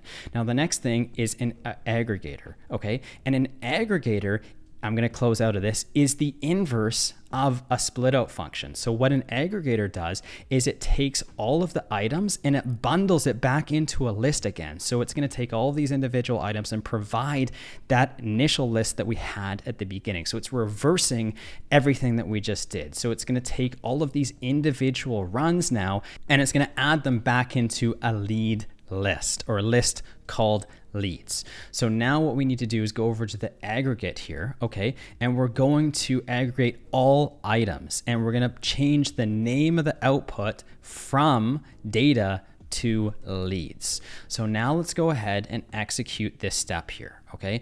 And so we can see one list where we're taking out 4 leads, we're filtering out to only 2, we're adding those into the Google Sheet, and then we're taking those 2 remaining leads and we're adding them back into a list again. So if we open up the aggregator, we have 2 individual leads that we've now merged into an array here of leads. So we're combining them back together. And here's the reason why we may want to do something like that. If we, for instance, had these leads coming in every single day, and maybe you wanted to send yourself a list of a daily report of all the leads that you got. The problem is if you didn't have this aggregate here, what would happen is that you would send an email for every lead you got. And that would be annoying if you had 2 leads, but it would be devastating if you had 10,000 leads. Imagine having your email inbox blow up 10,000 times in the span of like 60 minutes. You'd absolutely hate your life for doing that. And so what this aggregate does is it says, whoa. We're going to wait for all instances of these leads to pass. So we're going to go first person, second person. Once all of the people have been completed, then we're going to push them into a list, and we're only going to have 1 item go through so that we only send 1 email and not 2 emails to ourselves at the end of the day. Okay, so all you need to know about aggregation is it's the exact opposite of split out, where instead of going through each item in the list one by one, we're taking each item and pushing it back into a list at the end of the day. So now what I want to do is talk about something else, which is a code block. And this is not necessarily in terms of data types and all that kind of stuff, but it's the next thing on the list that I wanted to talk about that I think is vital for you understanding n8n. And so what we're going to do is we're going to enter in code here, because the issue is that let's say we have, and let me just actually back up here and explain this. Let's say that we have this lead list here, okay? And we have budgets, 1,000 and 5,000. And maybe we want to send off an email where we see the leads for the day that had the highest budget first and the lowest budget last. But right now we have the lowest budget first and the highest budget last. And so what we can do is we can have a sort function here. But the problem with n8n sorts is that it's very limited in functionality, and we're not going to be able to sort based on the budget. And so if we want to bypass the limitations of some of these particular nodes, like the sort, we can create our own filter or our own sorting using this code node. And this is run using JavaScript, which is a programming language, but you do not need to know how to program at all. In fact, you can just delete everything out of this box, and all you have to do is go to ChatGPT and ask it exactly how to code for you. So I'm going to say to ChatGPT, I'm actually going to copy all of this data in, because it's imperative that we paste all of the data that we're working with. I'm going to go to ChatGPT and say, can you please create a sort in an n8n code node that sorts incoming data from the highest budget to the lowest budget. And then you have to enter in all of the data you're working with so it understands the data structure here to give you the code that you need. So we're going to go ahead and paste that. Maybe this works, maybe it doesn't. Even if it doesn't work, we can just work with ChatGPT back and forth to be able to get the response that we're looking for. So I'm going to go ahead and copy this and then paste it back in here. Then I'm going to execute the step, and hopefully, fingers crossed, it works, which it looks like it did. It sorted it now from 5,000 to 1,000 instead of 1,000 to 5,000. And you might be thinking, who cares? It's 2 leads. But if you had 500 leads in here and you wanted to spend your time optimizing for the highest quality ones, you might want this sorted out. And so this is a great way that you could use code inside n8n to achieve your desired outcome. Now, it does not work every single time perfectly out of the box. And if it doesn't work every single time out of the box, then you just work with ChatGPT to be able to get the right answer you're looking for. So for instance, maybe I could come back here and say, I wanted it from lowest budget to highest budget. And what it will do is it will go ahead and reverse the order for you just based on what you typed in natural language. So now all of a sudden we could go ahead and copy this in here, and instead it will resort it again based on lowest to highest. Okay, but what I'm going to do is I actually liked the previous one, so I'm going to go ahead, copy this in here, and make sure that it's sorted from highest to lowest. And so yeah, it doesn't work every single time. You're just gonna have to go back and forth with ChatGPT to make sure it's perfect. And one other thing that I want to do is I want to send off an email with all of these leads, and I want to do this to myself. And we're going to do this, let's say once every single day. So I'll type in my email address here, okay, and then I'm just going to have like subject, new leads. I'm going to change this to text. We're going to flip this over to expression so that we can open this editor up and have the full canvas to work with. And I'm just going to say, here's the leads for the day. Here's the leads for the day. And we can go ahead and send this off, but we might encounter a problem. And what that problem is that we're not getting the data. It's saying object, object, object, object. In a nutshell, what that means is that we're pasting in this list here, but inside this field, it can't actually pull the data out of this JSON data. It can't go like layers deep, because right now we have an array or a list, and then within that list we have objects, and within those objects we have key value pairs. It can't go down the chain far enough to actually grab that out. So what we need to do is create another code node to be able to grab it out for us so that we can add that data cleanly into Gmail. So we're going to go ahead and add another code node here so that we can turn that JSON data into text data. So we're going to go ahead, and of course, you know me, I'm going to go ahead and delete that code because we are not going to be coding anything whatsoever by ourselves. And we're going to go back to ChatGPT and we're going to say, I have another request. Can you please, and I might just say please a couple more times because it's just the inner Canadian coming out of me, but I'm just going to copy this data one more time because we need the data structure here. Can you please pull out all the text from this JSON and turn it into a text field? And we might even want to say here, this will be dynamic, so the leads will always change. And that way ChatGPT just knows that it's not always going to be John Smith. It's not always going to be John O'Cattle. These leads might always change every single day. So it has to create a formula that works with dynamic information. Okay, cool. So we're going to go ahead and copy this, and then we're going to paste it in here, and let's see if it just pastes that into a particular text field, which it looks like it did. So we can see here we have JSON data where it's a list. Okay, we have these square brackets denoting a list or an array with two objects, and what we've done is we've gone through, pulled out everything, and then turned that into one text field over here that we can easily map into that email field and send it off to ourselves. So let's go ahead. I'm going to delete this and drag over that text field and send this off to ourselves so that we can see the data come in real time. And now it's formatted perfectly. It's even sorting the data from high to low based on the budget, and that's essentially. So more or less, that's data types, and I also threw the code note in there because I think all of those are fundamental to learning n8n. Now, with that being said, we did talk about how we could implement a solution like this. Now, I'm not going to talk about particularly scraping off of Upwork or Indeed, but rather what I'm going to talk about is how we can scrape off of something like Google. And the reason I'm talking about Google is just because when we're using the platform Appify here, there's lots of different web scrapers and they're built by different people. And the whole idea for this video is I just want to make sure that whatever I choose is using a reliable web scraper built by Appify that wasn't built by somebody else, because sometimes these can come and go. And I just want to make sure that if you're watching this in a couple of years from now, it's going to be working perfectly every single time. So with that being said, what we're going to do now is we're going to web scrape real life data from Google Maps. And so what we'll do is we'll head over to appify.com.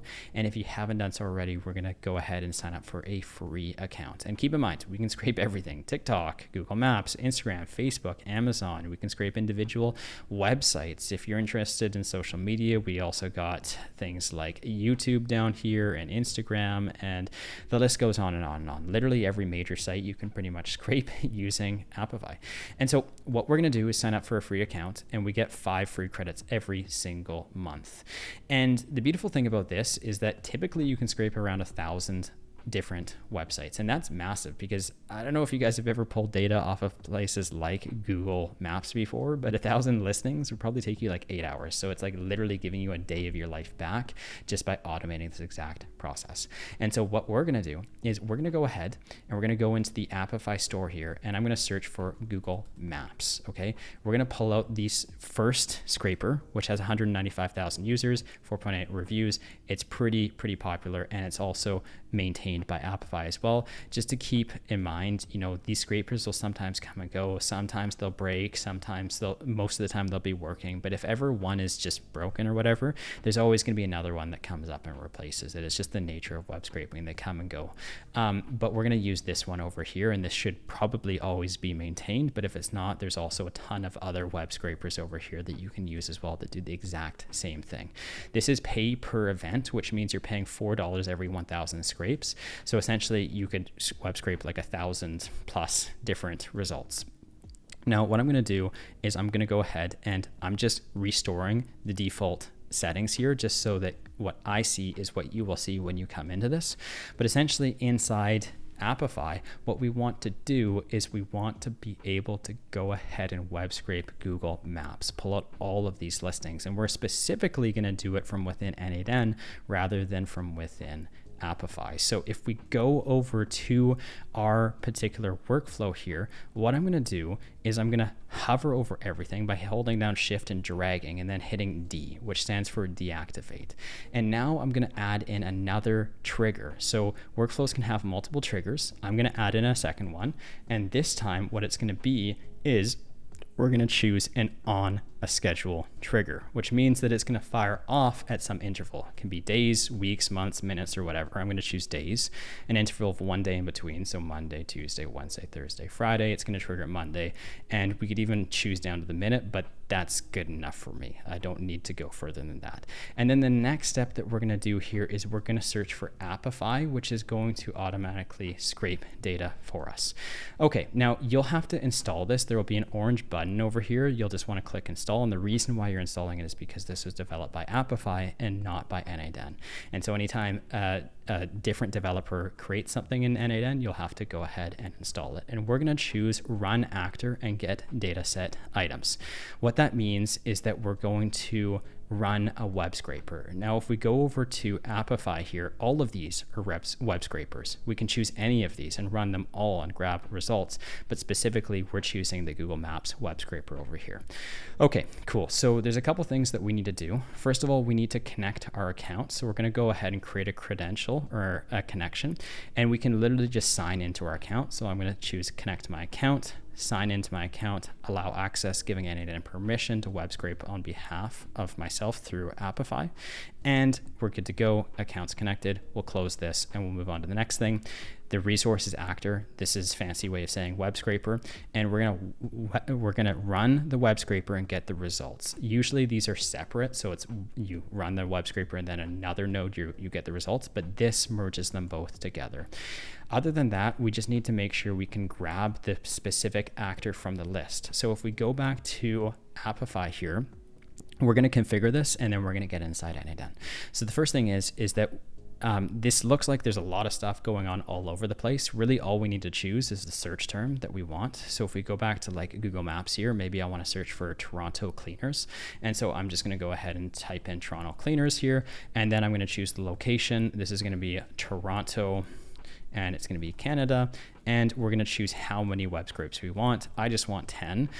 A good rule of thumb is when you're testing, probably you don't want to do more than 10, because I think everyone makes this mistake at the beginning with Appify. You scrape like 10,000 by mistake, and then you accidentally blow through your entire budget and you have nothing left at the end of it. And so I would just always stick with small numbers until you're actually ready to go and start using it seriously after all the testing. We have a lot of different stuff down here, but I'm not going to go into any of this. I think it's fine without any of this. It's just additional like complicated setups if you want that. And that's pretty much it. Now, we're pretty much good to go. Inside Appify, in order for you to see this actor here, to choose it, what you need to do is you need to come down and save the actor. And once you save it and you head back to n8n, and I'm just going to move this tab over here because I keep going one over to the left, but you should have access to this once you save it, okay? If you don't have access, just click back to Canvas, save, maybe refresh the page, come back in here, and it should be there once you've saved it. Okay, and the reason why is just because you need to make sure that all of your actors are in your list of actors here, and you only get that by saving it and having access to it inside n8n here. Next, we need to add JSON data. This might sound confusing, but it's very simple. All we have to do inside Appify is scroll up to the top and choose JSON instead of manual, and we'll go ahead and copy all of this JSON data, delete the input here, paste it in, and we are good to go. That is all we need to do. We can go ahead, execute the step, and now it's going to start web scraping for us. Now, when it comes to scraping information off the internet, it's not an immediate thing. It takes usually like 30 to 60 seconds, and you know that the web scraper is working because the RAM is running right now. We can see 1 gigabyte out of 8 used, which means that something's happening. If we go to runs here, we can see that the run has happened and it's actually been completed. We have 10 results over here on the results page. Now, if we go back to n8n, we can also see the results here. Now, with the Appify results here, you'll notice that it delivers 10 items right away. So the key point here with Appify is that it's a 2-in-1 node, which not only grabs a list of results, but it also automatically splits through those results so that you don't have to add the split out node a second time. So let's open this up. Let's take a look. There's a lot of data to work with here. Okay, so lots of stuff. Awesome. So the next step that I want to do is I want to be able to add this into a particular Google Sheet. So we're going to go ahead and choose Google Sheets here, and we're going to add or update row in Sheet. Now, what add or update row in Google Sheet means is that it's doing a 3-in-1 process. You're going to search for a row, and if it exists, you're going to update it. If it doesn't exist, you're going to create it. So let's go ahead, and this time I'm going to delete the information here, and we're going to pull in certain information that I want from Appify. So let's say title. Then I'm going to say we maybe want the niche, or the, we'll go with niche here. And then I also would like the website. And then from the website, maybe I want the phone number. And I'm just finding this information on the side here. And then apart from that, maybe I want the total score, which is the total Google review that they have. So score. Okay, let's see if there's anything else that I want here. Maybe review count. Review count. Okay, so that looks good. And again, that score is just how many reviews they have. 4.9 for these guys. Sweet. So we're going to go ahead. We're going to choose our sheet. We're going to choose sheet 2, which is going to give us access here based on the name and the sheet down here. And we can start mapping data from the left into the Google spreadsheet. So we'll do title over here. And then for category, we're going to do the category name, dry cleaner. The website is going to be here. The phone, we're going to map that in as well. And also the score. Let's see, score and total review count. Sweet. So let's go ahead, execute that, see all of this data come in real time over here. Let's see. Okay, it looks like it actually failed because I didn't have a column to match on. So if you guys remember, this append or update requires us to search to see if the row exists, and only if it exists we update it. If it doesn't, we create it. So we need to have a way to find the data, and that is in this column to match on. And so what we're going to do is we're going to search by the website, because I think that's the only truly unique value here. Everyone else could potentially have the same title in theory, niche, phone, maybe not phone number, but the format can be distorted here. Sometimes it can display multiple different formats for the phone, and they can have the same score and review. So we're going to have the website be the characteristic that matches it. And so if the website doesn't exist, it's going to add the row to it.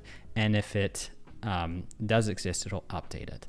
So we can see everything came in. If we were to run this one more time, you'll notice that there's not another 10 rows being added here. It's just literally updating the existing rows. And we have one other issue here, which is that we're drawing an error in the phone numbers, and that's because we have the plus sign over here. And so what we need to do is format the phone number here. And this is going to come down to another JavaScript function inside n8n. So how we're going to do this is we're going to go to our friend ChatGPT and pretty much just ask him as politely as possible, hey ChatGPT, can you please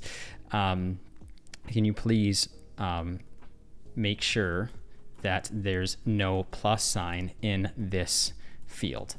Okay, cool. And it's going to go ahead and do this for us.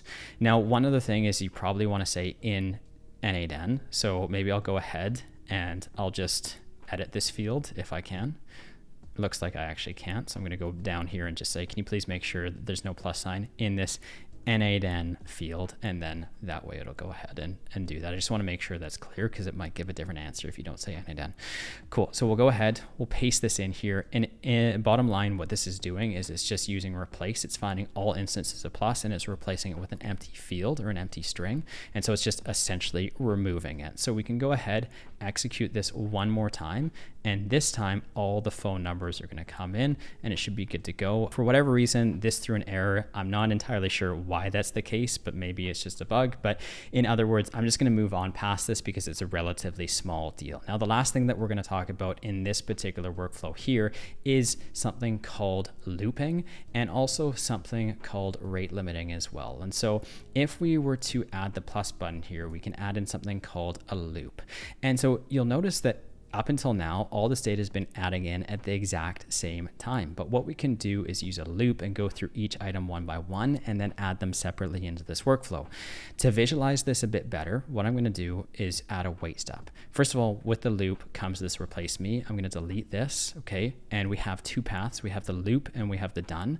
And I'm going to delete this loop over. We're going to delete this as well. So this is unchained. We're going to add the loop step into the Google Sheet. We're going to add a wait step for 5 seconds over here, okay? And then we're going to add the wait step right back into the beginning of the loop. And so here in a nutshell is how this works. First of all, I'm going to go ahead and pin this data right here so that we don't spend a minute web scraping new results. And we're going to execute the workflow. It's going to go through the first result and then add that to the Google spreadsheet right here, okay?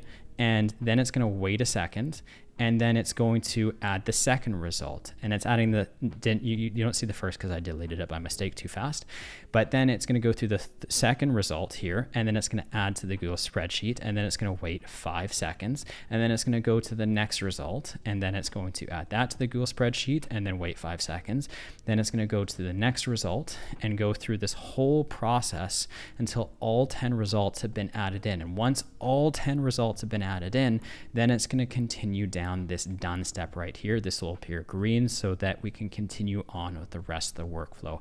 And here's why this actually matters, because let's take something like rate limiting. I'm going to type in here Google Sheets rate limiting.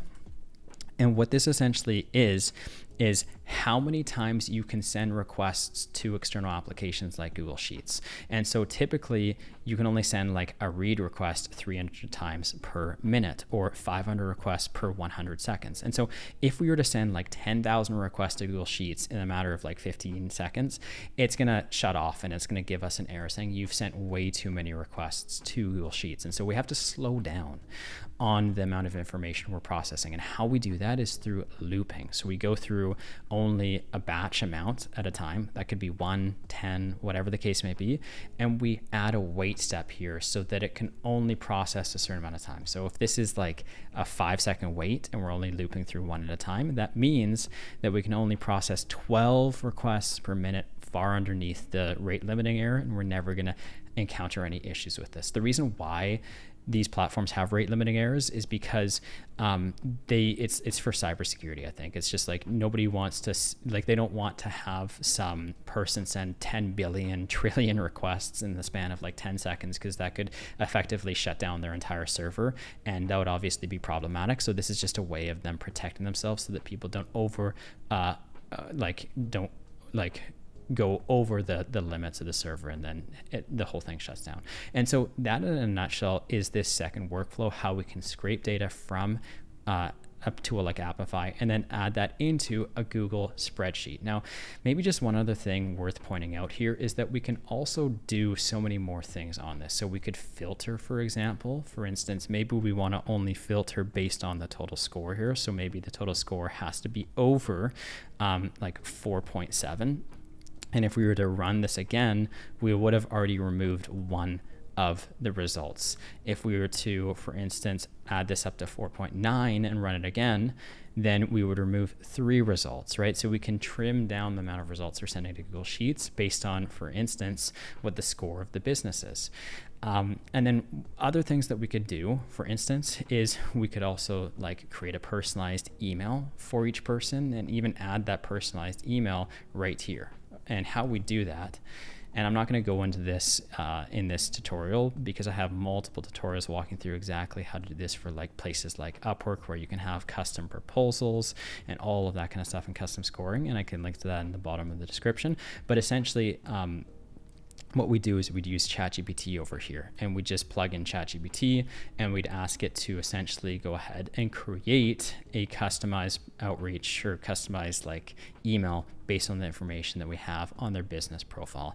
And then we could add that into Google Sheets. We could even send off an email to that person. And so there's just an infinite amount of things that you can do. But when you're dealing with large data sets, you can essentially use the powers of split outs and aggregation and all of this kind of stuff to your advantage to get the exact results that you're looking for. Okay, so we've officially completed our third workflow, and now we're going to get started with the fourth workflow here. But I want to take a moment and say, awesome job getting this done. This is not easy stuff, and you're well on your way to mastering n8n if you understand these core concepts. Now, the next workflow we're dealing with is all about binary files. So specifically things like images, like image receipts like this, or PDFs, such as a PDF invoice like this. And so what this workflow essentially does is we're going to install Telegram, which is a free communication tool, and we're going to be able to send invoices or images of like receipts and stuff like that. And we're going to take out all the line items and then add it into a particular Google spreadsheet just like this.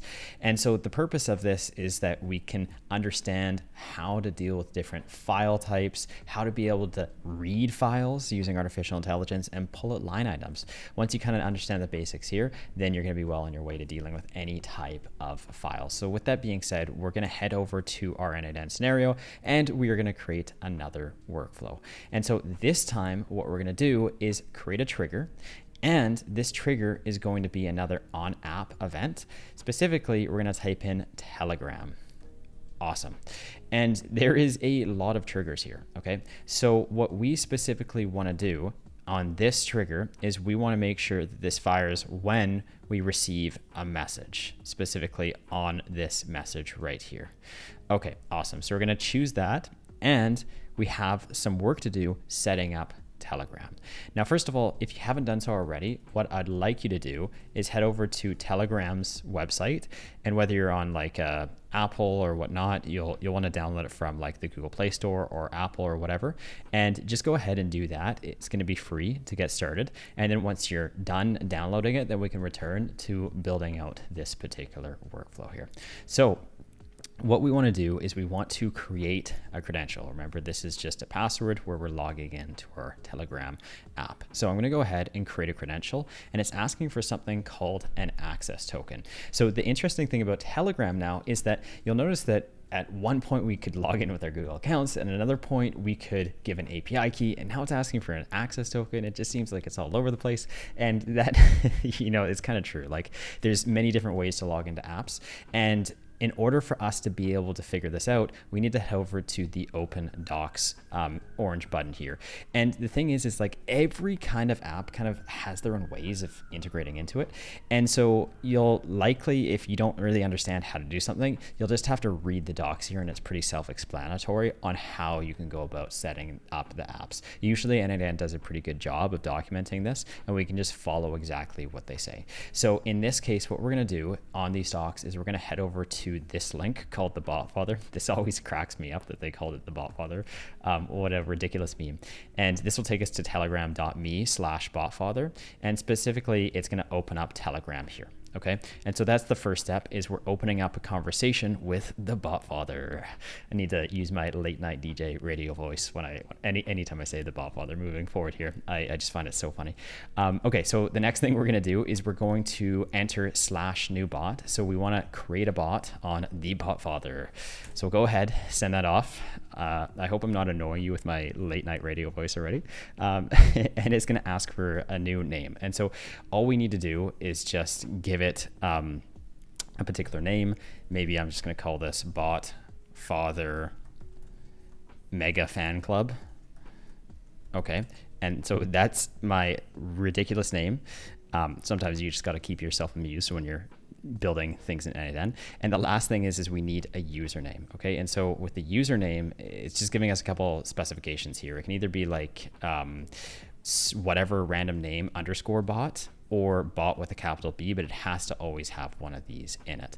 And so what we're going to do is I'm just going to like literally copy my name over here, and I'm going to put _bot, and that should be good. And we can create a new bot here. So a couple things. We have this API key right over here, and it starts with like 8500. So I'm going to copy this. This is going to be our access token. And then what we can do is we can also open up this link here. So Botfather Fan Club _bot, that is our new chat. And once we click started here, it will start or initiate that chat. So I'm going to go ahead and click start here, and we're well on our way. Coming back inside n8n, we can paste that access token in here and then click save. Okay. And now we should have access. Everything's good to go. It's connected. We can close this. And just to test it out, I'm going to execute this step and just see if we can actually receive a message from Telegram. So I'm going to type in nothing else but Botfather over here and send it off. And we have received the message. Man, I just think this is so freaking ridiculous. Cool. So the next step that we're going to do here is we are going to want to, if we come back to this workflow, is we are going to want to deal with files, images, and PDFs, okay? And so what's going on here is that essentially I was using an AI agent, and we're gonna be getting into AI agents very soon. I just wanna be able to, it's really important to be able to perfect or master workflows first, because if you know workflows, then it's gonna be so much easier to jump into AI agents afterwards. And we're gonna be going into this very, very in depth in this call, of course, as well. And so what we need to do is first of all segment two different paths. One path is gonna be for images, and the other path is going to be for PDF files.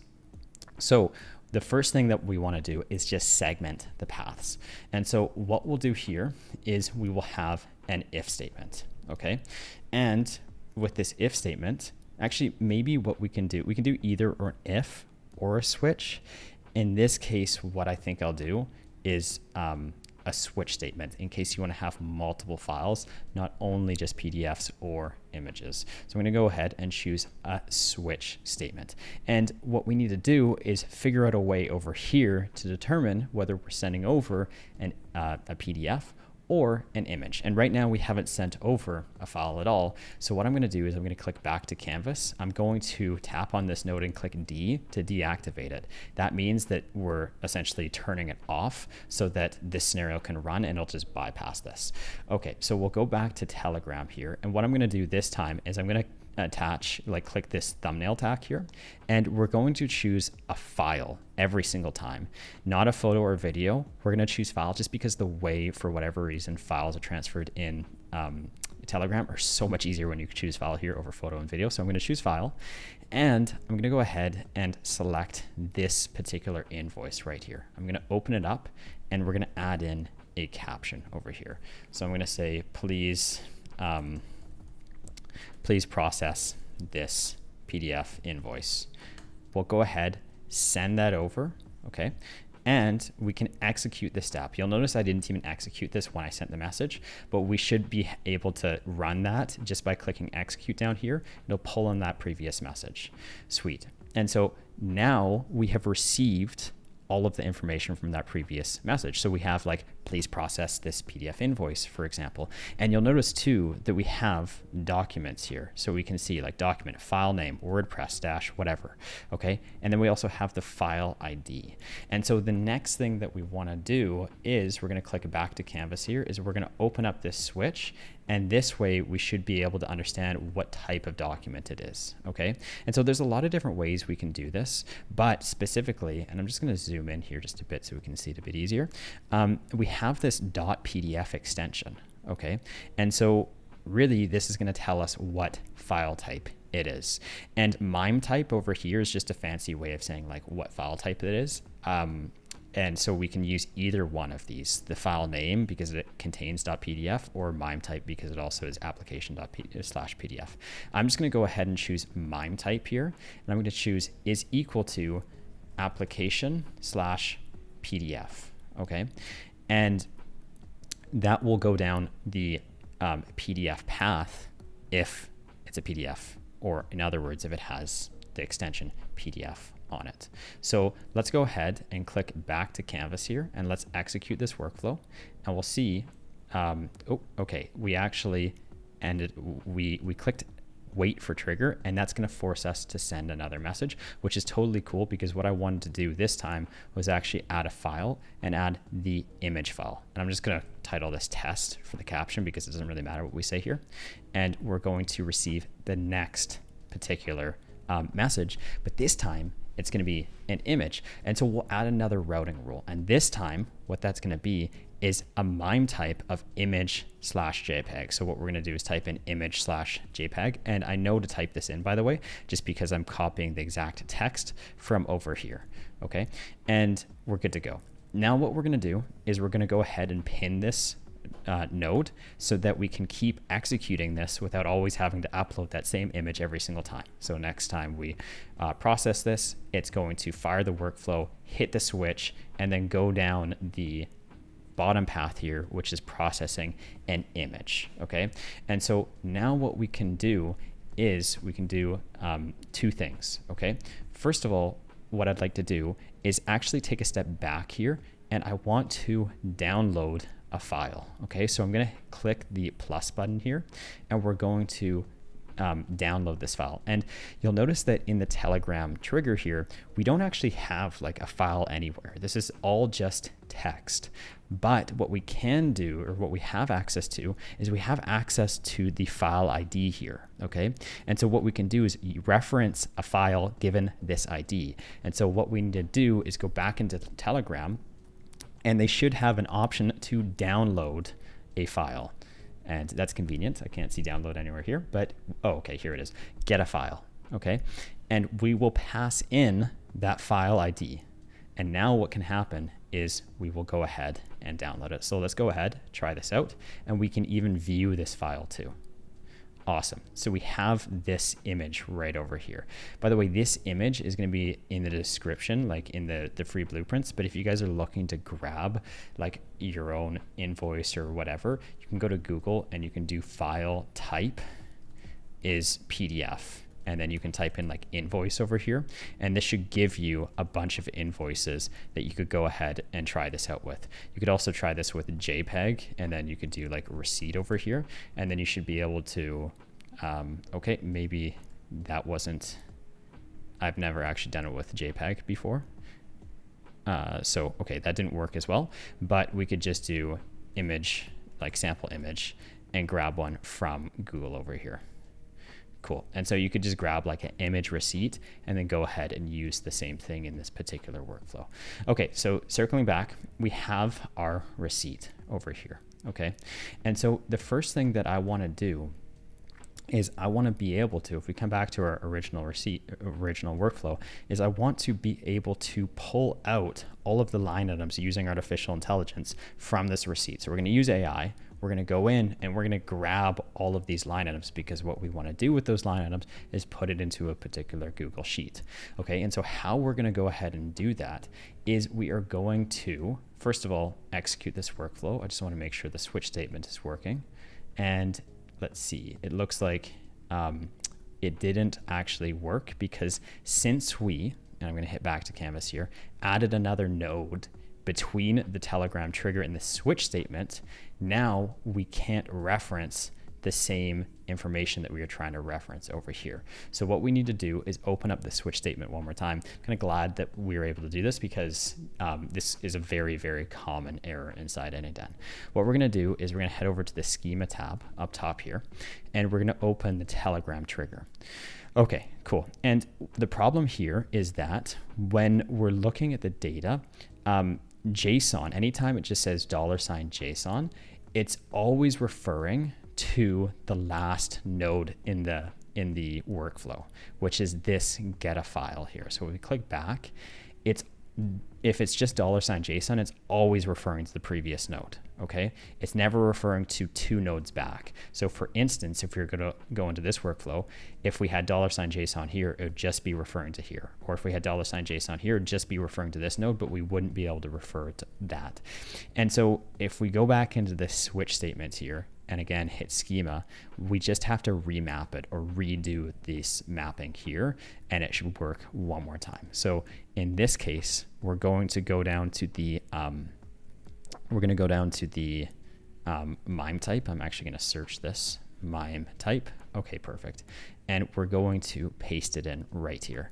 And you'll notice that there was just one extra thing. It's now referencing Telegram trigger.item.json. And so what this Telegram trigger.item is doing is we're literally just referencing this node here by the name. And so anytime inside n8n you are seeing like a name, like for instance, like bracket Telegram trigger or whatever, bracket.item, you're literally just going to be referencing whatever the name of that thing is. So over here would be extract from file or Telegram 1 or edit image or OpenAI 1. And so this name is always going to change from Telegram trigger to whatever node it is that you're trying to reference. So we're just going to go ahead and we're going to delete this. Okay. And then I'm also going to copy this over top here, and we are good to go. We're referencing everything correctly again.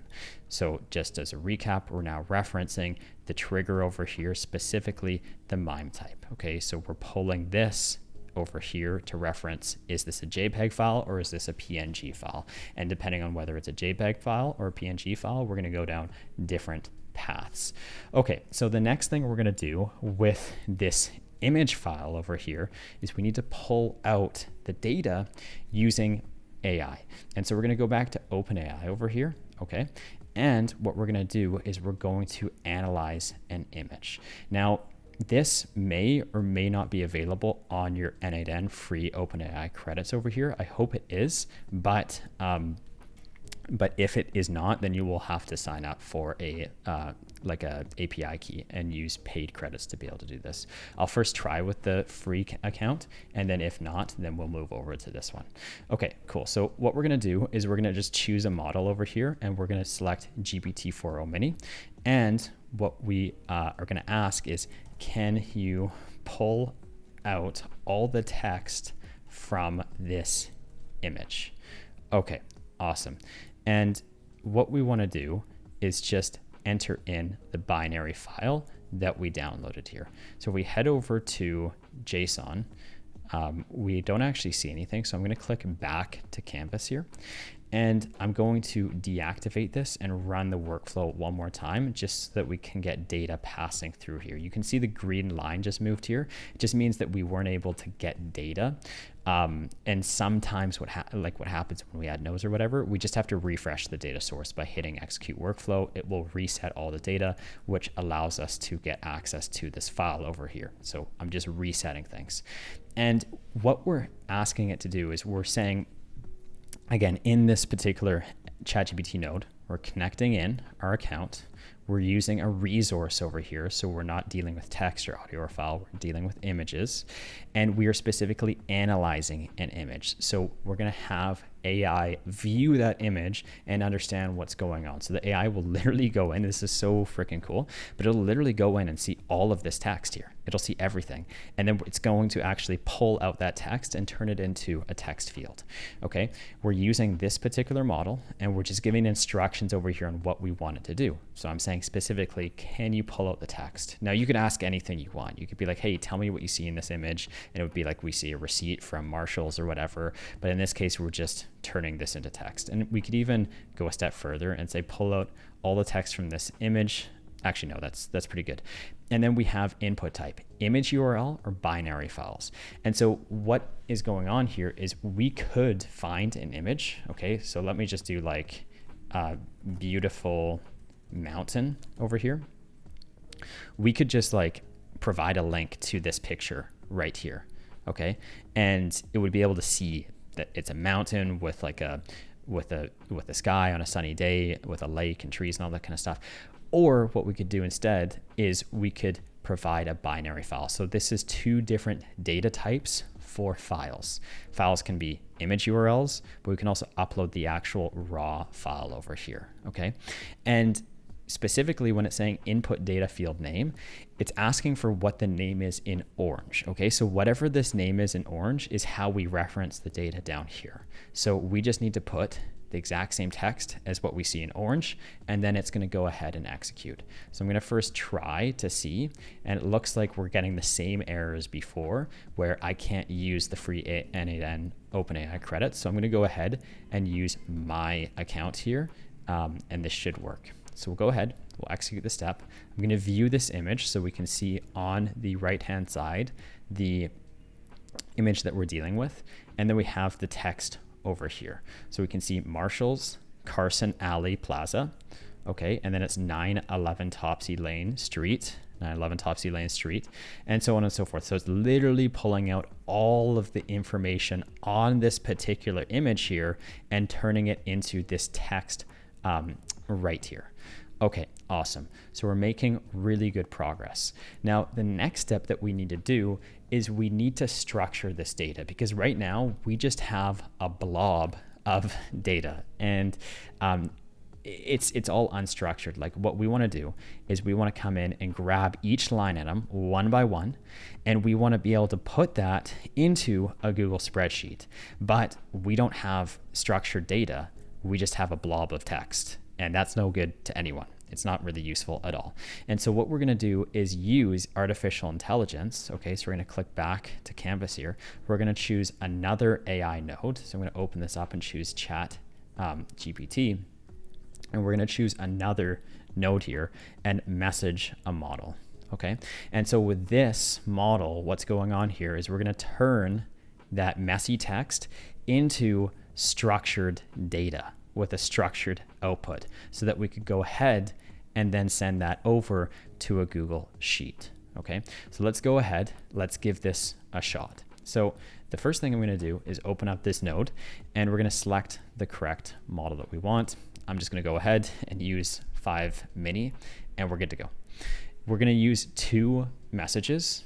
Again, the first one will be the system message, and the second one will be the user message. And the system message is just the instructions on what we want it to do, and the user message is the receipt that we're analyzing. So we're going to use in the system message, please pull out all the line items from this image receipt. Okay, and so this is just going to be the basic prompt for now.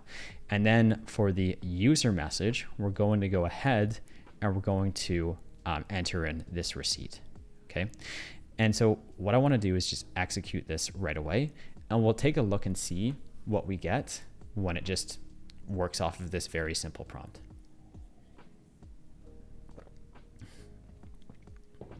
Okay, cool. So we're not really getting anything great. It's just giving us text over here again. And so we don't want text. What we want is like structured data over here so that, you know, just like in previous nodes, we could drag and drop something. But right now we just have one field that contains all the data, and that's problematic. We need every single piece of data on its own kind of like line so that we can drag and drop it in with structured data. And so how we do this is we're going to go down to the options, and we're going to choose to have an output format, and it's going to be a JSON object. And so now instead of just delivering text, we're going to deliver JSON objects. And again, a JSON object is something like this, for instance. We have the bracket here, and then we have the curly bracket here, right? And everything in between these two is a JSON object. Okay, cool. So let's go ahead and execute this one more time and see what it looks like after we've gone ahead and done the second revision. And we can kind of work our way to the top to get the ideal information that we're looking for. So let's just take a couple seconds here. Awesome. So now we can see that the data is completely different. So we've actually gone ahead and we've pulled out very structured data, which is awesome. So let's take a look at this receipt here. We can see that we have a receipt with these line items. So it's gone ahead and it's pulled out the first line item for $19.99, and it said this is like 14 JR DRS. Let's just see if that's, yeah, so it's correct here. And then it's going ahead and pulling out item ID, taxable, true, and all this kind of stuff. So this is great. Now what we can do is use this information and easily plug this into a Google spreadsheet. But we just have one additional problem. And that is that if you're uploading a receipt like this, every receipt is going to be different, and every receipt might have different information. So for example, there might be different tax amounts on here. There could be a discount on here. There could be a description for this product on here. There could be so much additional information that some receipts will have rather than others. And so we need to account for all different shapes and sizes when it comes to invoices. And so that's called standardizing the data. We need to standardize our information so that we get consistent results every single time, no matter what the receipt is that we are dealing with. And how we do that is by going back to ChatGPT. And specifically what I want to ask it is, I'm going to say, please create me JSON data for a standardized receipt. I want to include in this JSON data, let's just go ahead and say, actually, let's go ahead and take a look at this receipt. Maybe we want to include in here, I want to include in this JSON data the line items for the receipt, such as price, title, description, tax, and what else could we include in here? Yeah, I think that looks good. And then, and I want this to be a list because there could be multiple different line items on the same receipt, right? And so now it's going to go ahead and it's going to standardize this for us. And so we've gone ahead, we've asked it to create this information for us, which is a good template. But I'm going to take it a step further because I'm going to ask ChatGPT, please remove all the values. I just want the keys. Okay, and so the values here, it's going to go ahead and remove, but it's going to keep the keys, which are in red here. So we're doing this just because I want sample data. I don't want to fill it with examples. Now, other than that, this does look good, but I'm just thinking if there's anything else that I want here. So yeah, this all looks good. I'm happy with this. Merchant looks good. Customer looks good. Yeah, this all looks good. So I'm going to go ahead and I'm going to keep that. And this time it's going to remove the values here. So we'll copy this and go back into n8n. And in the system prompt, we're going to put a line break in and say, please output the data in the following JSON structure. Okay, and then we're literally just going to dump this in here. If we go to expression and then open this up, we can see that exact structure that I took from ChatGPT down here, okay, and I put it in here. Keep in mind, we didn't have to do any coding or anything like that. We're just asking ChatGPT to structure all of this JSON perfectly for us. And now it should output the data in this exact format. So let's go ahead. Let's execute this step one more time and see the results come in where it pulls this data out and then it conforms it to the data type or the data structure that we've set for ChatGPT over here. Okay. This will just take a couple seconds to get the results. Okay, perfect. So now we can take a look and we can see, and we'll just pair these up. We have receipt ID and then we have the date. And so it looks like we can see the receipt ID, but it doesn't have the date. And so if it can't find the information, it's just not going to add it in here. Like it can't see the customer's name, phone number, or anything. And so it's just not putting it in there, but it is putting in the merchant, Marshalls. Here's their address. There's their phone number, right? So it's smart enough to detect a merchant's phone number versus a customer's phone number. And then what it's doing is it's pulling out each line item one by one, and it's grabbing all the information according to our structure over here, which was title, description, price, and tax. So we'll go back, title, description, price, and tax. And now this way, if we have 50 different receipts with 50 different formats, it's always going to conform the data here. Okay. So when we click back to Canvas, now we can add this to Google Sheets. Okay, awesome. And let's go ahead and do that. Just really quickly with these keys, the reason why I want to stress this is because also when you're dealing with key value pairs here, okay? So let's just zoom in on this and let's just go ahead and say price down here, okay? We can reference the price of this $19.99 by selecting price. So like, just like over here, we can select the text over here of the receipt and we can drag it in here, okay? And we're passing the text of the receipt into ChatGPT to be able to process it and turn it into structured data. The problem is that if this key over here changes, so let's say this key, which is text, changes to info, it's not going to be able to reference the information anymore. Or if we change this from info to output, it's still not going to be able to reference it. And so when we talk about structuring data here, we also need to structure the keys very strictly, okay? These key names, it's arbitrary. We could have we could choose this to be name or first name or last name or full name or whatever. We can title this whatever we want to, and this can always change. It's just that once you go ahead and you lock in a key over here, you want to stick to it, because if you don't stick to it and you start changing it, if you try and reference the wrong key like output, it will no longer be able to pull in the text. And so you just want a predictable key every single time so that you can reliably pull in the data that you're looking to pull in. So in this case, we put it back to text. Now it can reference all this data here. Okay. And so that's a really important thing when it comes to keys inside n8n. You can define the keys however you want. You can change them. It's just once you have the keys and the system's working and everything's flowing, the moment you try and change it, it's not going to be able to reference the data you're looking for it to reference anymore. Okay, so let's go ahead and save this, okay? And we will move on here with the plus button, and we can type in Google Sheets.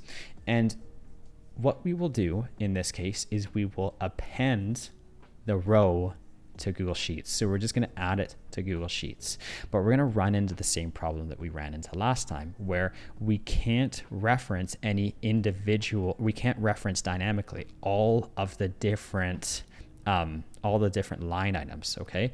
And so we need to find a way to be able to automatically put them into the Google spreadsheet. So first of all, let's connect this in. So I'm going to just use the same Google spreadsheet here. And this time I'm going to put sheet number 4, and this is going to be line items. And in this case, we'll just go ahead and quickly label this. We're going to put in here title, description. We're going to put in price, tax. We'll put in merchant name, and then maybe, I don't know, what else? We can put in total and maybe currency. Okay, so we'll go ahead and do this. And of course, I'm not going to be able to live with myself unless we style this properly. So we'll go ahead, choose a color, text, bold that, center it, and so on and so forth. Okay, awesome. I hope you guys feel as good as I do after seeing that. It just makes my heart so much warmer. Cool. So we'll go ahead and choose the right sheet, which is going to be here. And then we just need to choose the correct tab down here. So line items. Okay, awesome.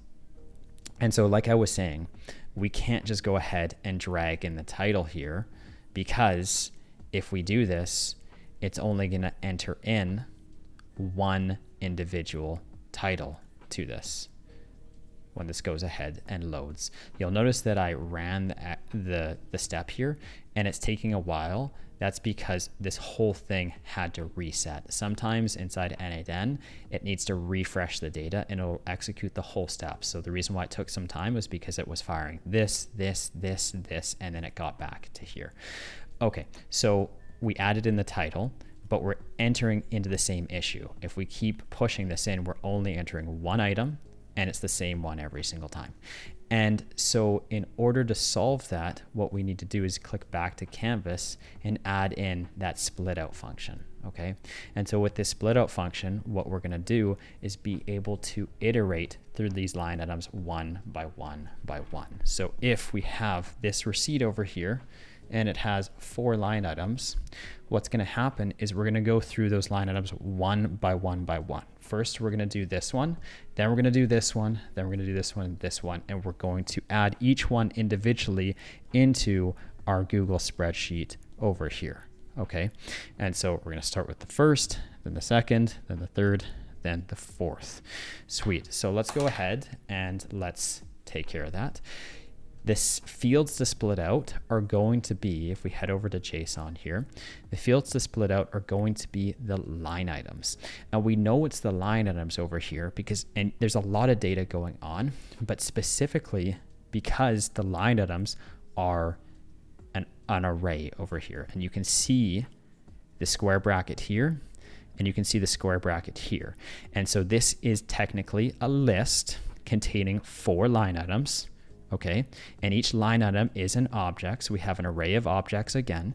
Okay, so array list object 1 is the first line item. It's the 14JR DRS whatever. The second object is the 05 knitwear whatever. The third object is the 30 dresses. The fourth object is the 25 ladies. Okay. And so we're just going to go through these one by one. So we're going to add this one to the Google Sheet first, then this one. Once that's added, then this one. Once that's added, then this one.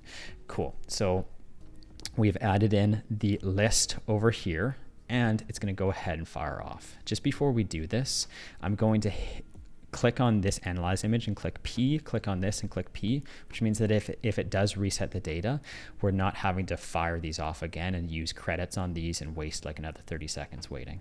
So what's going to happen is we're going to add this data into the sheet.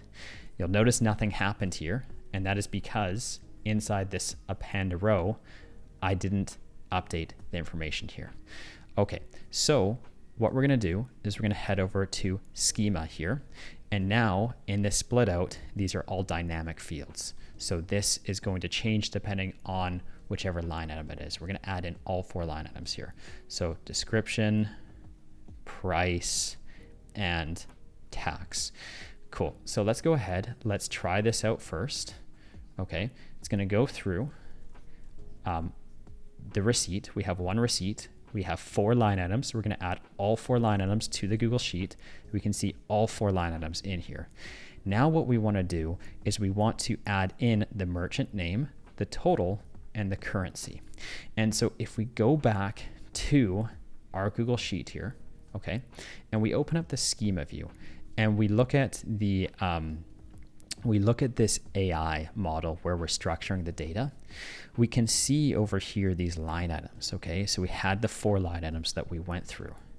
Now, the interesting thing about data is that we split through this, but this line item here, okay, if I just close this, this line item is actually nested within the content here, okay? And so why I'm bringing this up is because when we went through the line items, okay, this is just one field out of all of the data inside the response, okay?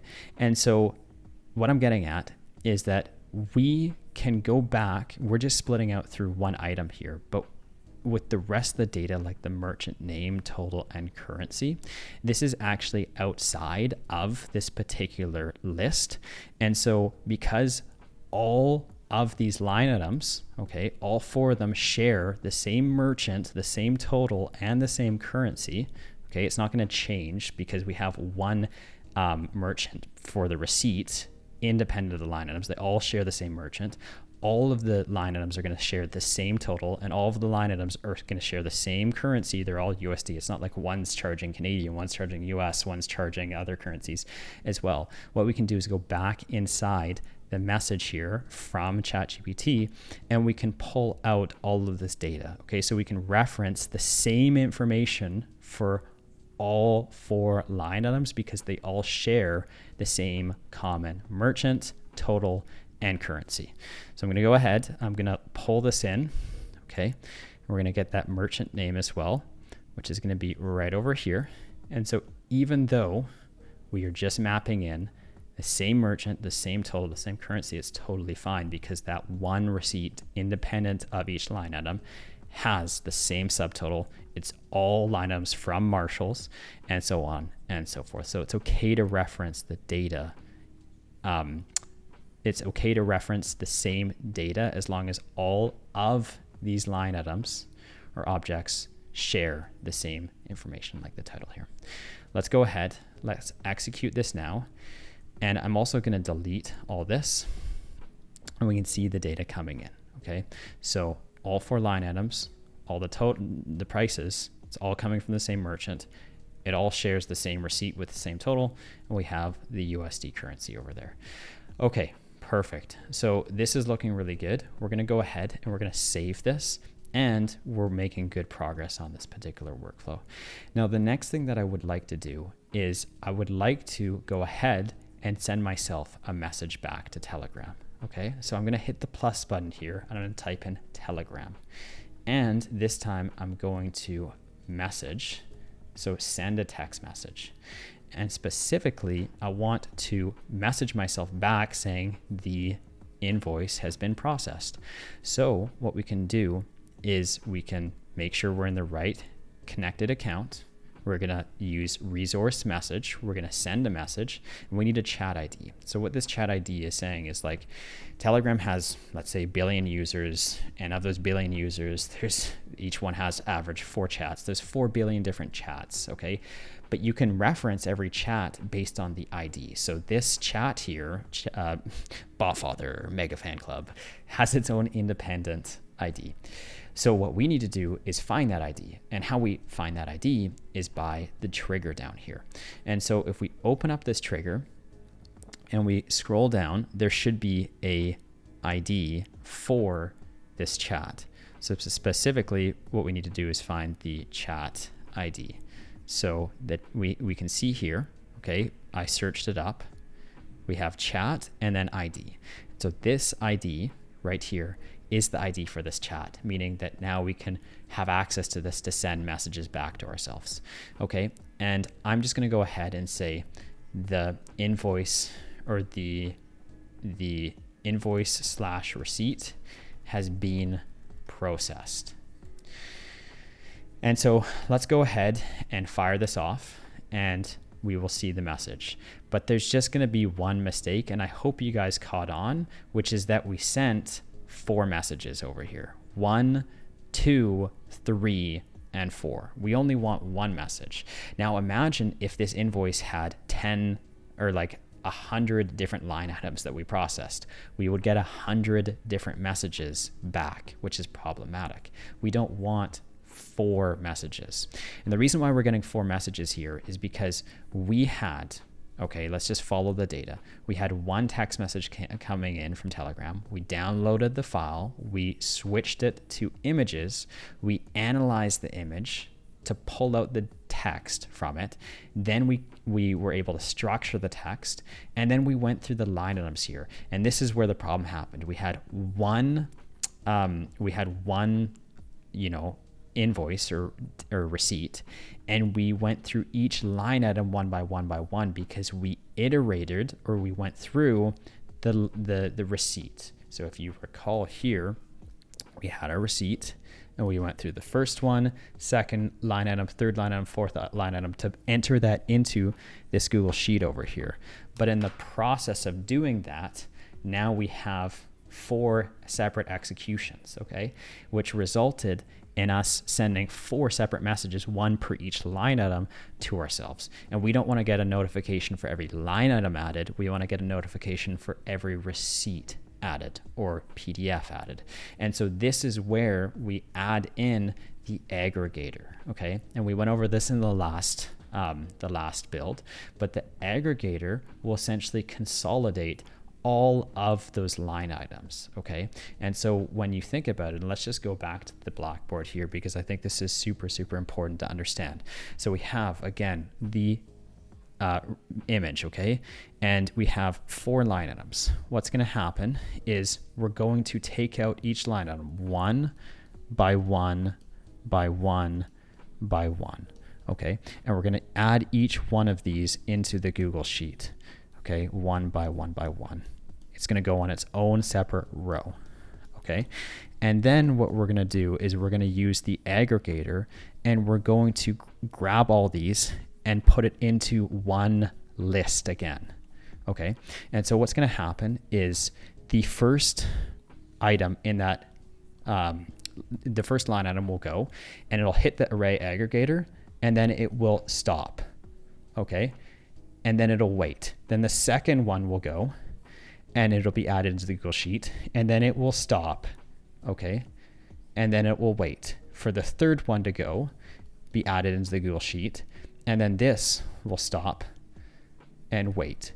And then the fourth line item will go in the Google Sheet, and then it'll stop and wait, and the array aggregator will only start, okay? This will only start when all 4 line items have been completed and hit the array aggregator. So if we go back into n8n here, the split out, the first item will go, and reach the aggregator. The second item will go and reach the aggregator. Third item will go and reach the aggregator. Fourth item will go and reach the aggregator. And because we have 4 items here and they've all successfully hit the aggregator, then we will continue on with the rest of the workflow. Okay, and so that's essentially how this works in a nutshell. So what we can do is use the aggregator, and we will add all items into a single list. And now we can execute this one more time. It will go through each line item. Okay, it will add them all.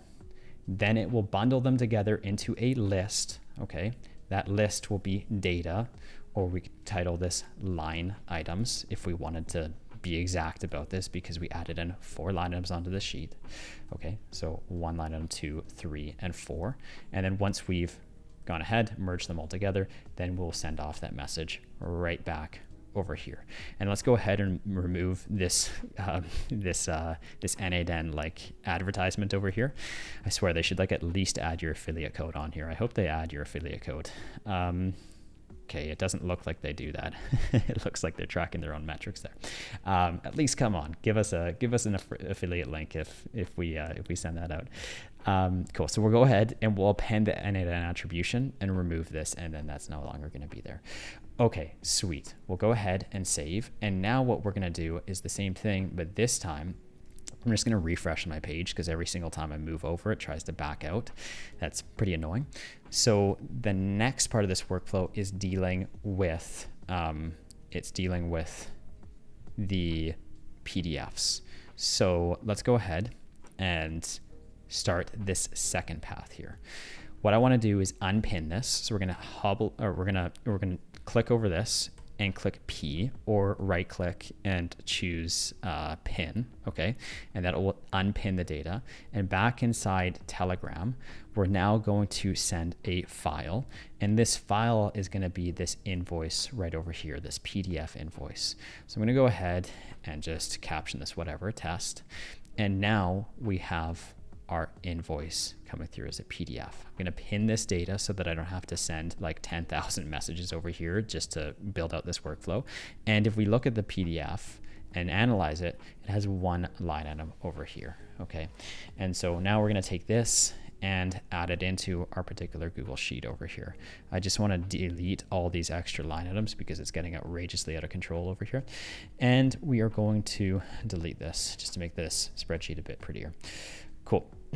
So with this side of things, we don't have to take the same actions, because we don't need to analyze the image to convert we don't have to convert an image to text. We're going to do it in a separate way.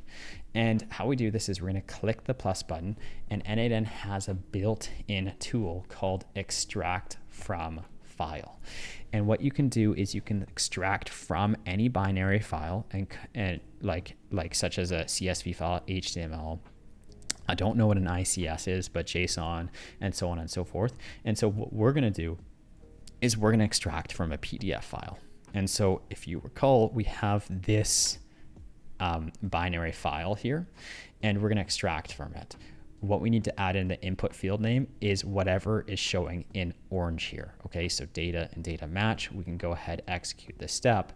And now what's going to happen is it's going to actually search through this and pull out all of the text over here. So we can take a look. Invoice payment is due within 30 days from the date of invoice. So let's see if that's here. Payment is due within 30 days the invoice.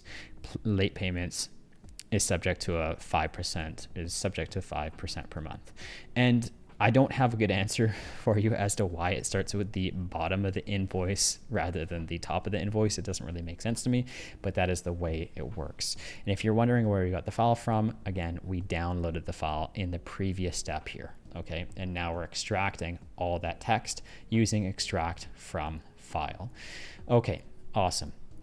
So now what we're going to do is we're actually going to duplicate this, because I like the structure, and we're just going to keep this. So I'm going to hit Command D, or you can right click and click duplicate over here, and we can just drag this up, and I'm going to hit P, or unpin, by right clicking over here so that we can reset the data.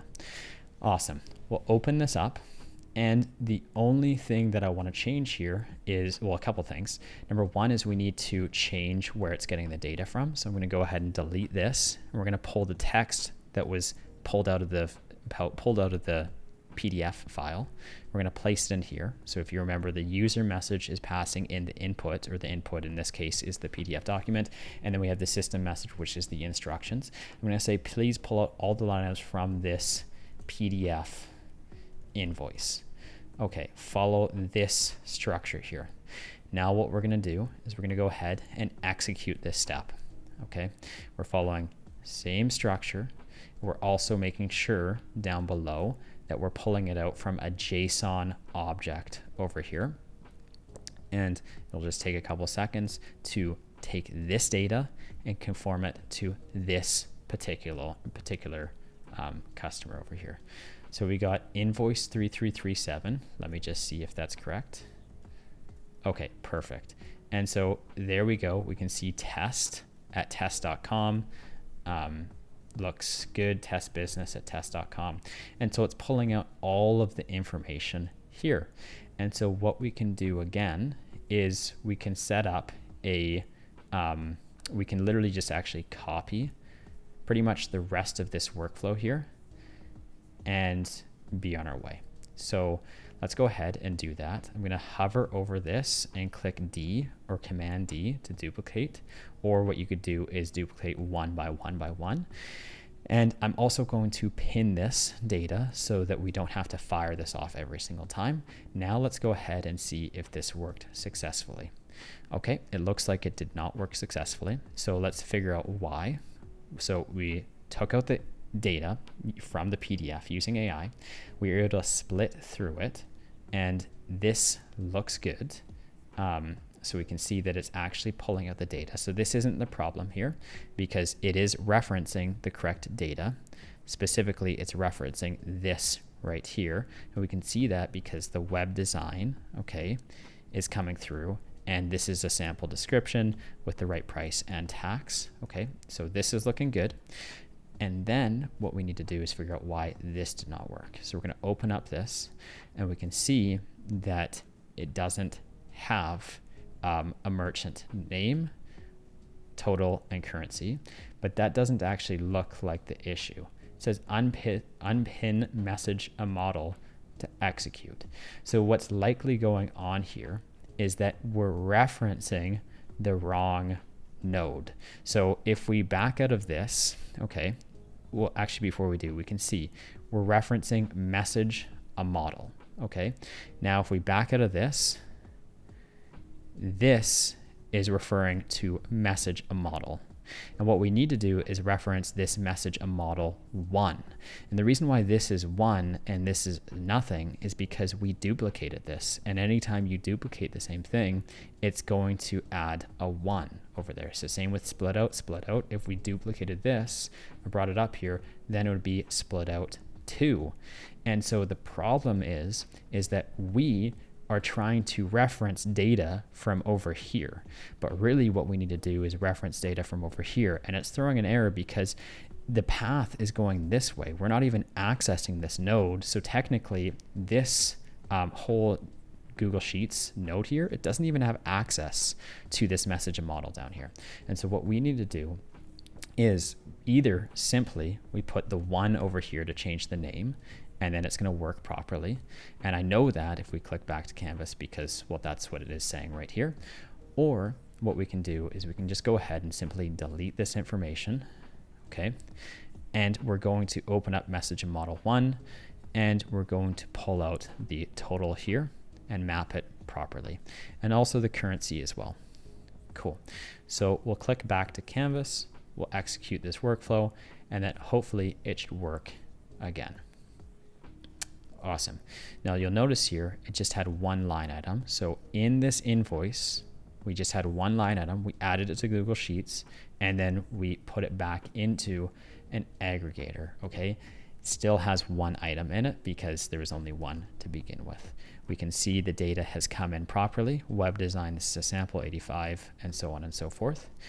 And we can go ahead and now we can merge this together. So I'm actually going to unpin this send a message here. And what I want to do is click merge. Okay. And so what we'll do is we will append both paths over here, path 1 and path 2 together, so that no matter if we're managing a invoice or like a PDF or an image, it's still going to come together at the end to send that final message off. So now what we're going to do is go ahead and test this workflow and just make sure that it actually reaches the end here, which it looks like it does. Awesome. Okay, so we uploaded this. It says the invoice or receipt has been processed. We can take a look and see.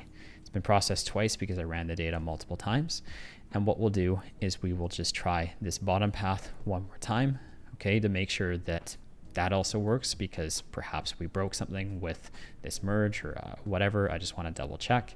So we'll go ahead and we will add in this particular JPEG file. We'll fire this off, come back here, execute the workflow. Oops. And you'll notice it went down this path. That is because I had the data pinned here. Okay, so it didn't accept the new information. It was still pinned with this information over here. Okay, so I'm going to unpin this. We'll save it up top here, and let's try it again. Okay, cool. And so it referenced now, this time, the most previous message I sent. It went down this path and was able to fire off the message to us. And so in a nutshell, this is how we could set up a nice and simple Telegram bot to be able to automatically receive images and invoices, be able to use artificial intelligence to pull out all the data, structure that data properly, which is one of the most important things, go line item by line item, add it into the Google Sheets, and then notify ourselves when it's been complete with all the line items in the particular Google Sheet. So you guys are doing absolutely awesome. We are officially done with workflow number 4. Now it's time to head over to workflow number 5, which is probably my personal favorite when it comes to n8n. And what it is we are supercharging Google Sheets and we're turning it into a powerhouse. Let me give you a couple examples here. So instead of just having a boring old, Google Sheet that collects dust, has some cobwebs growing on the side, what we can do is we can give it some superpowers here. So let's say, for example, we check off a box. We want to send an invoice to a client. We can literally check this box off right here, okay? And we could go ahead and email that person an invoice. How it works is as soon as that box is checked here, it would start a workflow and then email that person. And they would receive an invoice and a contract just like this. Here's another example. The way I generate content on social media is I have a system like this, and I have the status of every single project. And so anytime I change the status in my Google Sheets here, for example, let's say I change it to scheduled, I can trigger an n8n workflow that will automatically go ahead, and then it will update this Google Sheet in real time with a Google Drive folder here. So when I click scheduled here, it'll literally create a Google Drive folder. Let me go ahead and actually switch this over to scheduled right here. And then in another 2 seconds, this is going to appear with a Google Drive link in real time. And so we can give superpowers to Google Sheets just like that. I could go ahead and click edited here, and this would signal or send notifications to my editing team to go ahead and edit a video that I just produced. Okay, so that's kind of what we're building out today, and specifically how we are doing it is through something called a webhook. So let's get into it right now. The first thing we're going to do is, of course, create a new workflow inside n8n, and we're going to select a trigger here. And this time, the trigger we're selecting is a webhook trigger. Okay, and so what a webhook does is it just receives data in real time. Okay, so let me give you a couple examples here over on the Blackboard. Okay, so we talked about triggers before, and we had like that Gmail trigger. We have instant triggers, and we had polling triggers. And polling was essentially where n8n would ask a message to like Gmail every over some interval every like 1 minute or 1 hour or 1 day or whatever, saying, hey, have you received an email yet? And Gmail would go back and say, no, we haven't. But instead, what an instant trigger is over here is that instead of having Gmail or n8n having to always ask n8n, or sorry, n8n always having to ask Gmail, instead, we are just going to have Google Sheets over here immediately tell n8n as soon as something needs to happen. It's going to be instant. Okay, you can think about this like, for example, when somebody arrives at your door and they hit the doorbell right here. Okay, person comes up, they click the button, and you know immediately they're there because they have told you that they're there. Or for example, let's say you're on the Instagram, and somebody goes ahead and tags you in a post. You're gonna get a notification on your phone immediately being like, hey, you've been tagged in a post. You don't have to go every 5 minutes and check to see if somebody has tagged you on this post, because it's gonna give you that notification instantly. Okay, and so that is what a webhook is it essentially gives you an instant notification when something happens. So you can send data to a webhook. Okay, and so the powerful thing about a webhook is that when it comes to n8n, if we go to their website, okay, and we take a look at their integrations page, so I'm actually just going to go over integrations here. They have 1,233 integrations, but there's tens of thousands of applications everywhere online.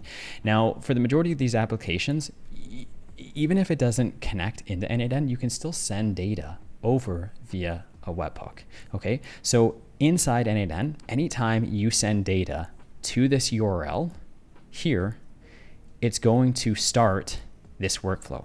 So I'm going to go ahead, I'm going to test this out, and I'm literally going to copy this particular URL here. Okay, and I'm just going to paste this in a new chat here. And immediately when we paste it in, we can see the workflow started. Okay, and that's just because anytime data is sent over to this URL, it will start this workflow. And the reason why is because this webhook has a unique ID here. Okay, and this unique ID is specifically for this particular workflow. Anytime data ends up here, it will start this workflow. Every time you create a new webhook, it will have a new ID, and that ID will be specifically for that webhook, and anytime data sends there, it will automatically start the workflow. Now, one of the most classic examples of this, okay, is your form on like a website. So a lot of the times when you have a website, you can send data from a form submission over to n8n. A lot of these form builders, they don't really like have a built-in integration into n8n here. They just send data to n8n via a form submission. So what we're gonna do is we're gonna go ahead and we're gonna try this out. So I'm gonna go to fill out, which is just some random online form software that I discovered probably like 5 minutes ago. And we're just gonna get started here for free. We're gonna sign in with our account. And you don't have to necessarily follow along and do this, but I just wanna show you how this works, okay? So we could go ahead, we could create a blank form, and on this form, we're gonna title this something really creative called My Form, and we're gonna drop 2 short answers on here, okay? And first one is gonna be name, second one is gonna be email. And that's essentially it. We can go ahead and integrate this, okay, via a webhook right here, okay? And it's gonna ask us, where do we wanna send data after the form has been submitted? And we are gonna go ahead and choose this webhook right here. I'm gonna copy this like you can see on the side here, and I'm going to send data over there. We're gonna go ahead and test it first of all to see if it's actually working. I'm gonna go ahead and listen for an event, okay? And then we're gonna go ahead and test this out and see if it started running, which it did not start running, okay? And so what we need to do is we need to stop this workflow and change this method to a post request. Before I explain that, okay, I'm just going to, because it's a smaller detail, but we're gonna get into that. I'm just gonna try this again and test it out, okay?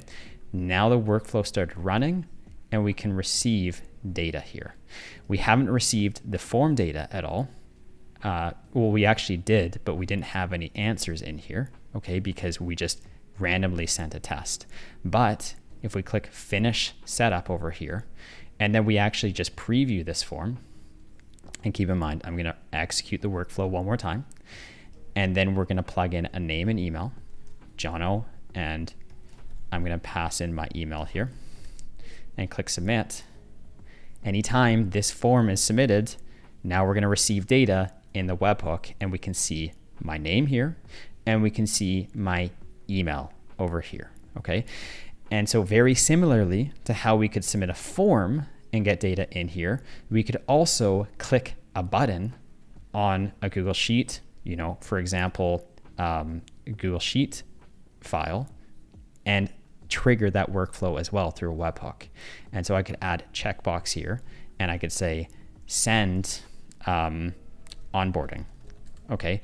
And this could easily go ahead and send a client some onboarding form or whatever.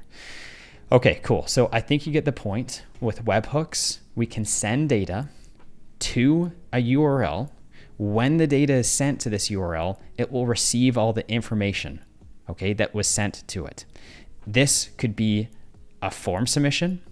This could be data sent from a Google Sheet. This could be data sent from your CRM. Let's say you have like Salesforce, for example. You could usually send data via webhook from Sales. It always cracks me up when I see HubSpot sponsoring Salesforce keywords like that. It's good marketing over there. That's hilarious. But you know, you can send data from so many different locations over here. The form is just one example. Let's talk about these HTTP methods over here. Now there's 4 main HTTP methods. There's delete, get, post, and put. All of these things do different things, but this is the foundation of how data is transferred over the internet. So when we send data, for example, from a form submission into n8n for this webhook, there's 4 things that we will do with that data. Let's go over the Blackboard and explain what these 4 options are. There's post at the beginning, and post is a fancy way, it's a coding way of saying create. Okay, so we're going to create something. Now put is just a fancy way of saying we're going to update something. Okay, and with get, it's just a fancy way of saying we're going to grab something, okay, or search for something. And then delete is not a fancy way, and it's just a very normal, regular, vanilla, basic, standard, simple, okay, that's all the verbs I can come up with, but it's a very easy way of saying we're going to delete something. Okay, awesome. So that's essentially it. Let's talk about a couple examples here. We could create a lead in our CRM. We could create a row in a Google Sheet. We could create a Google Doc. Okay, these are all different things that we can go ahead and create. We could also update all those things. We could update a lead.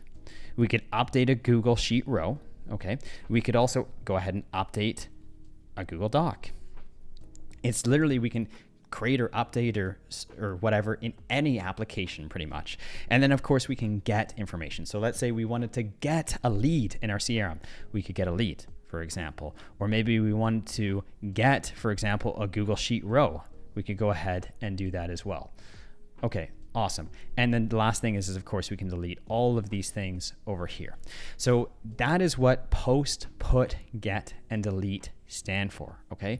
But the problem is that inside these webhooks, you can only specify one method, either delete, get, post, put, and these other ones that are not important.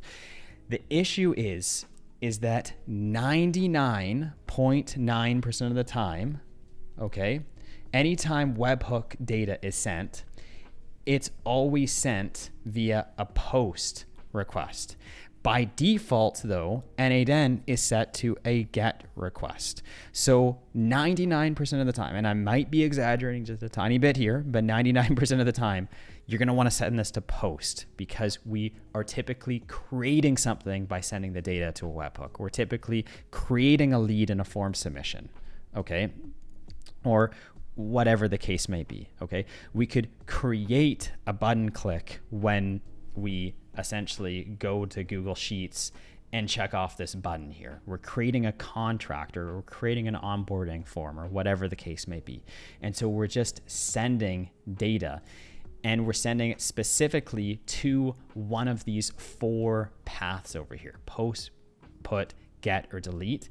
And so bottom line is, as a TLDR, whatever whatever you're trying to do, whether you're creating, updating, deleting, or getting, it's going to be defined by one of these 4 routes here, okay? And if the data is coming in as a post request, but in n8n you're trying to, receive data from the wrong method here, get, you're going to be waiting forever. The data is just never going to come, because the data is only sent in n8n to one of these options: post, put, get, or delete. It's not sent to all. So you just need to make sure that whatever it is matching. And if it doesn't give you a definitive one, like post, put, get, or delete, it's 99% of the time going to be post. And if you still don't receive it in post, you can just keep moving between the 4 until you get it right. And so I just wanted to kind of point that out, because this took me like an hour the first time I used n8n to figure this out. I was just sitting there and I wanted to like die trying to figure it out. It's like that picture. Let me see if I can pull it up here. I felt like that picture of a skeleton sitting on a bench. Let me see if this actually works here.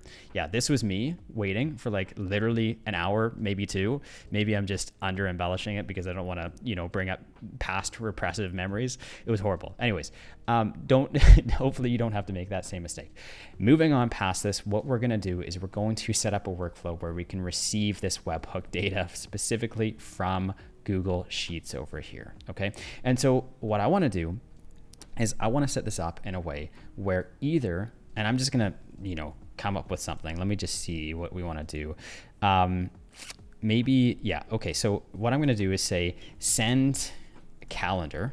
Okay. So we have the option to send a lead, a calendar. Keep in mind, we're on sheet 1 here, which is what we created in the first workflow, is just dummy data. So anytime somebody, for instance, comes to our website and fills out the form, they're going to become a new lead in our business. Okay.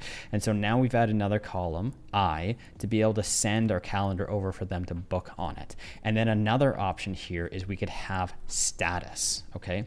And so with status, what I'm going to do is I'm going to insert in here a drop down, and I'm going to put a couple stages: new lead, sales call. I'm going to choose contract 1, or let's just call this onboarding. We're going to keep our business nice and simple. There's just 3 different stages here.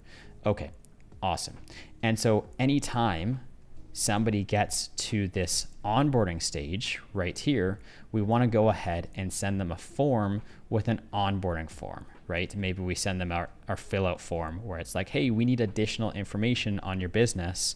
Can you go ahead and fill out this form? And maybe we ask them certain questions about their business that we need to know in order to service that client better. Okay. Maybe you're a marketing agency and you need to know what kind of design they want for their website. And so they will give you some designing guidelines or whatever. And so all the questions you need to do your job properly, you could ask on an onboarding form after they paid and signed the agreement. And so we can go ahead and send that form to them immediately once they're labeled as onboarding, or at the status or stage onboarding in the customer journey. Okay, so we're going to set this up. First thing is that we need to send data from Google Sheets over here to n8n. Okay, and so how we're going to do this is, it's going to sound super complicated, but it's very simple. In the description of this video, down below, just click show more on the description, and there will be a link to a Google Doc just like this, okay? And there's all this code here. You don't need to know how to code whatsoever. All you need to know how to do is just copy it, okay? And that's pretty much it. We're gonna go into our Google Sheets here, and we're gonna go to extensions. In extensions, we're gonna hit app script. This is where you can create complicated, you can supercharge your Google Sheet. You can add in all types of customization. we're going to create a custom app script or web script that will be able to do things on our behalf. And specifically what we're doing is we're sending data from this Google Sheet over to n8n over here. Okay, so that's all we're doing. We're going to delete this and we're going to paste in that Google Sheet. Okay, just copying this and we're pasting it right in here. There's one thing we need to change, which is your API key. We're going to delete this, but we're going to make sure we keep those 2 quotation marks right there. And then we're going to copy this particular URL here. So we're going to click it to copy it. We're going to make sure it's on post, and we're going to go in and paste it right between those 2 quotations on both sides here. Okay, we'll click save, and we're 80% of the way there. Next, we're going to go over to the trigger section over here.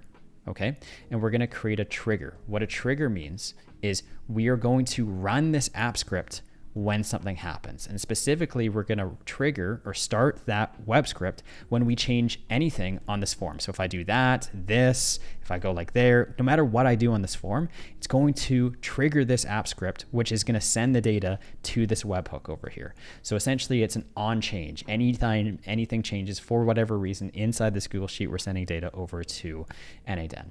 Okay. And so what we're going to do, and my face is blocking this. I'm going to see if I can zoom in here. I unfortunately cannot zoom in further, but you can kind of see the blue box here and it says add trigger. And all we need to do is we just need to keep everything the same except for this open. Okay. And we're going to choose on change. Okay. And actually on edit. And that, no, we're going to do on change. And that is it. We're going to save this. Okay, and what we're going to notice is that I'm getting an error down here, and that's because the pop-up blocked me. And if you get that error too, all we have to do is click save again. And I'm actually going to change this to, on edit. So we need to make sure that this is on edit, which means that anytime we edit anything here, it's going to fire this workflow. So I'm going to save again for the second time. Then it's going to allow us to choose our account. I'm going to log in. It's going to say, you're not a verified Google app developer, and that's because I haven't verified this email as a trusted Google app developer partner. We're just going to hit show advanced, click untitled project, and click allow. This will give us access to send data over to n8n. Okay, so that's essentially it. Now what we can do is head back to n8n and listen for an event. And if I just type in this and click enter here, we will receive the data on the right-hand side. And specifically, we can see that we're receiving all row values, okay? So keep in mind, when we enter in something here, it's gonna give us everything from row 10. All of this information is gonna be changed, okay? So what we're gonna start off with is this send calendar event. What we wanna do is we want to trigger sending a calendar, like, our calendar link to a potential client if they want to book a call. So we're going to listen for the test one more time, okay? And we're going to go ahead and trigger this by clicking this box here. Okay, we're going to receive the data, and I'm going to pin this first of all up top here. Now there's a couple things that are worth noting. We do not want to send our calendar to somebody if we just check off something randomly here or there or here or there or whatever. We only want to send the calendar if 2 conditions are met. Condition number 1 is that the column that we are changing is column I with these checkboxes. And then condition number 2 is that we want to make sure that we only send it if the value equals true. So for instance, if we uncheck this and it's false, we don't want to send it again, right? We only want to send it if we check this box as true. And again, if you want to insert these boxes, you just go to insert and checkbox here. Cool. And so how we're going to do this is we're going to click out of this and we're going to add in, by clicking the plus button, a filter here. Okay. And so the filter is going to be saying, actually, you know what? I don't think we're going to do a filter first. So I'm going to click back to canvas and delete this. What we're going to do is we're going to hit the plus button and we're going to do a switch statement here. Okay. And so the switch statement, what we're going to do is we're going to check the column start of whatever triggered this workflow. So for instance, what we did is we checked this button true here, and it will give us the column start. Okay, so if we go count this up, 1, 2, 3, 4, 5, 6, 7, 8, 9. This was triggered on column 9. Okay, and so what we want to do is we want to go down a particular path here. If it's column 9, we're going to go down the send a calendar path option, where we send the link to that person. Okay, you'll notice we're getting an error here, and that's because we have a data type error where we're having a text filter, and this is a number down here. So we're going to choose, for instance, text or number is equal to 9, and this is going to work. Okay, I'm going to click back out of this, and if we execute this properly, it will now go down that path of actually being in column 9 over here. We're going to add another route. Okay, but this time the column start is going to be 10. Okay, and so we're going to choose number is equal to 10. And so that's only going to start if the status here changes. So now all of a sudden, okay, we are only going to go down this path if somebody selects an option or they change the value in column J. Okay, and so that means right now, if anything happens from column A to H, it's not going to pass the switch statement and actually take an action in n8n. It's only going to actually go down 2 meaningful paths if the actions were taken in column I or in column J. And we're going to separate these so that they perform separate actions. So for the first path, we're going to add a filter here. Okay, and we're going to make sure that the value that was changed is equal to true. Okay, and we'll notice this is a text true. So text is equal to true, and we'll execute this. That means that if we were to uncheck this now, it's not going to pass this filter. So if we were to uncheck it, it would start the workflow and it would land through the switch at the right path, but it would be stopped by the filter here, because if we want a fail safe where we uncheck something by mistake, we're not sending off the calendar booking again. Okay, and so now what we can do is send off a Gmail to that particular client, okay, and give them a link to our calendar appointment. Now, if you recall, we get access to the whole row when we make an update. So since we checked this box off, we got everything on row 5 here. If we scroll down, we can see we're sending it to Michael Johnson, michael@gmail.com. We have every single piece of information. So we'll enter his email, then we'll say, I don't know, calendar booking link or whatever. We'll change this email to text, and we'll go ahead and say, oops, I'm going to change this to expression. Open this up and say, hey, Michael Johnson, and I'm not going to complete this whole thing, but I think you get the point now. Here's my calendar link, and it'll be calendly.com/appointment. Awesome. And so this is how we could send off an email to somebody just by checking a box right here. What I'm going to do is I'm going to go ahead and test this out. So I'm going to unpin this data. I'm going to save the workflow, and I will run this workflow now. Okay. And I'm going to check off myself up here, and this should send off this particular email to me. Cool. So we'll open up my email. Oops. And take a look, and we got that email coming in right here. Okay, cool. Now the next thing is maybe what we want to do is have something for status, and we could have something for new lead, sales call, onboarding. We could have really whatever it is we want. We could even have, for instance, with this switch node here, what I'm going to do is I'm actually going to execute this workflow one more time so we can get some test data in here. So I'm going to execute this, okay, and we're going to change this to onboarding here, which is going to start this workflow, and now it's going to go down this second path. Now we could even have another switch statement here, okay, and this switch statement could then be for the value here. So we could have one outcome for onboarding. We could have another outcome for new lead and sales call. So we can add 2 more routes here. We can copy this down because, you know, the value is what we're checking right here.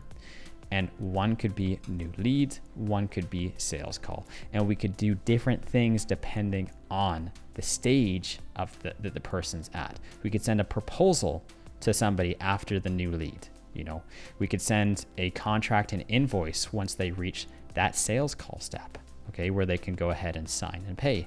We can send them off a planning form when they're at onboarding, so that we could automatically have them fill out the critical information that we need using a form like from fillout.com or whatever. Cool, so that's essentially it. We'll click back to Canvas here, and we will pin this data by clicking P or right-clicking and pinning it, and then we'll execute the flow again. And this time it went through the switch, down through to this section here, because we completed an action in column J, okay? And this is column J, this is column J here, this is column I for the calendar booking. And then it hits the second switch, and then it says, what stage are you at? Onboarding, sales call, new lead, and we have different actions for all of those, but we're at the onboarding stage, so we went through path number 1 here. Okay, cool. And then we could go ahead, send off an email again to that person, just essentially saying, you know, something very similar, but in this instance, what we could do is we could attach that tally form. So let's say we wanted to preview this. I would go ahead and just copy the form or whatever, paste it in there, and then they could go ahead and fill out this form directly from the email once they reach the onboarding stages of my business. Now, just the last thing worth mentioning here after saving is that when we're ready to publish this, okay, we can turn this to active, okay? What that means is that right now, if it's unactive, it means that it's not going to fire off automatically, okay? Unless we were to execute the workflow here and test it out. Now, once it's active, it's in live mode and it will work anytime we want to. However, we need to change the URL over here from the test URL. This is not going to work, to the production URL. So we'd have to copy this link here and update the app script. Now, just as a quick hint, the only difference here that changes is this webhook, okay, has this -test removed from it, and then it will turn it live. So we'll go back to the app script here. We'll go to the script section, and if you got lost, you don't know where to go, it's in extensions app script here, and we will literally just go ahead and delete that -test or paste in your URL right here, and then we're good to go. We'll save that, and now this will work live out of the box. Cool. And so that is how we can build out a simple workflow to supercharge Google Sheets and turn it into a custom app where you can actually start doing certain tasks just by clicking buttons in Google Sheets or selecting from a dropdown or whatever the case may be. It's really, really powerful.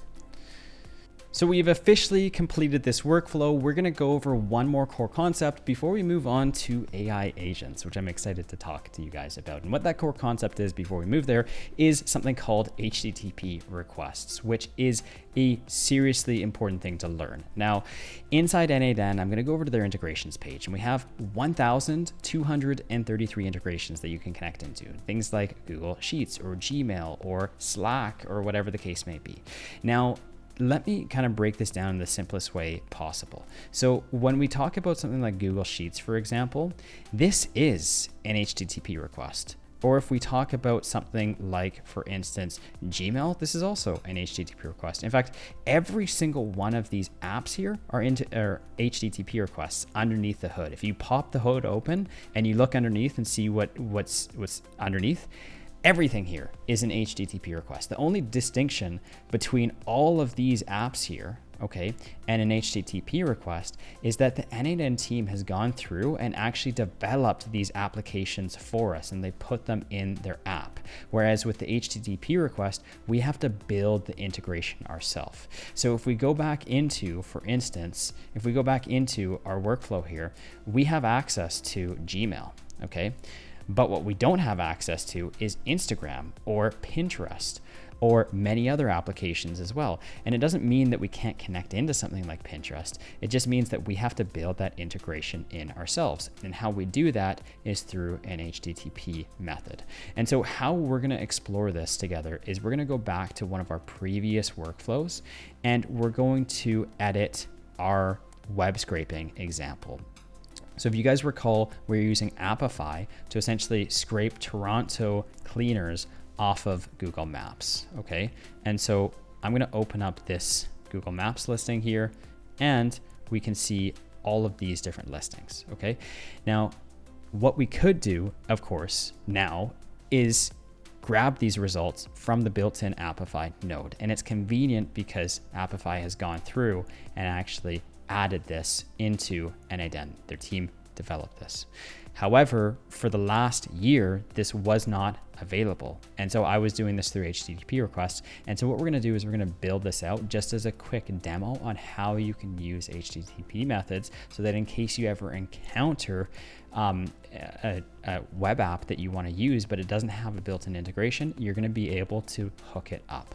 So what I'm gonna do is I'm going to remove this schedule trigger, and I'm gonna go ahead and add in an HTTP method. Now, the first thing is we need to make sure that the app actually has an API. So API stands for Application Programming Interface, and it's the backbone of how data is sent over the web. So you can think about it like really, and I'm just maybe gonna go to our Blackboard here, but you can think about like two apps communicating back and forth with each other. Okay, you have Appify over here, and Appify will send data over to n8n.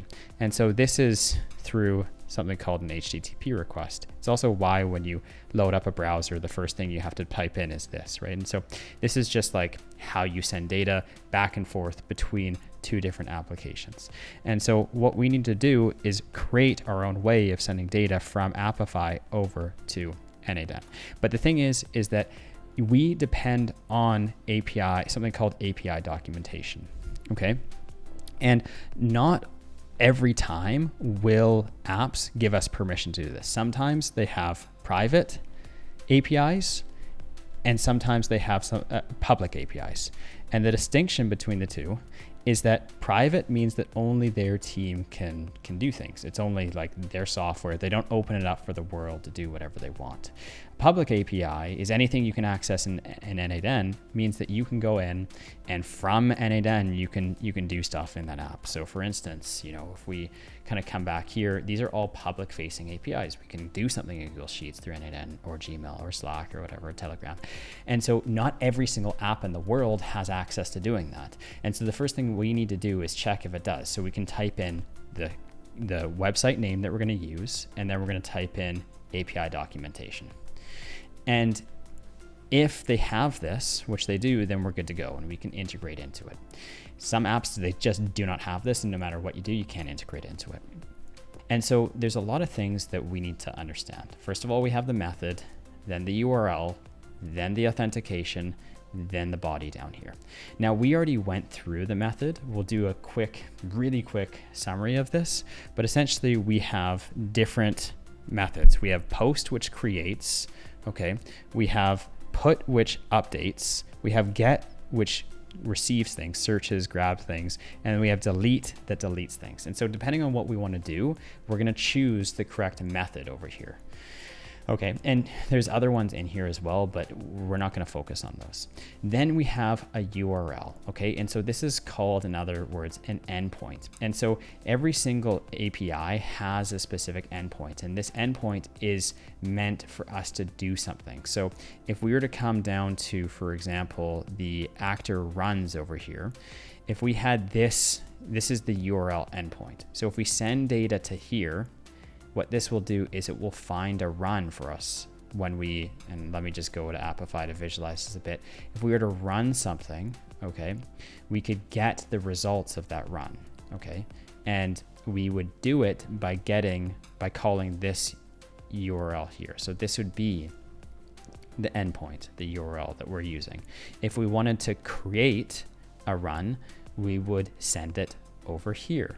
Okay, if we wanted to, I don't know, for instance, do something else like delete a run or abort a run, there's going to be multiple different URLs over there as well. And so that's essentially the second thing. So what we want to do in this instance is we want to run an actor, okay? And so we're going to choose, let me just see. We want to choose this one down here, which is run an actor synchronously with input and get dataset items. So what this is doing is it's going to run this Google Maps actor and it's going to grab all of the data. And so you can think about, like, just as a TLDR, this is really a 2-in-1 actor where it's going to run this. Okay, this might take 30 seconds or 60 seconds to scrape all the results off of Google Maps. It's going to wait until that's done, grab the results and send it back to us. Okay, and so that's what this is doing. And one more thing here is we also have authentication. We also have authentication, which is like a password. Okay, and so what we're doing with this area is we want to go ahead and authenticate, tell Appify who we are, so that we can essentially get access to our account to perform that action, right? Just like when you log into Gmail, you need a password, or when you log into Instagram, you need a password, or when you log into n8n, you need a password. You also need a password when you send HTTP requests. Cool. So we can go ahead and set this up. Now, a faster way to do this is hit this import curl up top here. And usually when we're dealing with APIs, what we can do is we have access to some example request over here. This is almost always the case in pretty much all the documentation I've ever seen. And we have this like copy, we have this copy button here, or we could just highlight all of this. Really, it doesn't matter. And we can paste that in here. And the beautiful thing with n8n is it will literally build the whole HTTP request for us. So instead of having to change the method to post, okay, it does that for us, or uploading the URL. But let's just go through this kind of manually just anyways. We have the method, which is post, and we know that because it's saying post down here. We're creating a web scraper. We're creating a web scraper run. And then we have this URL right here, okay? And we would just copy that in to here. And then what's happening is we need to have headers, okay? Headers is just like additional data. You can almost think about it like metadata. So if I type in Toronto landscaping companies, we have all of this like metadata here, like the URL and then page name and the description. And so you can almost think about like headers in the same way here, where we have just honestly boilerplate stuff we have to add in all the time. There's usually two things that we need to add in. We need to specify the data structure, right? Just like in n8n, we're running JSON data. We need to specify that we're sending JSON data. And then we need to pass in that password over here, okay? And there's a specific structure that this goes in, and it literally shows you in API documentation exactly how it should look. And so we're just saying authorization, okay? So we're copying this and we're pasting it in here. And then we're doing bearer token and we're pasting in here. And this is a variable that we're gonna have to fill in over here. And this run, we have to fill in a variable over here, and we'll get to that right now. So the first thing is that inside Appify, there's like, I don't know, 7,000 different actors that we could be running at any given time. So we have to specify which actor we actually want to go ahead and run. So inside the console here, I'm going to open this up, and this is the particular actor that I want to run. And we've already selected this before. It's the Compass Google Maps extractor. This is the exact one that we want. We need to grab this ID, and that's actually located in the URL up top here. So this is the ID that I've selected right there. And so we're gonna go ahead and copy this, and we're gonna go back to n8n, and we're gonna delete this actor ID, including that colon there. And we're gonna just make sure there's the two slashes, and then paste that ID in here. Okay, and so we're good with this. This is going to specify, hey, we need to run an actor, and specifically we need to run this Google Maps extractor actor, okay? And so bottom line is the TLDR here is like, anytime we're running this, there's going to be custom variables. We can see those custom variables, and they define it by putting in like a colon actor ID here. This is just saying, hey, we need to replace this. And then we also need bearer token ID, okay, or a token. And we also need to replace this as well. And very similar to how we got our ChatGPT API earlier in this video, we need to do the same thing, but this time with Apify. So we're gonna go to settings down here. We're gonna go to API and integrations, and we're going to go ahead and copy this API. By default, they've already created it. We're going to copy this, and then we're gonna go back. We're gonna delete this token with these two hats, paste it in there, and we're good to go, okay? Now we've done all the boilerplate so far, and when you're building these out, by the way, it's always following the same thing. It's always choosing a method, URL, headers. You always have to have like some form of like accept JSON, like application-JSON, and this will change minorly, but it'll always like tell you in the example of how it wants you to write it. And then you'll always have to verify every single time. You'll always have to put in this API key, and it's always going to be located in like the settings and the API integration tab. And cool. So the last thing we're going to talk about here is the JSON body. So before I like talk about that, let's just open up like this Google Sheet node here. So when we're talking about a body, we're asking it to do certain things for us. So for instance, in this Google Sheet, we're asking it to add like a full name and a phone number and a service and a score to this particular Google spreadsheet here, right? We're adding all this data in here. That's technically the body. The body is the data we're adding into this Google spreadsheet. And so when we talk about a body in terms of this HTTP request, in terms of Apify or web scraping, right? What we're doing here is we're defining how we want it to web scrape information. So first of all, we're passing in like all the parameters that we're asking for it to do. So let's take this web scraper here, okay? In here, we have search term, and we have the location, and we have the number of web scrapes that we want to do, and all this information. This is all the parameters that we need to pass in order for Apify to understand what it is we're looking to do. Now, typically speaking with HTTP requests, they will have a pre-built body in here, and it will be very specific, and you just kind of follow what they're looking for you to do. And the next example I'm going to show you is going to contain that. With Apify here, it just gives you like this blank example. It doesn't really allow you to import anything in here, and so it's a bit more of a mystery, but no worries, we're going to walk through this together. Inside the body, we're going to switch this to JSON because we don't want to deal with key value pairs here.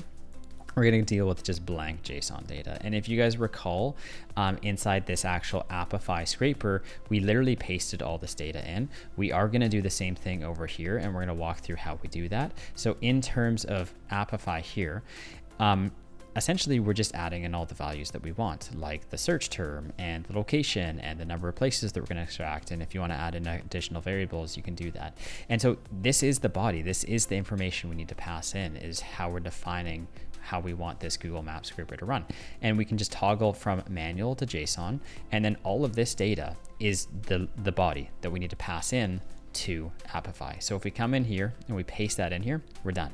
We don't even have to add anything in here or change it or whatever. All we have to do is execute the step, and then this should run. Now, the only other thing is that it says the actor wasn't found, and that is just because we need to go ahead and add in this actor ID over top here. And so I'm going to go ahead and delete this, and we're going to go ahead and grab the ID of the web scraper. Now, you can copy the ID from here in the URL. This random like 20-digit code here is the ID, and you paste that in between these two quotations here, and remove the colon actor. Or what you can do is you can go ahead and just copy this as well, and that will work too. And so again, what we're doing is we're just replacing this colon actor with the actual ID up top here, and then it should work. Let's go ahead and give this a shot. Cool. This is going to take probably 10 to 20 seconds for this to load, but it will deliver the exact same results that we are getting in this web scraper here. There's going to be pretty much no difference.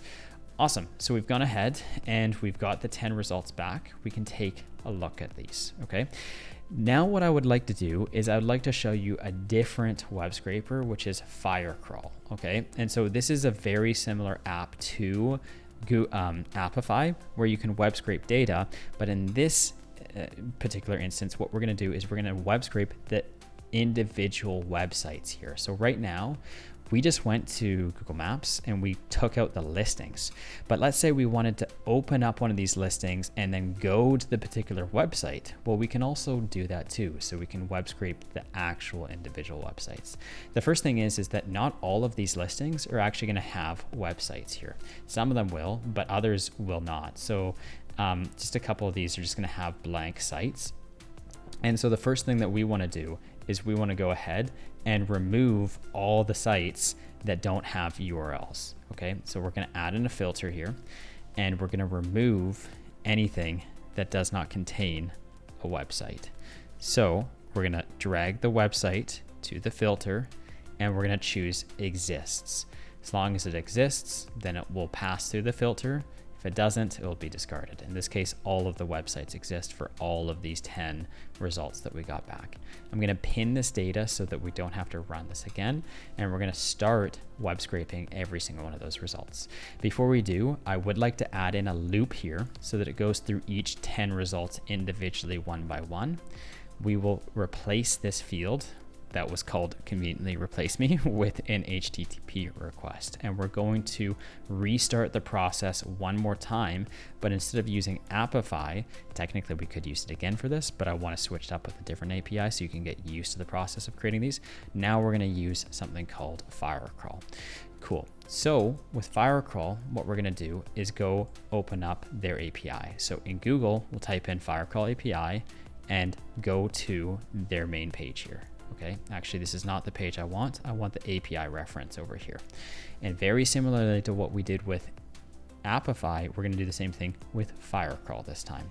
So how we do this is in their API documentation, we need to find the exact endpoint or the exact API request that we're looking for. All of these are kind of like endpoints or API requests. We just need to choose what it is we're looking to do in Firecrawl.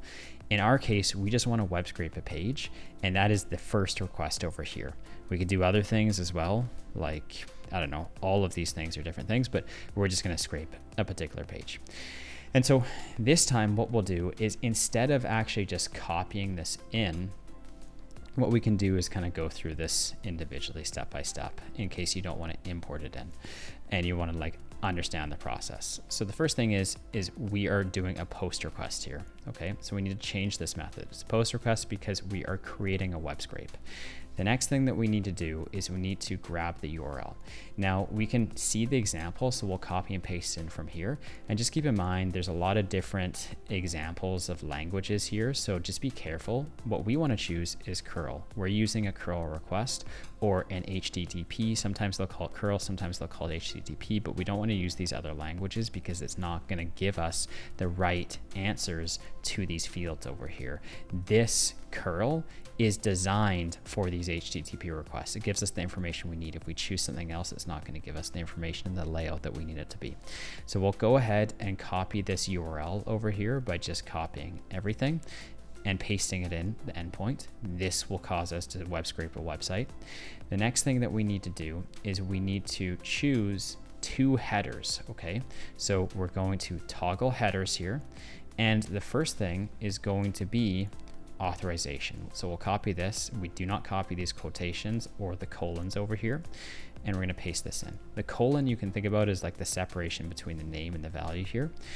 We're going to copy the bearer and the token and paste that into the value here. We're going to add a second parameter for the second header right here.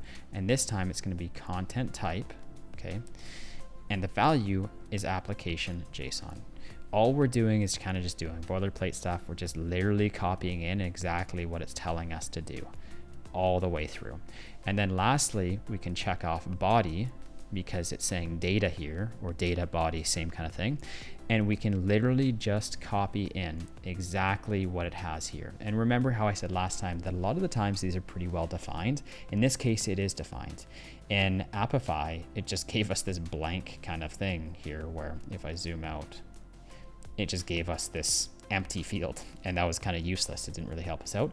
But with this, what we can do is we can just copy everything in between these quotes. So from this slash all the way down to right after this quote, do not include the quote there. And then we'll paste it right in the JSON. Now keep in mind, we don't want key value pairs. We want to use the JSON editor, and we'll paste that in here. Okay, cool. So just a couple things. We need to get our token here. So how we'll do this is we'll go back to Firecrawl. We'll create a free account if you haven't done so already, and we will copy the API key over here.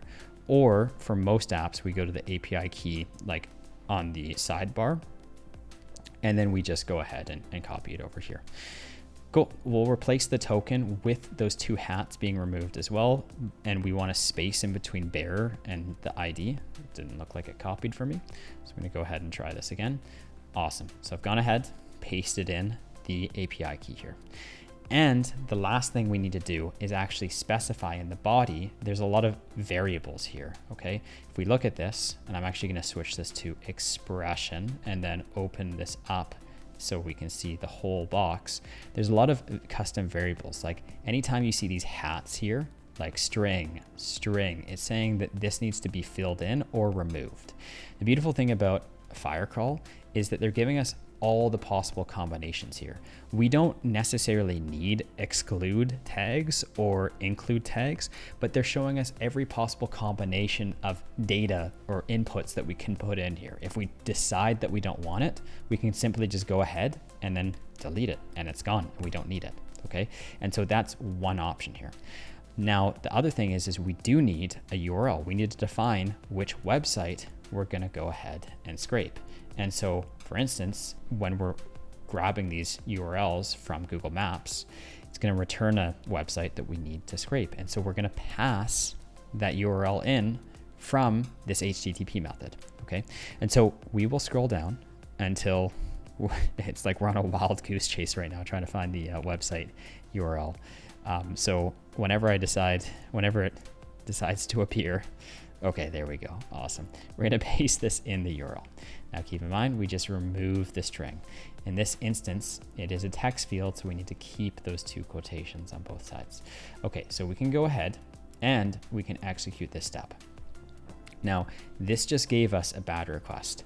And anytime we get stuck here, all we have to do is just open up this box and we can just dump this into ChatGPT. We can also ask n8n here, but I'm literally gonna copy this, go to ChatGPT and say,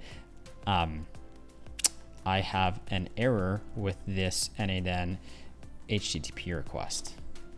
And it will tell us exactly what's going on. So, cool. So it's saying that essentially we have milliseconds or selector must be provided, but not both. Your problem is the current JSON in this part. Okay, so this is what it is. We can now go back and safely delete that. So I'm gonna go ahead, I'm gonna delete this action here. Now what I'm gonna do is try it again. And we're just going through a process of elimination until we solve the problem. I'm gonna go right back to ChatGPT, and n8n would have given us an answer here as well. So that's great as well. I just like using ChatGPT a bit better. Here's the next error. And we're just going through an iterative process until we figure it out. Okay, so scraping timed out. The culprit is timeout 123. In a nutshell, what this means is that this HTTP method will time out after 123 milliseconds. When you have numbers next to timeout, it's always in milliseconds. So in 1/10 of a second, if it can't load the page, it will throw an error saying, hey, we tried to get the page, we couldn't access it, we didn't have enough time, and we're just gonna stop because you specified for us to stop after 123 seconds. I would much rather have this be 10 seconds and 10,000 and 10 seconds in milliseconds would be 10,000, just like that. And so this should bypass that, and it will only time out if it doesn't scrape the page in 10 seconds. Cool, so we're gonna go ahead and test this workflow out. Just before I do, we could also have on error continue, which means that when we run this, if we scrape 10 results and one of them fails, it doesn't shut off the whole workflow.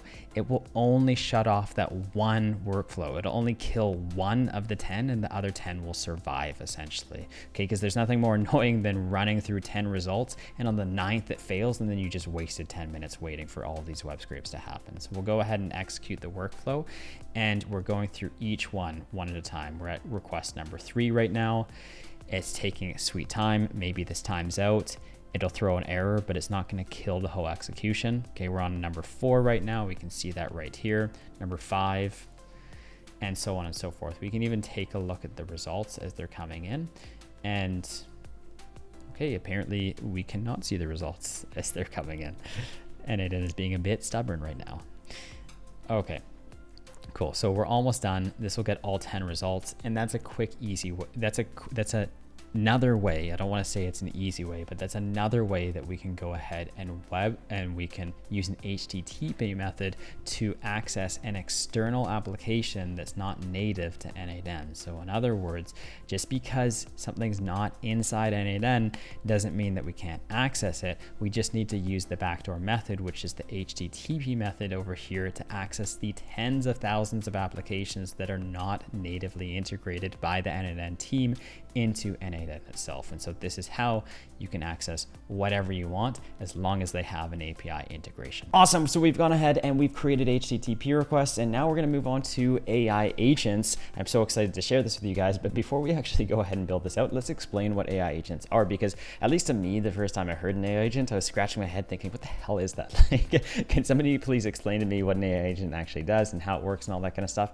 And we're going to be explaining this in 3 different tiers. And we're going to start with the most basic tier, which is AI, then work up to workflows, and then AI agents. So with large language models, we all know how it works. We will send in an input and then we will get an output back. And so a classic example is, let me just pull up an email here. I'm going to say to ChatGPT, hey, can you please respond to this email? And it will go ahead and it will draft a response back to us. The only problem with this is that, number 1, we actually have to come in and grab the email. Number 2 is we have to wait for it to respond. Number 3 is we have to work with ChatGPT on getting this response back. Number 4 is ChatGPT might take forever to reply like it is right now. And then number 5, we actually have to go back to Gmail and send it off. And so there's a lot of manual work required here. It does save us time because we don't have to write the email anymore. We have AI doing that, but it's still quite a bit of manual work. Now, the next level is automation, which is what we've been building out so far, where we can use AI inside a workflow. So instead of us waiting for that email to come in and then grabbing it and going to ChatGPT like we did here to create a response, it will automatically pull that email back, okay, from Gmail. So instead of us even coming in here, it's just gonna automatically trigger when this email arrives. We're gonna generate that response and then reply back to that person, okay? And so that's what workflow automation is. Now let's go on to AI agents. And so what an AI agent is I would actually like to call it, for the sake of this like intro, an AI employee. You can literally think about it like hiring a person. So just like you would hire a person, you can do the same thing with AI employees. So let's say you have a person right next to you, okay? And you just hired them and you want them to do certain tasks for you, okay? First thing is let's say that person is Carlos. So you might have to say, hey, Carlos, I have a task for you. So the input is you're asking Carlos beside you to go ahead and do something, okay? And then once Carlos is done, he's gonna send you back the response, okay? So if I'm like, hey, Carlos, reply to that email, Carlos would obviously come back and be like, hey, Jono, I sent off the email, okay? And very similarly to an AI agent or an AI employee, Carlos is gonna have a brain, so he's gonna be able to think autonomously and think, okay, how should I best send off this email? How should I write this email? What should I include in the email? And that is the large language model, okay? And so this is like ChatGPT thinking on behalf of the AI employee, okay? And then there's instructions. And this is called a system prompt inside a large language model. But if we refer to this as Carlos, this is like a standard operating procedure. So I might tell Carlos, hey, this is how we need to write emails at this company. This is what to do. This is what not to do. And so we're just providing instructions on how Carlos can best send off that email. And then the last thing is we have tools down here, okay? And so with tools, I'm gonna give Carlos access to my Gmail account. I might also give him access to my Google Calendar so that in case he's booking meetings on my behalf, not only can he book the meeting, but then he can also send a confirmation to that person saying that we have that meeting. And so this is essentially what an AI agent is. And so we can give them access, like Carlos, access to Gmail, Google Sheets, Calendar, CRM, ClickUp. We got Facebook down here, Twilio, Google Drive, Slack, Notion, whatever the different like tools that we want to give him access to, he can have access to it all, right? And so this is what an AI agent looks like inside n8n. We have this AI agent tool. We have a brain down here. We have a memory, and then we have access to the different tools. So the memory just remembers past messages, is able to reply, like respond, like, you know, keep a record of those messages. Just like if I was to follow up on this Gmail message here and I asked a question about it, it would actually remember this message, it would remember my first message. And so it could use that as context to answering follow-up questions. Cool. And so how I define the difference between AI workflow and an AI agent is like through an IKEA instructions manual right here. So let's say, and we've all been there before, we're installing IKEA furniture and they give us what's supposed to be simple instructions, which turned out to be a nightmare and take 3 hours, or maybe that's just me. But anyways, with an AI workflow, what happens is you're going through the whole instruction manual, okay? And if you hit an error, let's say it's step number 5, it's gonna shut off and you're done. The workflow, like it's deterministic, right? It just follows a certain similar pattern. And if something doesn't work, then it will shut off. Now with an AI agent, what happens is it can think autonomously and it can reason on its behalf. So when it hits stage 5 here and encounters an error, it's going to think, oh crap, I made a mistake. Then it's going to go back to step 4 and think, did I screw up here? Nope. Did I screw up at step 3? Nope. Did I screw up in step 2? Yes, I screwed up in step 2. And then it will go ahead and fix step 2 so that it comes back to step 5 and then continues on, right? So it can think autonomously and get things done for you. Okay, and so that's really the distinction between an AI agent and a AI workflow. Cool. So let's also talk about when you should use AI agents versus when you probably should not use AI agents. So here's my general rule of thumb. If a workflow can easily be built without an AI agent, it's probably better to do it that way. And here is the reason I say that.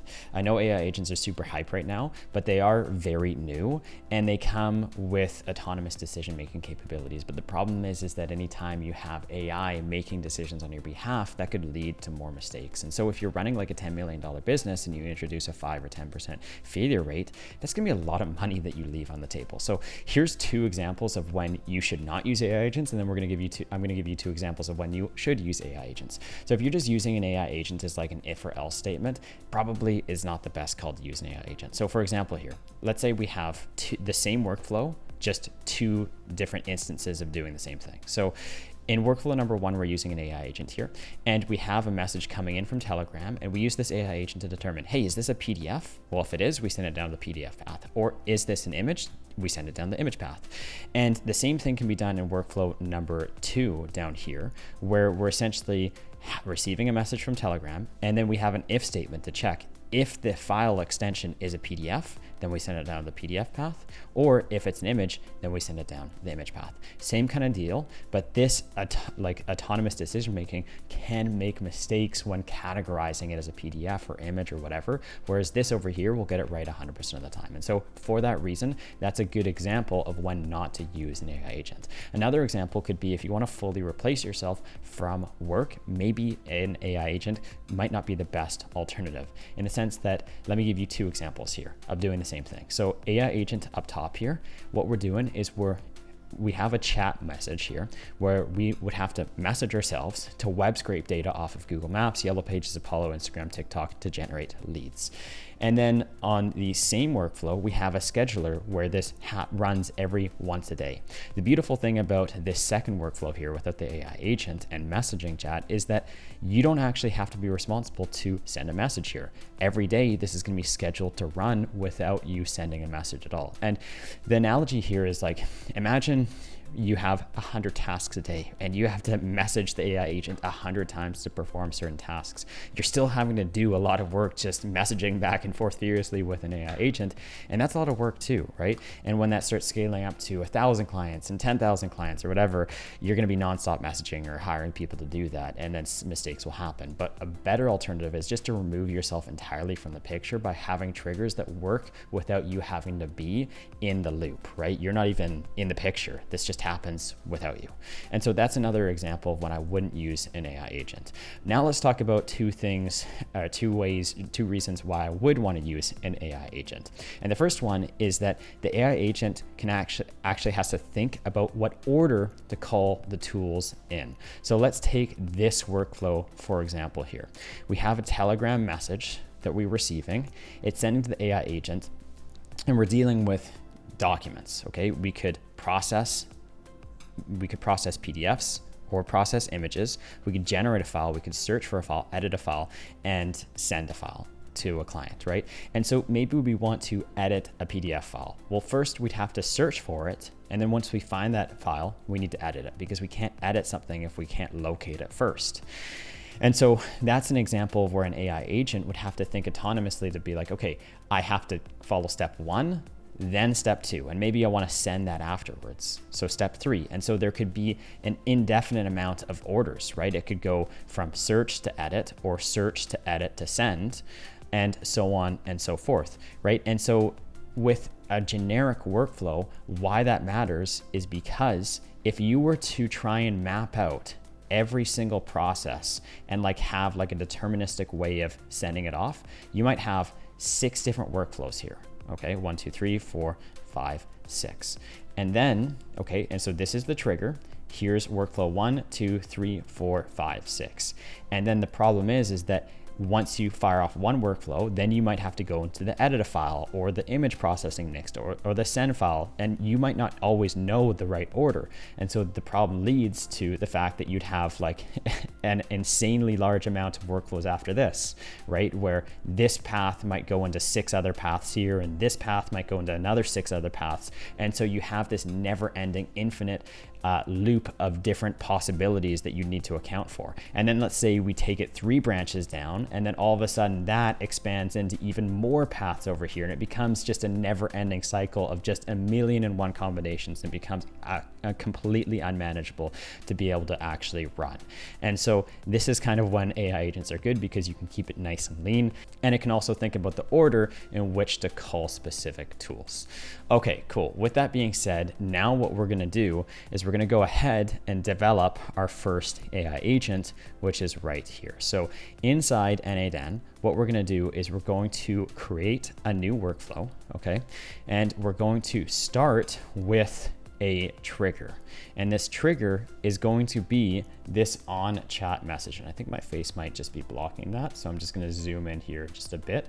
This on chat message here is now what we're going to start this workflow with. Awesome. And so this is like a chatbot. It's a built-in chatbot to n8n. Okay. There's no additional configurations that we actually have to do here. This is going to work out of the box. We'll click back to Canvas. And the next thing we're going to do is type in AI agent, and then click on our AI agent over here.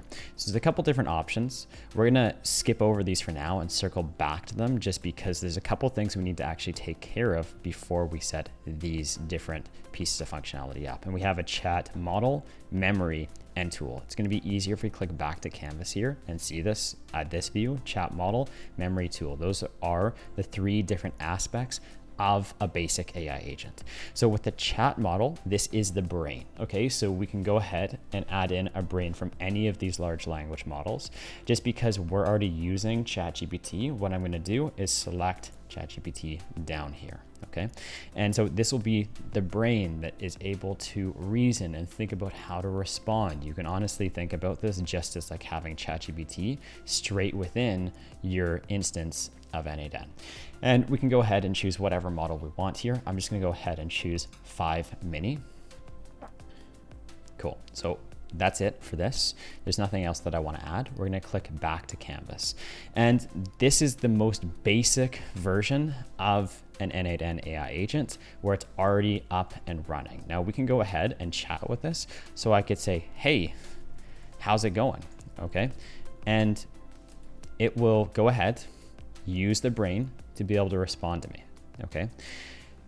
Now I'm going to send one more message and say, my name is Jono. Okay. And it will reply back to me one more time. Awesome. And I'm going to ask it a question. What is my name? And you'll notice here that it's not able to actually say my name. it can't remember my name. I don't know your name. I don't have access to personal data unless you tell me. But the issue is I did just tell the AI agent what my name was. And so that is where memory comes into play, because with memory, now you can provide it will remember past messages that were sent and use those messages in the context of replying back to you. So we're going to go ahead and add in a memory here. And so we're going to select simple memory over here instead of other memories. The distinction between the two is that this is a one-click setup and it's good to go. And then these are persistent memories. So the storage lasts forever. So you can save customer conversations for years potentially, and save every message between you guys. But for the purpose of this tutorial, we're going to start with simple memory over here. Okay, awesome. So we've gone ahead and added in simple memory, and by default, it's going to ask for something called a session ID. Okay, and we have the connected chat trigger node here, so we don't actually have to change anything, because by default it's going to bring in the session ID, if we click back here, of this chat. Okay, so when we start using this chat, it will automatically by default have a session ID. This is the ID of this conversation so that we can pull it up and remember everything that has been said in this conversation. This is how we remember that.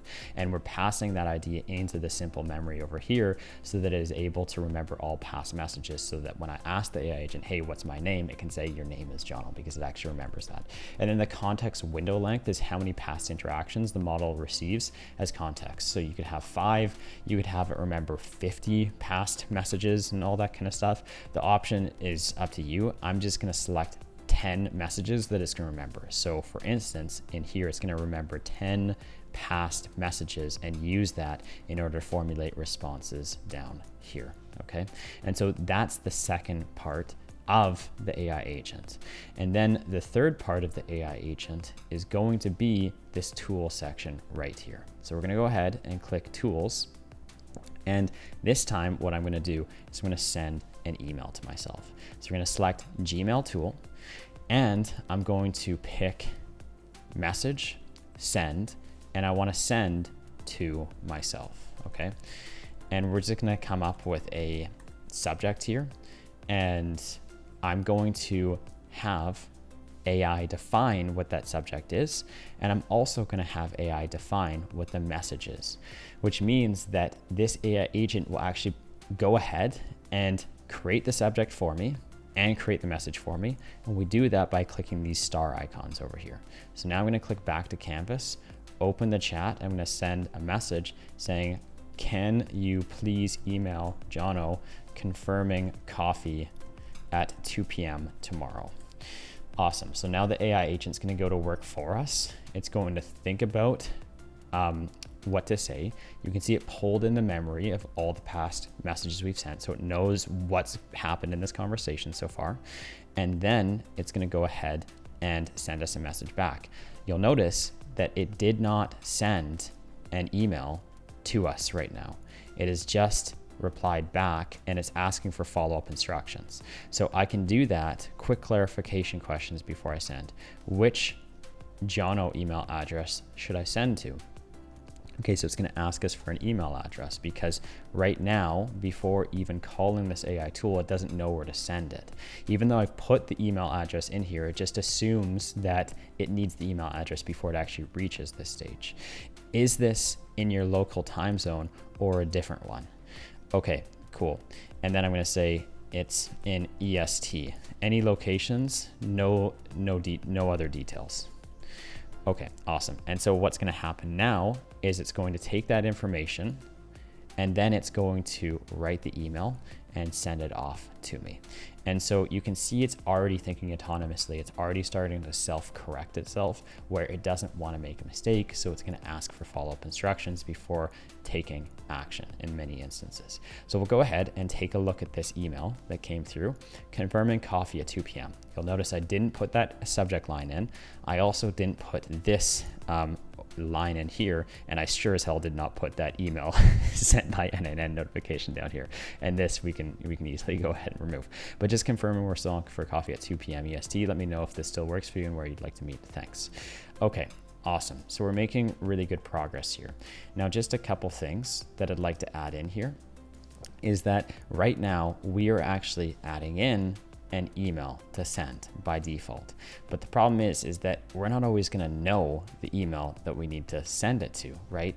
Like this is easy in like a controlled environment, but let's say that you have 1,000 contacts, you're not going to remember 1,000 different emails. And so what we can do is we can hit the plus and add another tool in here. And this next tool is going to be Google Contacts, okay?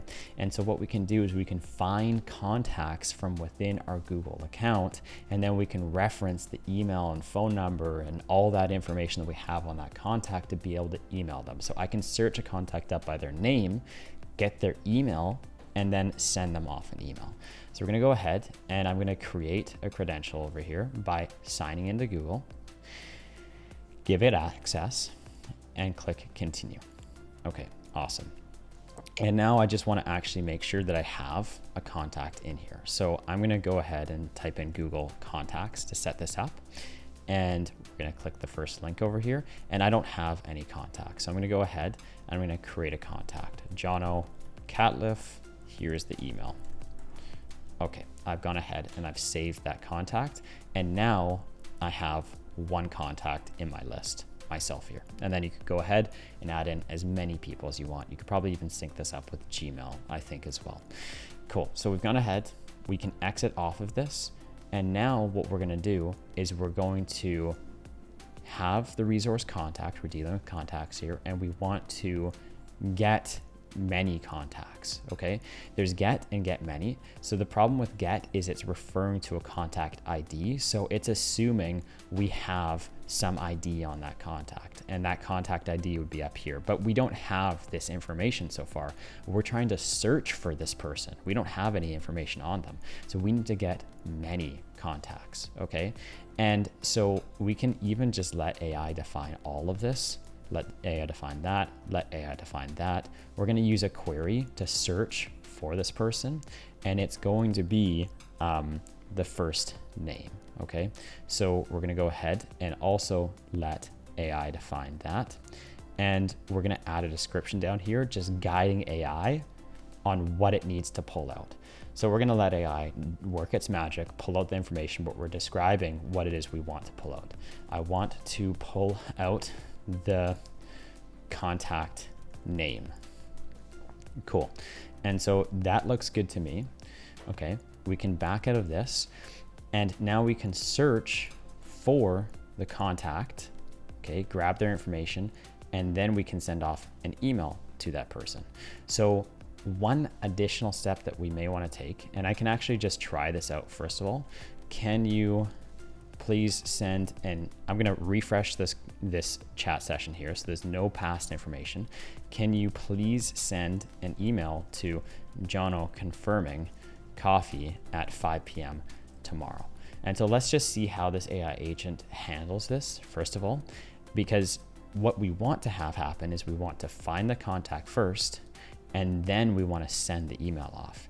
But we need to define the kind of order of operations that we want the AI agent to take. And so unless we tell the AI agent how to use tools, when to use tools, it might not actually know how to use it properly here, which is why it just went to firing off the email immediately rather than going ahead and searching for the contact first. Okay, and so here we go, it's all done. You sent an email to this person. Now keep in mind, we don't have an output here, and I should have explained this a bit sooner. This chat note here is just going to automatically reply to this. We don't need like a output here. It will automatically come back. Okay, so in order for us to get this, in order for these order of operations to exist, we need to add something called a system prompt. So let's open up the AI agent one more time. First of all, it says source for prompt, user message. Very similarly to how we talked about the simple memory over here, and we needed to pass in the session ID so that it could remember all messages or 10 messages from this particular conversation. With the AI agent, we also have a source for prompt. So where are we getting the message that the AI agent is going to reply to. And we're getting that from the message we're sending from this trigger right over here. Okay, so all these messages we're sending are coming from this trigger, and we're just connecting the trigger as the source over here of the message. Now, the thing is we might not always use the ChatGPT trigger over here. We might use Telegram, for example. And if we were to use Telegram, we'd have to switch this out for Telegram. And we'll go over that later in this video. Requiring a specific output format. So let's say you want to change the way that this is outputted. We could go ahead and change that using this output format. And we'll talk about that later. And enabling a fallback model just means that if you want to use something other than, for instance, ChatGPT down here, maybe you want to use, for example, let's just see what other models they have. If you wanted to use Anthropic, Azure, AWS, DeepSeek, Google, or whatever the case may be, you could enable a fallback model. Okay, awesome.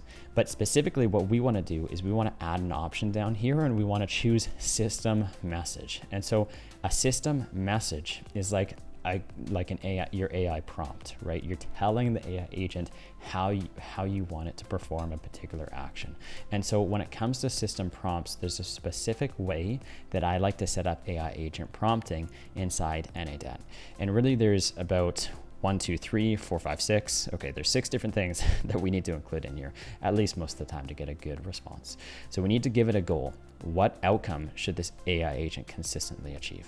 So in this instance, we're going to give a goal of saying your helpful assistant with the goal of being able to send off emails for Jono Catliffe. Okay, awesome. So that is the goal here. We're sending off emails on my behalf. Then the role, who is the agent in this context? So for example, we could say you're an expert customer service representative. So in here, we might say you're a helpful assistant. Maybe we say you're a helpful customer service representative for Jono Catliffe. Okay, with the goal of being able to send off emails on his behalf. So we have both a role here, being like you're a customer service representative for Jono Catliffe, and your goal is to send off emails on his behalf. Okay, cool. Now the next thing is we need to define the tools that we have. So what tools does the AI agent have access to, and what do they do? And so we have 2 tools here. We have one to send off emails, and we have one to find contacts. So what I'm going to do is I'm going to hit expression here and open this up in another tab just so we have a larger window to work with. So I'm going to say hashtag tools. And I just do the hashtag here just to kind of give structure to the AI prompt so it can understand like the sections of the AI prompt. And I'll do number 1 is send email.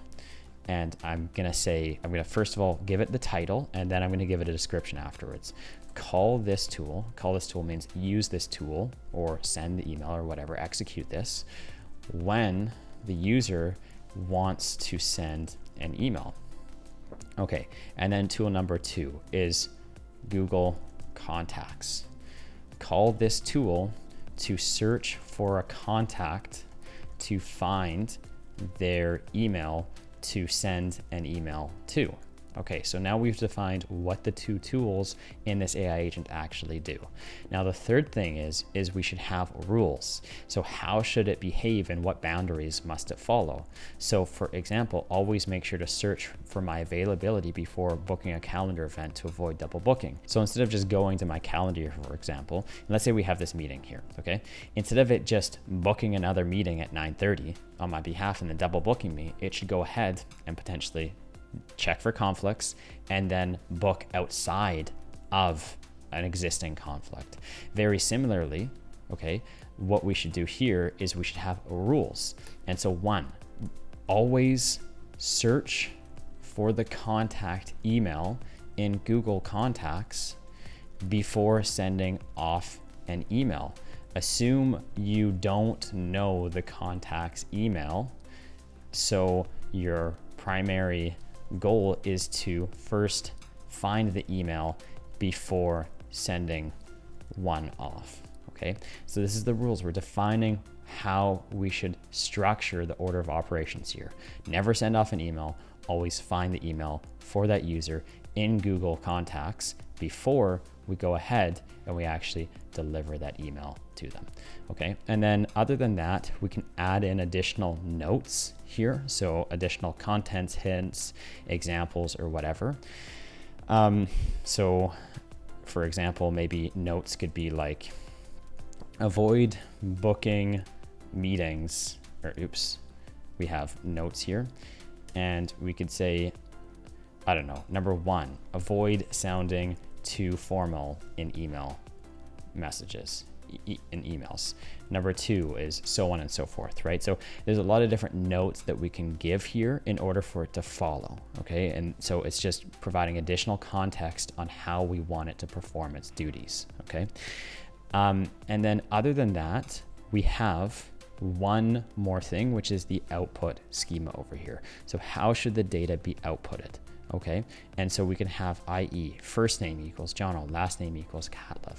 Okay, and so outside of this, which is not really the system prompt, but we're just going to touch on this for a second here, is we have this required output format, and we can change how we want the output to be. So for instance, we could choose require format, and we're going to get access to the system parser. Okay, we could open this up and we could have a structured output. And now all of a sudden it's going to give us access to JSON data. Now, of course, we're going to go over to our best friend ChatGPT here and get it to answer all these questions for us. But I'm just going to say, please create me sample JSON data with the following 2 values, or with the following 2 fields. Okay, output and status. Status can be either true or false. And sorry, I'm going to say completed, actually success. And so I just want to know if the AI agent did a successful job. And now we're just going to get it to output both of these things. I don't want it to have any information in here. So I'm going to say, please leave the values blank. Okay, let's see what it comes up with. And here we go. Okay, awesome. So we'll go ahead, we'll copy this, okay, and we can paste it in here. And now every time the AI agent responds, it could respond in a specific way, okay? And so I'm gonna show you this. This is not how we should go about doing it for this particular AI agent here, but I just wanna show you how this actually works in practicality. So now what I'm gonna do is I'm going to refresh this and I'm going to send the same message. Remember, we've deleted the history here. And now what's going to happen is it's going to hit the AI agent. It's going to go to the memory, remember any past messages, which there are none. Then it's going to go to the AI brain to think about how to handle that particular system message. Then it's going to go to the contact section here to find it now, because we programmed it to always find it first. We have hit an error here and it says fields.join is not a function. Okay, cool. And so this is good. We're making some progress. And what I want to do now is I want to be able to debug what is actually going on here. And so what I want to do is I want to actually remove this fields here, okay? Because we're letting AI define how we want the fields to be. And specifically, what I would like to do is I would like to be able to enter in the exact fields that I want. I'm going to first of all reset the value there. Okay, so I just clicked here, reset the value, because this is actually a drop down and I don't want AI to define the fields. I made a mistake. What we want to do is we want to pull out the exact information that we want Google Contacts to return to us. So I'm going to say I want email addresses and I want names and I want phone numbers and maybe I want, I think that's pretty much good to go. So the reason this happened here was because it wanted to, we were trying to use AI to pull out the right fields. The AI got it wrong because there's a very specific structure that we had in place. I just resetted the value here and then selected the exact fields that I want. So now what we can do is I can copy this message one more time, reset it, and we'll send this off again. Okay, we hit the memory. We're gonna see if there's any past messages that we need to pull in. Okay, so it will get context to all the messages here. We're going to hit the brain to figure out how we're going to process the system prompt. We're going to search for the record over here. We're going to go back to the AI agent to think about how we should proceed now that we've found this particular contact. Then it decides to send the email off to us. So the email's been sent, then it goes back to the AI agent to figure out how to send a response back to us, and then we can see the response back. And you'll notice that it came with this particular format over here. Okay, we had the format confined to this output parser. If we open this up, we should have output and success. And so let's take a look. We can see output right here. Okay, done. I found Jono's email in your contacts and sent the note confirming coffee at 5 p.m. tomorrow. Okay, everything looks good. And then we should also have success somewhere in here. Oops, I just need to find, okay, that looks like it's not working that well. So we have all of this information, and then we have success equals true down here. So that's great. We can go ahead, delete this output parser, and we can just try it one more time. And that way it's not going to give us this messed up message back, which we don't want. We want to just have text message returning back to us. But I wanted to show you how you can do the output parser anyways.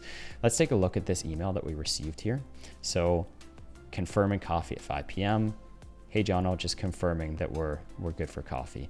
And one other thing worth mentioning here is that now that we have this email that we found, we can go into the Gmail module here and actually let AI define who to send it to.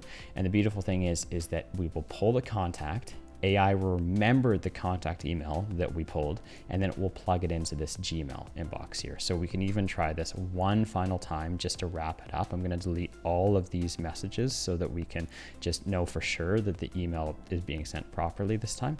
And we'll go ahead and send it off one final time. Okay. So it's going to go ahead, grab again the contact here. So search the memory to see if there's past messages, understand what to do, find the contact, proceed to the next step, send the email, figure out what to reply back, and then it's going to message us back here. Okay. And so that's essentially the order. And now we have this message coming in here and everything is working perfectly fine for us. And so that is the most basic version of an AI agent that we could possibly build out in n8n. Awesome. So we've gone ahead and created our first very simple AI agent. We're making good progress. Now, what we're going to do this time is we're going to create a personal assistant, just like the one you see in front of me here. Now, the only thing is it will take absolutely forever for us to build out every single one of these in detail. So we're just going to focus on two for today, which is managing our Gmail and Google Calendar while integrating this into Telegram. So with that being said, let's get started right now. What I'm going to do is I'm actually going to go back out to the n8n dashboard over here, and I want to go ahead and copy this particular workflow here, which I saved as my workflow number 8. Just another reminder as to name things properly so you don't make the same mistake that I did. Sweet. So I'm just going to click duplicate over here by hitting the 3 dots, and we can go ahead and duplicate this. I'll call this personal assistant. Awesome. And we are all set. So we've got a very basic AI agent over here. Now, the first thing is that we're going to go ahead and actually build out the beginning stages of this. Now, you'll notice that there's a switch statement and there's 3 different paths and they all converge into the AI agent. We're going to be building out 2 of these paths, but specifically one path is designed to handle audio files and one path is designed to handle text files. So when we're talking to ourselves through our particular Telegram bot here, we can handle both audio messages like we can see over here, and we can also handle text messages over here. So let's go ahead and build the first steps out. I'm actually going to remove this. You know what? I'm just going to go ahead and remove this trigger here, and we're going to create a new trigger. This time it's going to be a Telegram trigger, and we are going to wait for on message. Okay, so we've actually set this up before, so it should work right out of the gate. But if you guys did skip over the past module, you'll need to create a new credential, and you'll just need to open the docs up here, and it will walk you through chronological order exactly how to set this up. It should only take a couple seconds to do, and then you can resume forward over here. But for the rest of you, I'm going to assume we've already done this. And so in a nutshell, this will actually work out of the box. We can just go ahead and execute this step, and I'm gonna send off an audio message. You're not gonna be able to see this, but I'm just gonna fire it off. This is a test message for Botfather Mega Fan Club. Okay, cool. So we've gone ahead and we've received the data over here. And specifically, this is an audio message. Now I'm just gonna go ahead and pin the results here so that I don't have to keep coming back to Telegram every single time I wanna restart this particular workflow. And we'll hit back to Canvas over here. Awesome. So we have gone ahead and created that trigger. Now the next thing that I would like to do is have an if statement. So if you recall, with an if statement, all we're doing is we're checking if some condition exists. Does 1 equal 1? If so, then it's going to go down path A, and if 1 plus 1 does not is not true, then it's going to go down path B. So essentially, it's just trying to figure out, is this true or is this false? Okay, and very similarly, we want to set up our if statement here to take a look.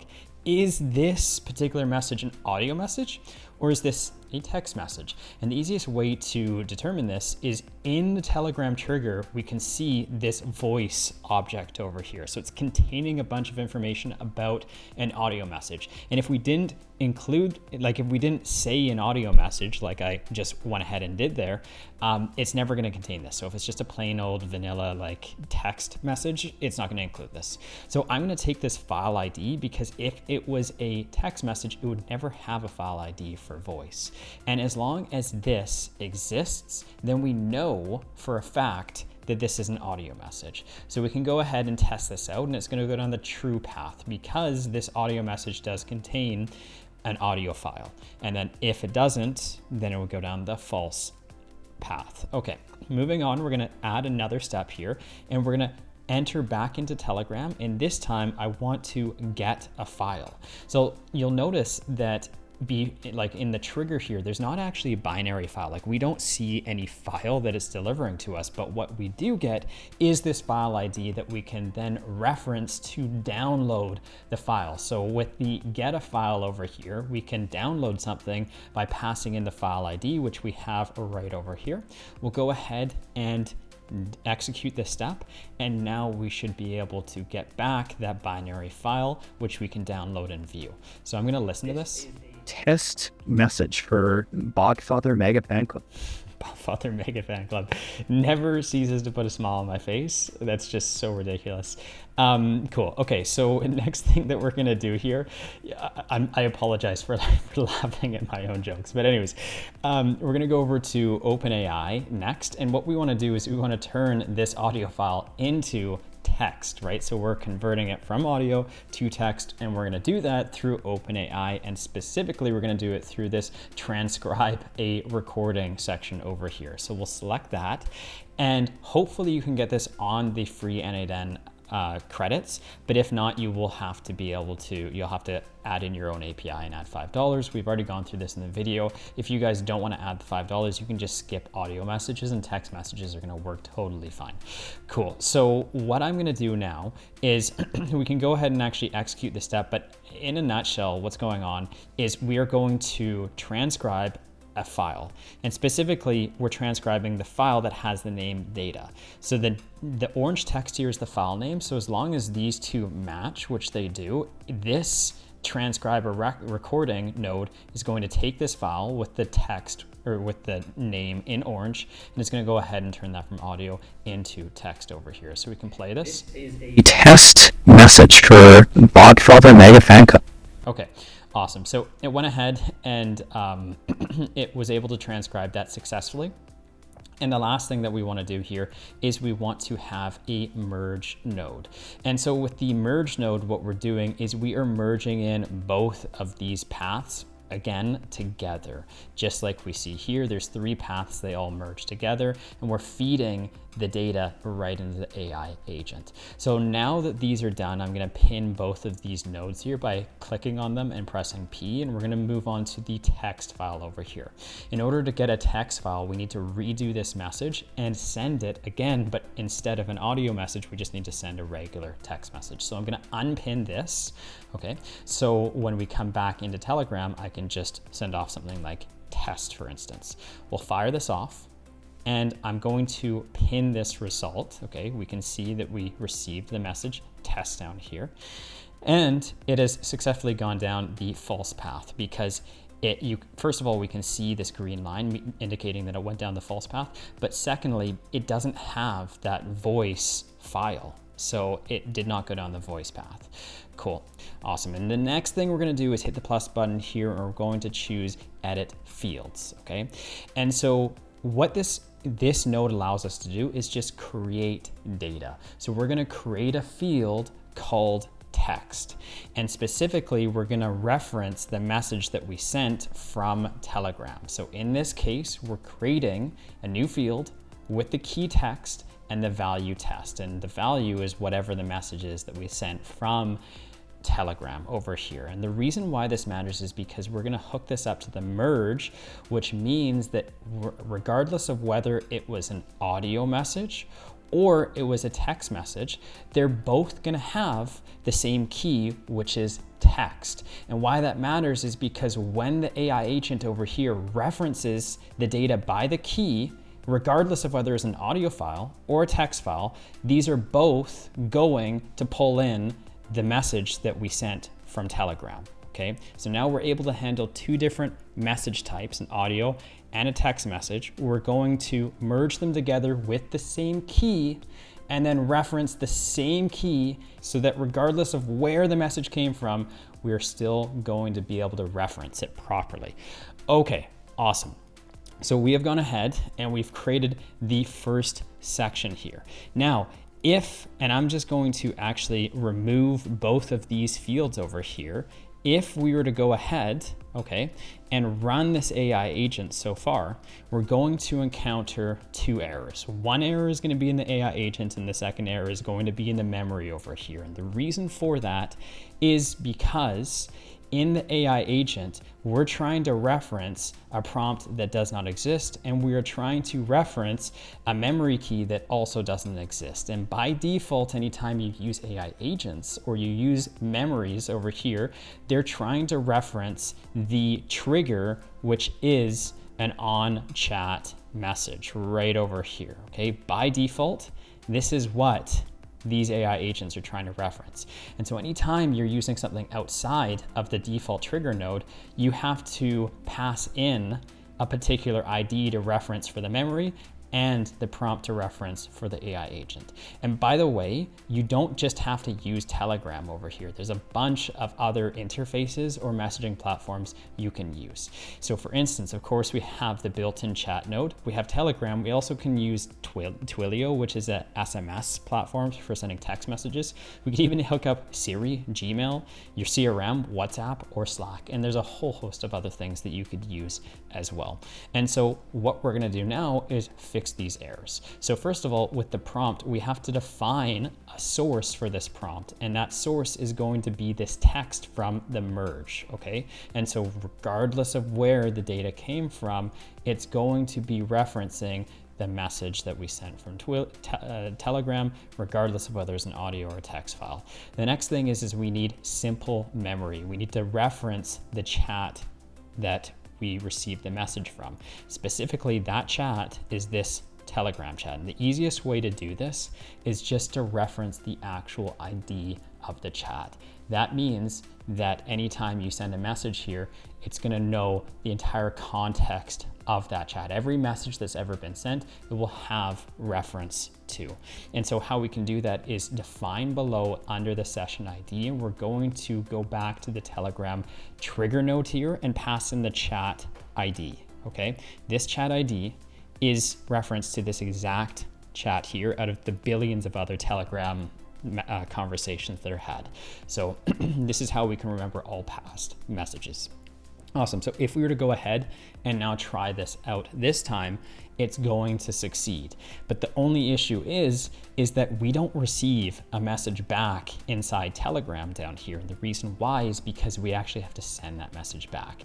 Unlike this built-in chat node where you only need to attach the trigger and it will by default send a message back to you here, you actually have to define where to send the message if you're using something other than this built-in default chat trigger. So we'll go ahead and add Telegram here. And this time we're going to send a message, okay, back to ourselves. So when I am able to finally locate this, okay, perfect, there we go, send a text message, we will, using this, we'll be able to send something back to us. Cool, so we've connected our credentials. We are going to send a message specifically, and we need to pass in the chat ID and the text. Now the text is going to be the output from the AI agent, so we can simply put that down there. And then the chat ID is going to be the ID of the Telegram trigger over here for the chat. Okay, so the ID of the chat. Awesome. We can execute this, run it, and we should now receive our message back here with some advertising from n8n. So I'm going to turn off that advertising by hitting add field, append n8n attribution, and turn that bad boy off because I don't want to be a walking advertisement for them. And we can execute this one more time, and we don't have that anymore. Okay, awesome. So we're making great progress. Now with this particular build here, this personal assistant, I want to bring light of the fact that there's actually two ways that you can structure multi-agent systems. Okay, and so the first structure for a multi-agent system is when you have one main AI agent. You can think about this as a manager agent, okay? And this manager agent can delegate tasks to sub-agents over here, so Gmail and calendar. So you can think about these as employees and the main agent as a manager. The manager's responsibility is to delegate the right task to the right person who has the tools and capability to do it. And then the employees are going to be specialized in one particular area in order to get the task done. So if something comes in that needs to be able to access Gmail, the manager will understand, hey, this is a job for the Gmail agent. And if a task comes in that's meant for Google Calendar, the manager will be able to determine to send this to the calendar agent to render that particular task. Okay, so this is the first structure of multi-agent systems. And the second structure is when we actually have sub workflows. So instead of containing these AI agents in the same workflow like we see here, we're actually delegating it to an external n8n workflow, just like what we can see over here. So we have an external workflow to handle everything on the calendar. So very similarly, these accomplish the exact same thing, but in one side, we have it in the same workflow, and on the other side, it's in an external workflow. Now you might be asking, what's the reason that you'd want to add an external workflow? And the answer is that inside n8n, if you have AI agents like this, you have access to these tools. Now these tools are not the same as all the default nodes that you get inside n8n. So anytime you're dealing with adding a tool down here, there's only a limited selection of actions you can take, right? And this is different in contrast, to example, to these actions over here. And in these actions, there's over 1,000 things that you can do here. And so when you're dealing with sub agents like this, you only have a limited selection, and it's only in the form of an AI agent. Whereas inside a subflow, the distinction is it can work deterministically. So you can actually have full-on workflows inside of a subflow. It doesn't have to be another AI agent. Like it can just be a standard workflow that happens. And that's the beauty of a sub workflow, is that there's a lot more flexibility. Of course, you can have an AI agent in the subflow, but you can also just as easily have a deterministic workflow where it accomplishes something completely outside of the scope of an AI agent. And so that's where the structure number 2 is pretty powerful. We're going to be building out both of these structures in this video, and we're specifically only going to be building out the Gmail agent over here and the calendar agent over here to show you guys how you can start layering multi-agent systems to build whatever it is that you want. Okay, so with that being said, let's go ahead and first start off by building this Gmail agent system right over here. And we're going to start with structure number 1. So we'll add onto the tool here, we're going to choose to have an AI agent. This is now our employee, okay? And the employee is going to be delegated tasks from the from the manager. Awesome. So with that being said, if we open up this AI agent tool, the prompt, we're going to let AI defined for us. So anytime you see this like star icon here, what this means is instead of us writing in here what we want n8n to do, we're just gonna let the AI agent or the AI determine what it thinks it should do. And this is what makes AI agents actually incredibly easy, is a lot of the times it just abstracts away the work that you have to do manually. So we can just go ahead and click this, and now all of a sudden, this sub-agent, the prompt telling it what it needs to do, will be defined based on what the employee agent over here tells it to do, or based on the information it gets from the manager to the employee. The data transfer over here will determine, okay, what needs to be said for the prompt. So this will be abstracted from you.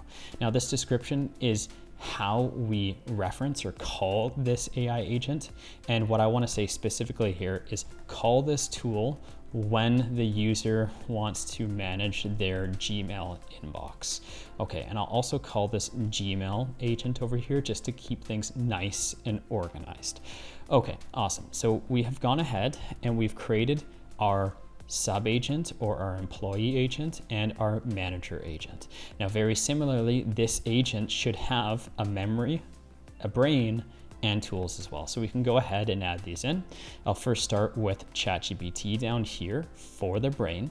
Okay, and we can choose whatever model we want, but specifically what I'm going to do is choose 5 mini.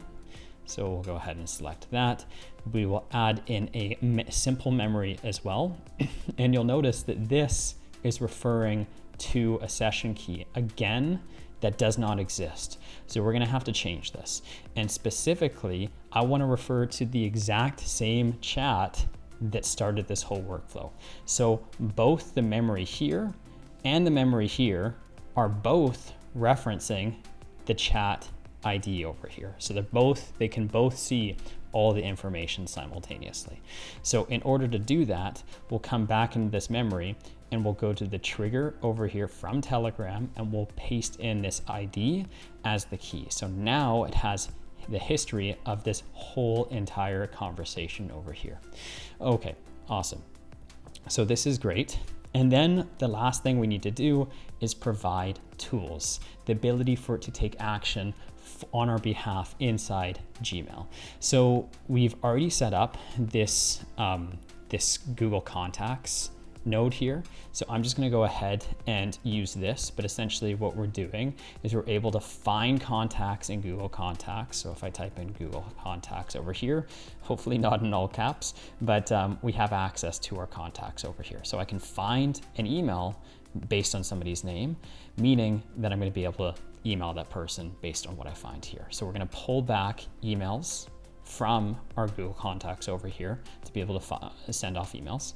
And then we also currently have the ability to send emails inside Gmail. So I'm gonna label this as send.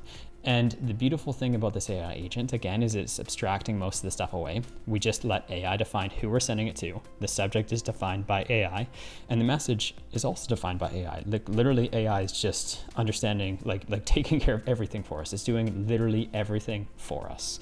So I'm gonna go ahead and attach these tools into the AI agent over here.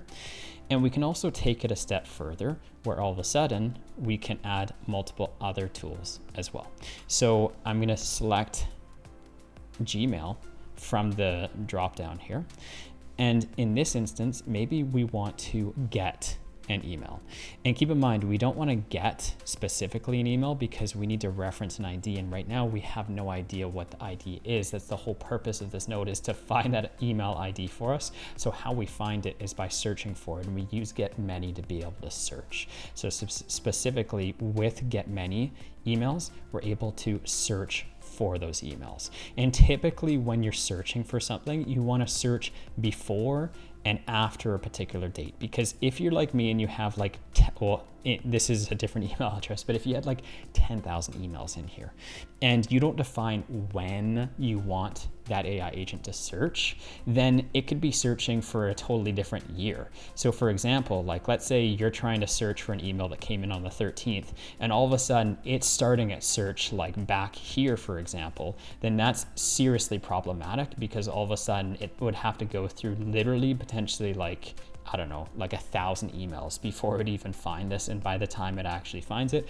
it would have already timed out. So what we want to do is guide the AI agent on how to find it by giving it roughly, time frame to look for that particular email. So I'm going to let AI define this, but in a nutshell, how this works is that inside this message, you might say, please find an email that I sent tomorrow. And it would know, okay, tomorrow, if tomorrow is the 14th, then we should search between the 15th and the 13th to find the email here, rather than going on a wild goose chase and trying to find something across 2 or 10 years worth of time. Okay, awesome. So this is how we can go ahead and search for emails. We're gonna let it define what it wants to search for based on the message we send from inside Telegram, and then it'll also figure out when it wants to search, like what date ranges it wants to search through to accurately find that email. And I'll also title this find. Okay, we'll do 2 more here. So the next one is going to be Gmail, and we're going to, this time, instead of send, we're going to, I don't know, maybe let's reply to an email. And again, we are just going to let AI define the message ID, and we're also going to let it define the message too. And we know the message ID because it will always search and find that message ID before replying to that particular email. So we'll go ahead and stick that in here, and we're good to go there. And the last thing is maybe we want to use Gmail to label an email, for instance. So we'll go ahead and choose, instead of send, we will add a label to an email. Now this label could be promotions, social updates. It could be any of these labels on the side. We can define whatever it is that we want. And I'm gonna specifically actually just let AI define this for me. Okay, perfect. And we'll title this label up top here. And so now we have a mixture of multiple different things that we could get Gmail to do through our AI agent. And if you guys want to go ahead and add all of these different things in, you can. I'm just going to start with these 4, and then we'll work our way through that. Awesome. So I'm going to go ahead and I'm going to unpin this message so that we can test this out. And I'm specifically going to ask my AI agent to be able to send off an email. Hey, can you send an email to Jono confirming coffee for tomorrow at 2 p.m.?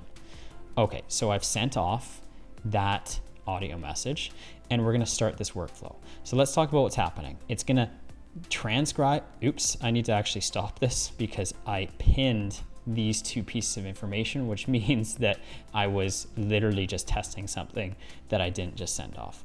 So what I'm gonna do this time is I'm gonna unpin this. Okay, I'm actually gonna pin this so that I can rerun exactly what I just said right there. Okay, or you know what, I'll just unpin this and I'll start from the ground up.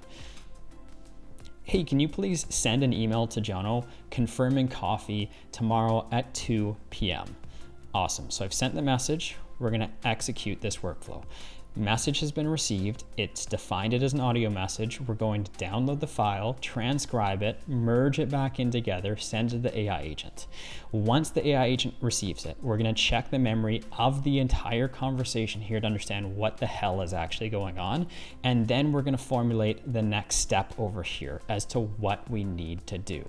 And we have gone ahead and instead of calling the email employee, we're going to send a message back because we might need some additional context. Sure, I can do that. A couple of quick clarifying questions before I look the contact in this end. Do you mean a contact named Jono in your Google Contacts, and so on and so forth? So the problem here is that we have hit a fork in the road with the system prompt over here, and we need to clearly define prompts here and prompts here. So let's open this up. And we're going to take a look at the system prompt over here. And we need to change this. So if we go back to our prompt designer, we need a goal, role, tools, rules, notes, and potentially an output schema, not in this case. And I was not expecting it to rhyme like that, but that's actually pretty awesome that it did. Okay, so the first thing is we need a goal. So we'll start with actually the role. You're a helpful customer service, you're a personal assistant. Oops, let me just see what's going on here. You're a personal assistant for Jono Catliff, okay, helping him with various administrative tasks with a goal of being able to manage both his email or Gmail inbox and Google Calendar. Okay, awesome. So we've given context here, which is their personal assistant helping me with various administrative tasks. The goal is to be able to manage both my Gmail inbox and Google Calendar. Now I'm going to delete the rules here, and we're going to select the two tools that we have at our disposal in this AI agent. And specifically, it's the email inbox and it's the Google Calendar. Okay, so first one is going to be Google Calendar. Call this tool when the user wants to do anything related to their Gmail inbox, okay? And then the next tool is Google Calendar. Call this tool when the user wants to do anything related to their Google Calendar. Now, here's the catch. Inside this message, it has no idea who Jono is in my Google contacts. And it also doesn't actually have access to the Google contacts in the employer or in the manager agent. Only in the employee agent doesn't have access to this. So we need to tell this particular AI agent that it doesn't have to worry about the contact because it will find the contact with the employee in the employee AI agent. So we're gonna go ahead and let the manager know what the employee actually has access to so that it doesn't freak out and not know what to do, right? Because the last thing we wanna do is for this to not send the task over here just because this manager doesn't fully understand what the employee is actually doing. So we're gonna enter into the system message here, rules. So number one, if there is a person or email that needs to be found, the AI agents that you call or the tools that you call will be able to solve or will be able to find the person. You do not need to ask who the person is or what their email is because it will be found in the following steps. Okay, awesome. So this is pretty good for me right now. What we can do is we can pin this message because we're gonna send this off one more time without changing it and see if it works this time. Okay, awesome. So we've hit the main AI agent. We've taken a look at the memory, the whole context of the conversation. Now the brain is thinking, hey, now that I know what's happening and I have the context, what should I do? And then it says, we should call the sub agent. So then it calls the sub agent and the agent here is thinking, okay, first let me take a look at the memory. I need to understand what the context is. Then my brain is gonna think, what do I need to do next? Okay, well, it's telling me I need to search for this person. So we're gonna find that person in Google Contacts, pull out their information. Once we get that, it will head back to the brain to think, what needs to happen now? I found the person, what's the next step? And so it'll think sequentially through all the steps. And the next thing is to send off that email. So it'll send the email, then it'll head back to the brain to formulate what is the next step in the chain of command. Okay, we've accomplished our goal of sending an email. The next thing we can do is report back to the manager AI agent to be able to finish off the task. Then the manager will again look at the memory, understand what's going on, and then they'll formulate a response, which is to send a message back. Okay, and we can see that over here where it says done, the email sent to Jono. Okay, perfect. We can also take a look and see if we refresh that we have confirming coffee at 2 p.m. with an n8n, with an n8n walking advertisement all over it. Okay, cool. We're just gonna let that one slide for now. Sweet. So now what I would like to do is I would actually like to find that email and then I would like to label that email, okay? And so we will now test out the capabilities of actually finding something before labeling it. And keep in mind, you can ask it to do multiple things at the same time. I could ask it to reply find it, email. You know what, let's go ahead and do all three. So I'm gonna unpin this message so I can start the conversation with a new message. And this time I'll say, so I just sent an email to Jono asking for coffee at 2 p.m. tomorrow. I was wondering if you'd be able to find that email, label it as a promotional email, and then reply saying, can we move this to 3 p.m. instead of 2? Awesome. So I've gone ahead, I've sent it off. We're going to trigger this particular workflow. Again, we're going to transcribe it, download the file, transcribe it, hit the main AI agent, look at the conversation to see what has actually happened so far.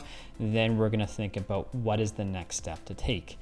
The main AI agent is going to delegate the task to the Gmail agent over here, which is going to take a look at the memory of the conversation and then formulate a response. It's going to think, okay, we need to find an existing email.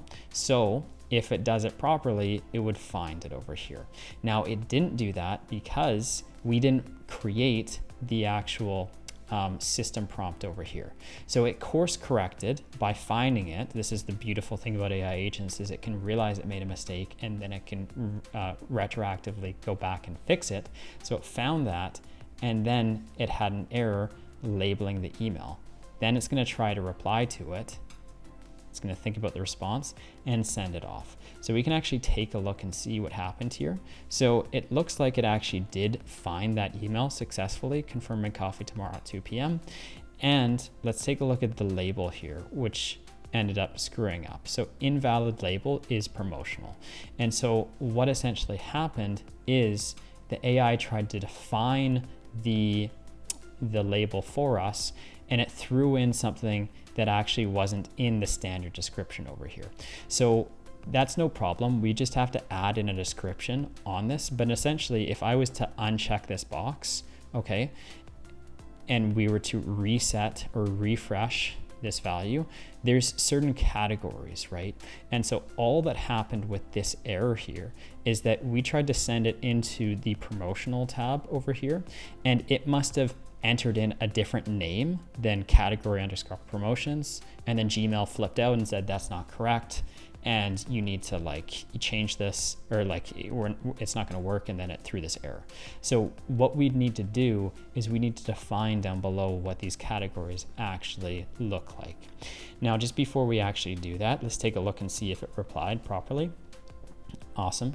So we can see that we have received a reply over here to that main email. Now, it also sent an email, and it's done a bunch of other wonky stuff here. And the whole reason why it's done that is because we didn't define the system prompt up here properly. And this is really important to note, because if you're starting out for the first time and you don't get these things in order, you're going to have various problems just like this. So let's go ahead. Let's pause this conversation for now. I'm going to reset everything. So I'm going to, first of all, just go ahead and delete this particular message here. Actually, I'm going to delete this one because there's multiple threads on it. And so we're stuck with this one for now. Okay. And we need to go ahead and actually update this system prompt. So there's a couple things that we need to do. First of all, we need to go back to our trusted guidelines here and actually add all of these things in. So your personal Gmail assistant with the for Jono Catliff, with the goal of helping him manage his email inbox. Okay, and then we'll go ahead and choose tools. I'm actually going to expand this out so we can see it. So tools, number 1, send email. Number 2 is find email. Number 3 is going to be reply to email. Number 4 is going to be label email. And we're gonna have to change the label email after this. So we're gonna say call this tool to send off an email. And then we'll say call this tool to find an existing email. Call this tool to reply to an email. And then we'll say call this tool to label an existing email. And then we have one more, which is Google Contacts. And we'll say call this tool to find person's email based on their name. Okay, awesome. We also want to add in rules here, which is important to specify to the AI agent the chronological order of steps that need to take place. Because instead of us just labeling an email or replying an email, first we need to find the email that we want to reply or label. And so we need to specify that or tell that to the AI agent. So I'm going to go ahead and say, number one, before replying or labeling an email, always search and find that email first. Only reply and label once you've found the email. Okay, and I'm also going to add in notes down here as well, which is the next section.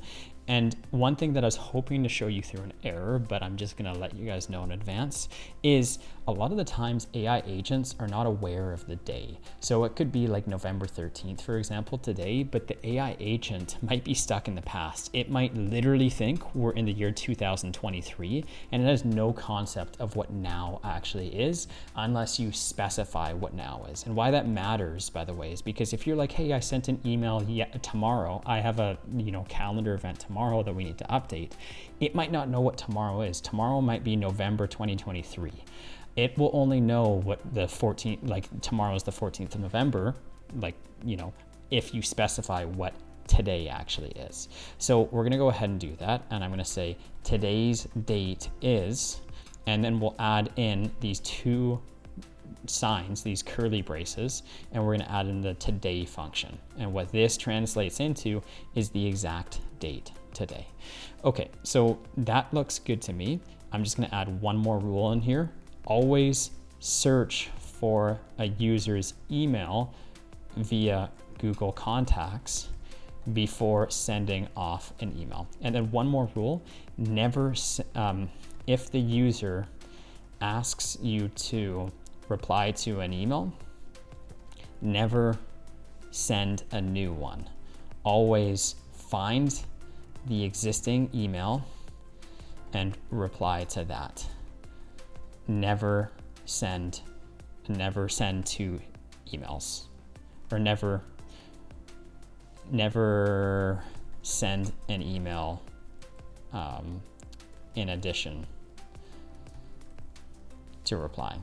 Okay, so this is kind of like a work in progress. You can think of yourself as like Picasso that's creating like a nice, beautiful painting, and you're just chipping away at it one step at a time. And this is an iterative process where you just keep coming back over and over and over again to get the job done. All right, so now that we've gone ahead and set up the system prompt here, let's go and test this out. I'm gonna go back to Telegram and send off the message. Can you please find the email that I sent to Jono today about coffee tomorrow at 2 or 3 p.m. and first of all, mark it or label it as a promotional email. And can you also reply saying I can no longer attend? Okay, sounds good. I'm not sure why I say please to an AI agent or to Telegram, but maybe it's just the inner Canadian in me coming out. Let's walk through what's happening. The first thing is that we're receiving the Telegram message. We've determined it is an audio message, so we're going to download the file, and then we are going to transcribe this particular audio file to text. Then we're going to pass into the AI agent. We're going to look at the history of the conversation, understand everything that's going on. Then we're going to use the brain to determine the next step, which is to delegate that task from the main manager AI agent to the employee AI agent. Then it's going to hit the memory over here, okay? And when it hits the memory, it's going to understand the whole context of that conversation. And then from there, it's going to hit the brain, and the brain's going to determine what is the next chronological step that we need to take. First of all, it searched for the contact inside Google Contacts, not because we actually sent off the email, but just because it thought it might be necessary to know that email in case we needed to send something off. And so sometimes it takes additional steps, and that could just be because of the prompting that we put in here, telling it perhaps to do so. And so we could change this and fix that up.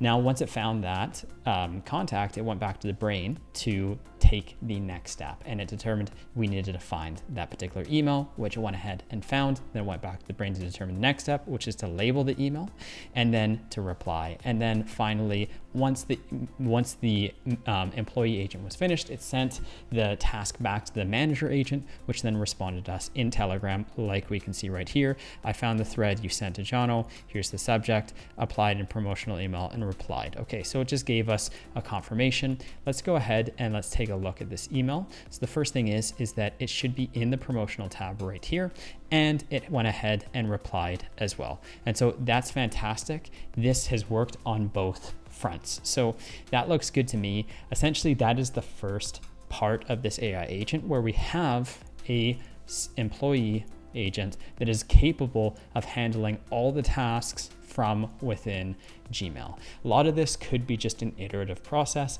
When you start making mistakes, just working through the errors as they come up, and nobody's going to be a better friend to you than ChatGPT. And I didn't mean to offend anyone that's a Claude fan or Perplexity fan or whatever, or a Gemini fan out there as well, in case Google or ChatGPT is not the first thing that you go to. Okay, now let's talk about this second system structure over here, which is how we can delegate these AI agents to sub workflows. And so now what we're going to do is build out the second part where we handle our calendar, but instead of having it as a sub agent in the same workflow, we're going to build this out in a secondary workflow. So let's go back to our AI agent. And now what we're going to do is we're going to add a new tool, and this tool is going to be call n8n workflow tool. Okay, and so now we have gone ahead and we've set up the second part of this process. Awesome. Now, the thing is we haven't even created this workflow yet, so we have to go ahead and do that. So I'm going to go ahead and create a new workflow, and this is going to be our sub agent or a sub calendar agent, calendar agent. And in order for us to be able to fire this off, we actually need to do a couple things. We need to go into the triggers, hit the plus button here, and we need to choose when executed by another workflow. This is the trigger we're going to use. What this trigger means is that this workflow will only fire when it is called by another workflow. So only when another workflow requests for this to run will it actually run. It will never run by itself. And so we can go ahead and we can name this subcalendar agent. We've actually gone ahead and done that, and we can reference it in the main workflow here. So again, in this main workflow, we're going to open up that sub node and we're going to reference it over here under subcalendar agent. Now the thing is we need to pass in information to this particular sub agent over here. And that information could be things like, for example, the system prompt or the chat ID. Really anything we're passing to this Gmail agent, we're also going to have to pass over here. And the way we pass that information might be slightly different. So for example, we might need to pass in the system prompt over here, and we might need to pass in the memory key over here, right? These are two universal things that we're always going to need for every single AI agent. So these are two things we need to pass in, but right now we don't have the ability to pass in anything. And so that's why in this second workflow, we need to define the parameters that we need to pass in. And so if we open this up, we can see there's input data mode, and there's three options. Option number one is we just evaluate key value pairs. Option number two is that we write this in JSON data, and option number three is we accept all incoming data. Now, I'm going to use define JSON data below because this will be the easiest way to set this up. Typically, so we need two things. We need the ID and we need the system message. And so we need two variables. So I'm going to delete two of these, and you'll notice that we're already getting an error, and it's freaking out with with JSON data saying, hold on a second, like this is not good. And the reason why is because we have this extra comma right here. And anytime we have JSON, we always need commas on everything except for the last line. So anytime we have an object and an object is defined by these squiggly lines, we always need comma denoting the end of each line except for the last one. Okay, so what we're gonna do is we're gonna go ahead and delete everything, including this quotation mark here, okay? And we need two fields, ID, and we need message or prompt or whatever, okay? And both of these are gonna be a string, and that's it. This is all we need. Now, alternatively, if you don't want to type that in or you're nervous about JSON data because it's one of your first times using it, you can say to ChatGPT, please create me JSON data for two fields, ID and prompt.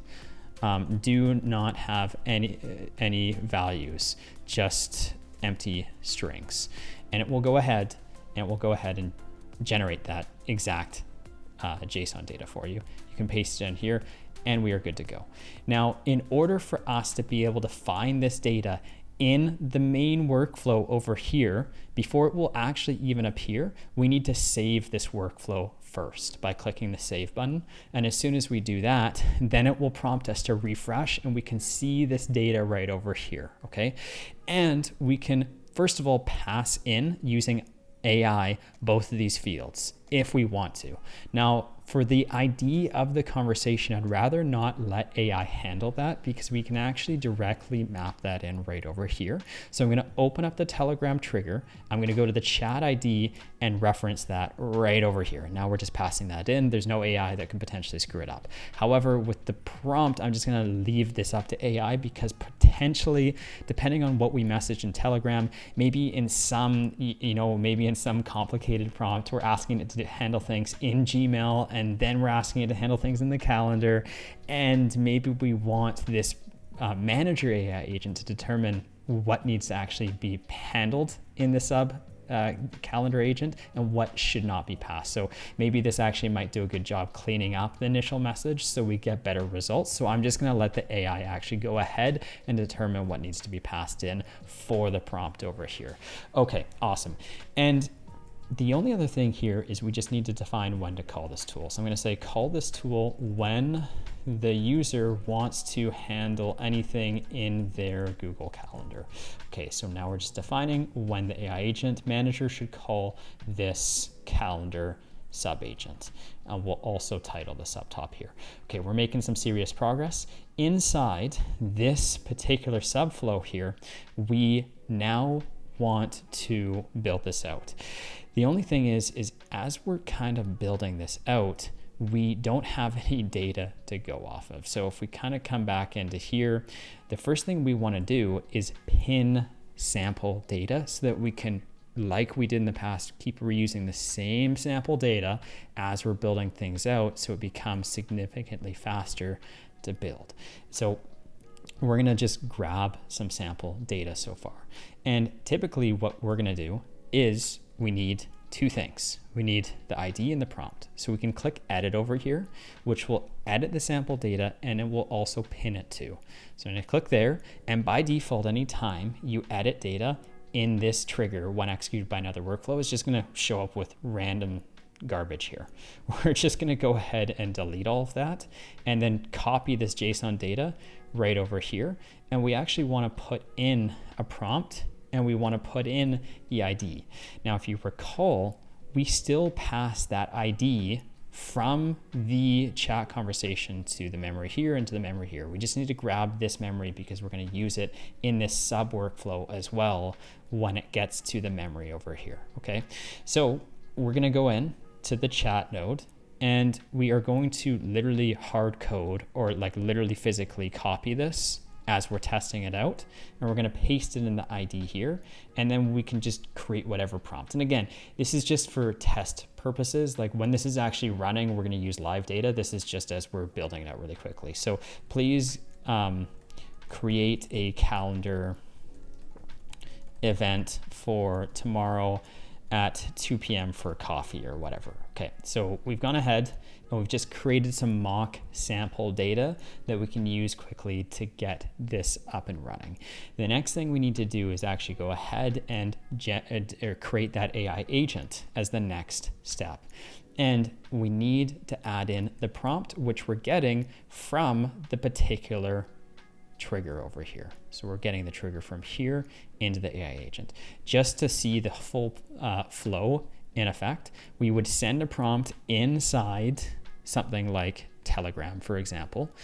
It would be received here, hit the AI agent, trigger the subflow over here, which would then go ahead and start the second workflow and pass that prompt right in here. And so that's the natural progression of how the data flows through the system. So we're going to drag the prompt in here, okay, and we are good to go. We've gone ahead, we've added in the AI agent prompt. We also need the chat model, which we're going to go ahead and use ChatGPT like we always have. And I'm going to go ahead and select GPT-5 mini. Cool, but you're welcome to use whatever model you want. We'll add in a memory here, okay? And this memory still needs the session ID, which we passed in from the ID over here, which we got from this chat ID over here. Okay, and so we're just passing in the correct information. And this is the foundation of the AI agent built. Now we just need to add in these additional tools, okay?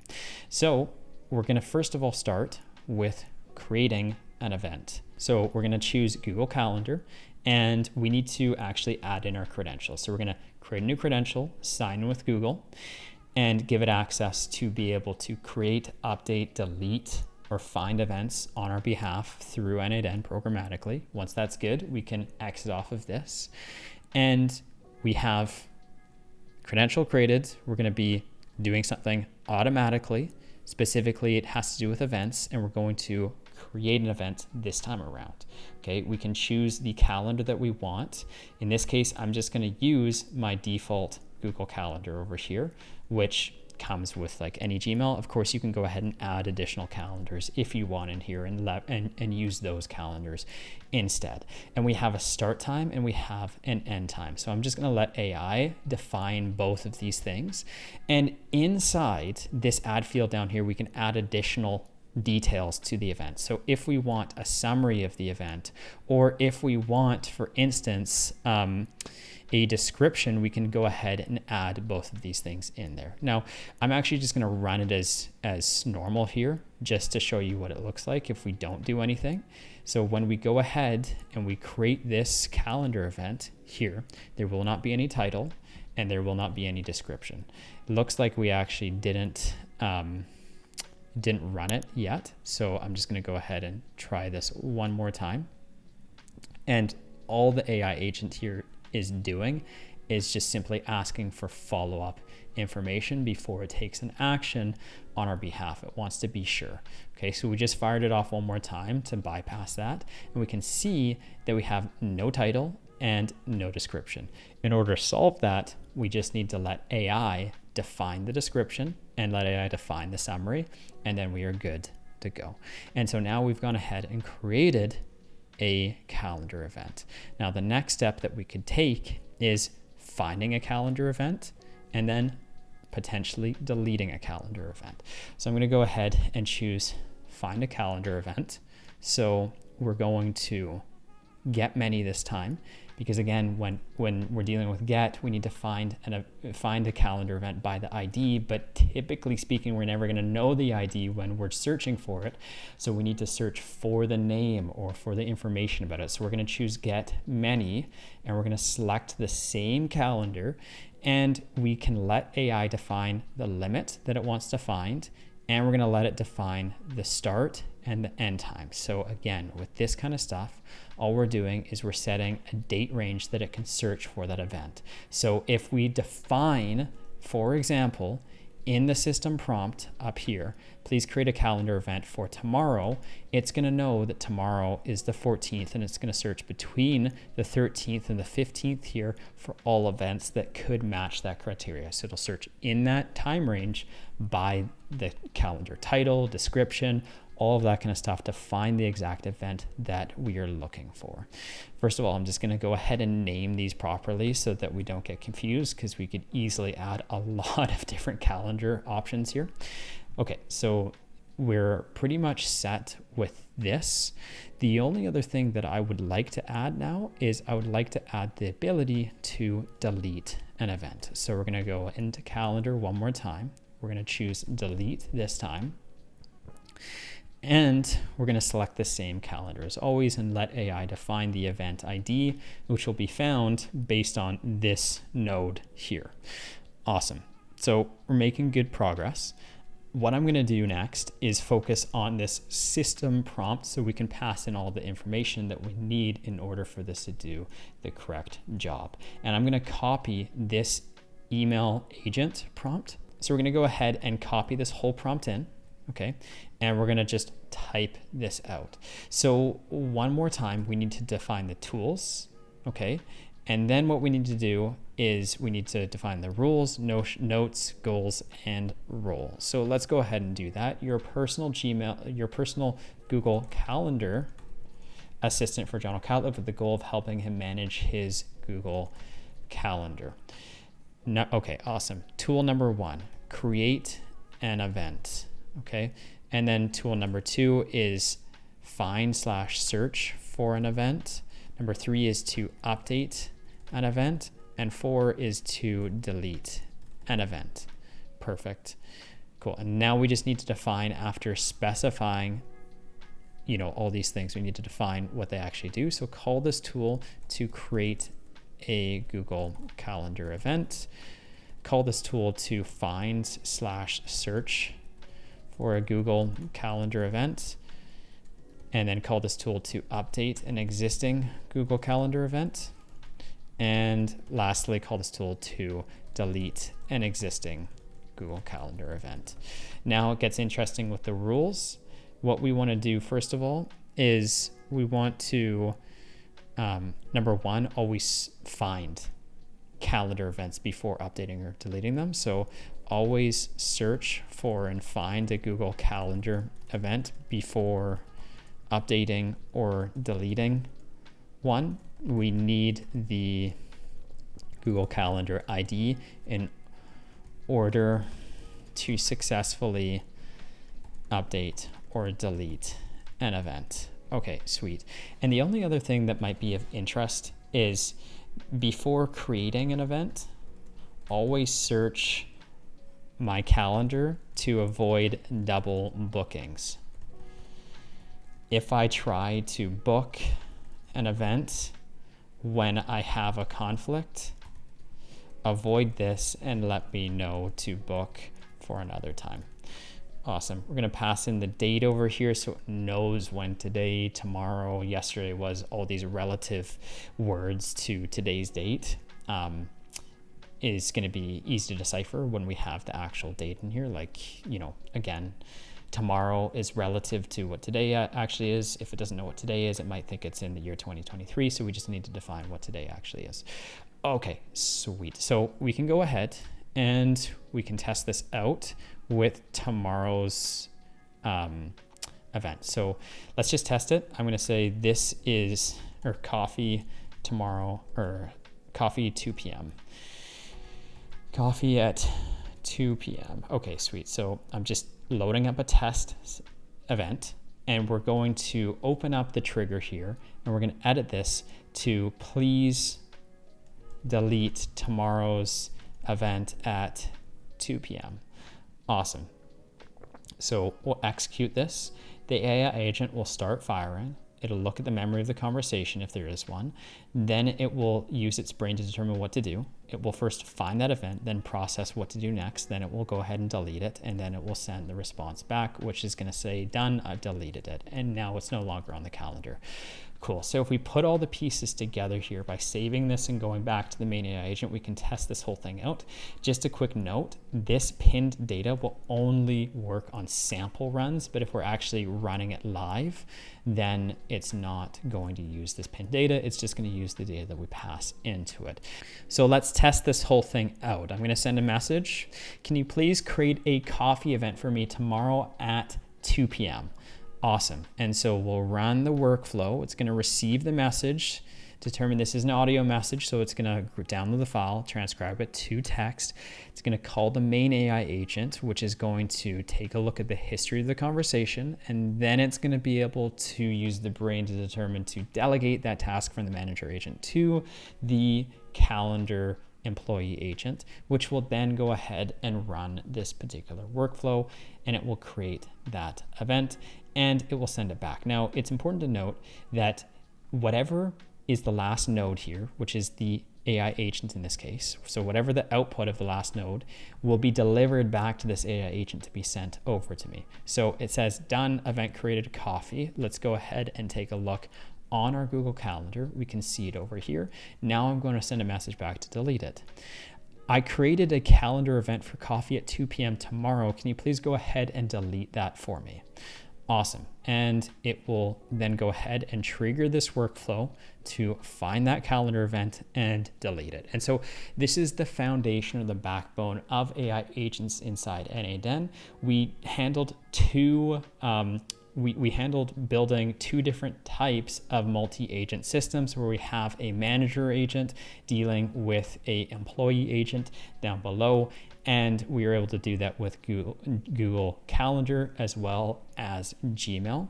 Of course, these are just two different options inside the personal assistant over here. I will include all of the free blueprints for you guys to go ahead and build the rest of these things out. And it is just worth noting that when you're dealing with these particular sub workflows, of course, they don't just have to be AI agents. We could go ahead and just have this as a standalone workflow that we're having an AI agent call. So for example, if I was to, for instance, deal with documents in this AI agent, if I open this up, I could have an external workflow that doesn't even have an AI agent in it altogether. So in this case, I could upload documents that then hit the AI agent, call this document generator or whatever, that's going to be able to take that document and then send all of the, invoice line items to a Google Sheet like we built earlier. And so that's just another example of how we could go about structuring AI agents. So we can see that that event is no longer there. It has been deleted, and we've successfully created our first AI agent personal assistant. Okay, so we are officially done this workflow. We're gonna go on to the next one here, but before we do, I just wanna take a moment to appreciate how far you guys have come. You're doing a phenomenal job. This is not easy stuff. So the fact you're still with me here is amazing. You're doing really, really well. We're gonna go over to the second last build here momentarily, which is generating a RAG chatbot. But in the meantime, what we're gonna do is we're going to add these AI agents to our website. So if you have, for instance, your own business and you want an AI agent on your website over here so that customers can communicate back and forth with you, let me quickly show you how you can go about doing that. So we're gonna create a new workflow over here in the personal section, okay? And we are going to start off with a chat trigger. So on chat message right down here, okay? And so previously I said that this was like the built-in trigger for chats inside n8n, but the cool thing is that you can actually embed this onto a website. So before we go ahead and embed it, we're just gonna quickly set this up by adding the plus button here, and we're gonna go into AI, and we're gonna choose AI agent, and very similar to before, we're going to X out of this because this is pretty much good to go. We're just creating the most basic AI agent you can possibly imagine in n8n. We're going to go ahead and add a chat over here, and we're just going to choose OpenAI again. Okay, and GPT 4.1 mini is fine. Whatever model, doesn't really matter. We're going to add a simple memory, and that is it. That is our AI agent that we built out in a matter of like 10 seconds here. And we're going to add this to our website. I know everyone kind of has their own websites. Maybe some of you are on Wix or Weebly or Go High Level or WordPress or whatever the case may be, but we're going to choose Google Sites over here because it's nice and easy, and we can get this set up in a matter of a couple seconds. And if you can do this on Google Sites, you can do this on any website builder out there because they all function the same way. So we're going to go ahead and create our first site, okay, by clicking the massive plus blank site.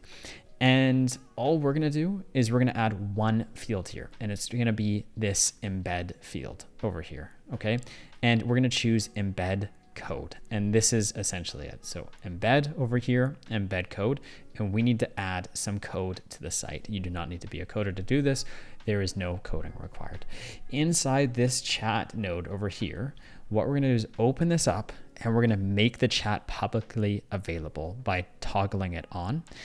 And we are going to go ahead and choose the mode to be embed chat. So we're embedding it on our website. So from within n8n, you're going to click this orange here button. This is going to take you to Node Package Manager or NPM. Okay. And we have to just scroll down. This is a site where you can essentially like download like JavaScript packages for coders.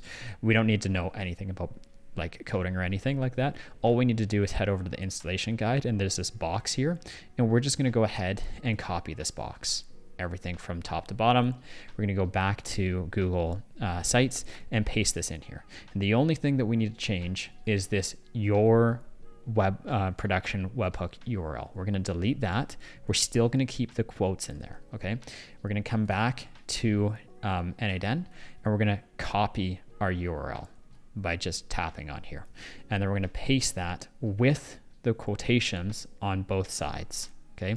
We're going to choose next, and we're going to insert this in. Okay, so now we've added our chat node in here, and we can go ahead and preview this by, I believe, clicking this button here. And now we have our site, okay, with our chat node right here. This is probably the worst placement in the history of chat nodes. I don't think you could choose anywhere worse on this page, but this will do for now. We'll go ahead and open this up, and nothing's happening. It's powered by n8n. There's like a nice little message here. Hey there, my name is Nathan. How can I assist you today? Thank you, Nathan. We need to go ahead and make sure this is actually accessible. We just need to turn it on up here. Once it's turned on, okay, then we can refresh the page and it should be accessible. We're gonna have to preview it one more time. Okay, and this time, now we can go ahead and type in our question. Hey, and so it's gonna go ahead and respond back to us. And we know it works because if we go into the executions tab over here, we can actually see the messages coming in. Okay. And so that's a quick way on how we can go ahead and add this onto our particular website. So, oops, I think this may not be the right. Yeah. Okay. So I just refreshed the page because it was showing me an old like n8n build. So once I refresh the page, we can see that we fired off the new workflow one time over here, and that contains the message, hey. Okay. And so we responded back to it. So that is how we can go ahead and add this onto our website. And of course you can add as many tools as you want over here. You could do things like send off invoices to people. You could do things like create Google Calendar events. You could add them to a meeting. You could add them into your CRM. You could do whatever it is you want. And so I'm just going to do like website chatbot. And so that's something that we can add very easily for our customers to interact with our business automatically using a chatbot. Cool. Now we're going to move on to the next workflow here, which is called a RAG system. And RAG stands for Retrieval Augmented Generation. And you can think about it very similarly to this AI chatbot over here. It is just a type of chatbot essentially. Well, that's, you know, what most people would use it for, but in a nutshell, this is just a very sophisticated chatbot that will be trained on the history of you or your company or whatever you want to train it on. And very simply, you can think about it almost like an employee that knows everything about your business. If you give it access to your contracts and your invoices and your messages and your standard operating procedures and everything to do with your business, it will remember all of that information. And when you go to ask the RAG chatbot questions about your business, it already has the information on your business, so it can pull it back and answer based on the information you provided it with.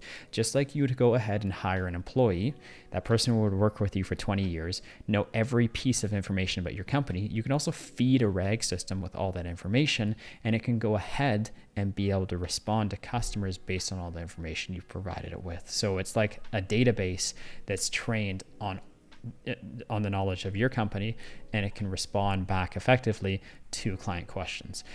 Specifically, I like to think about it as like a supercharged frequently asked questions section on your website. Instead of somebody going there and asking questions, they can just go and ask a chatbot any questions that they want, and it's going to be able to in real time give them answers specifically tailored to whatever it is that they're looking for.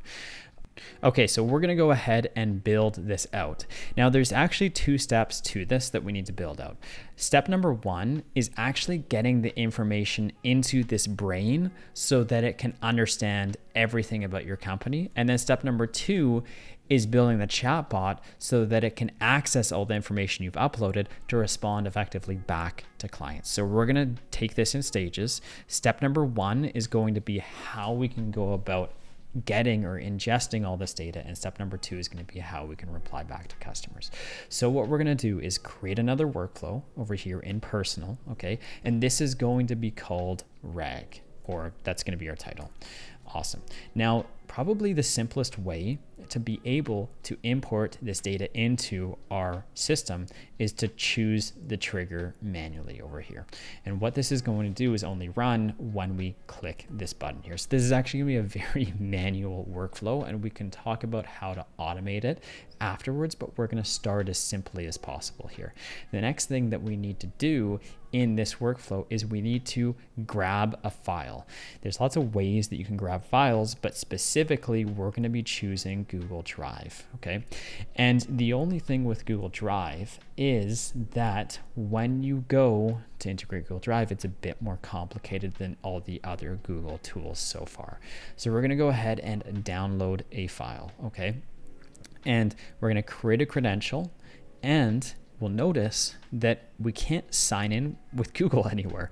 It's asking us for all this scary information like OAuth, redirect URL, and client ID, and client secret, and all this kind of stuff.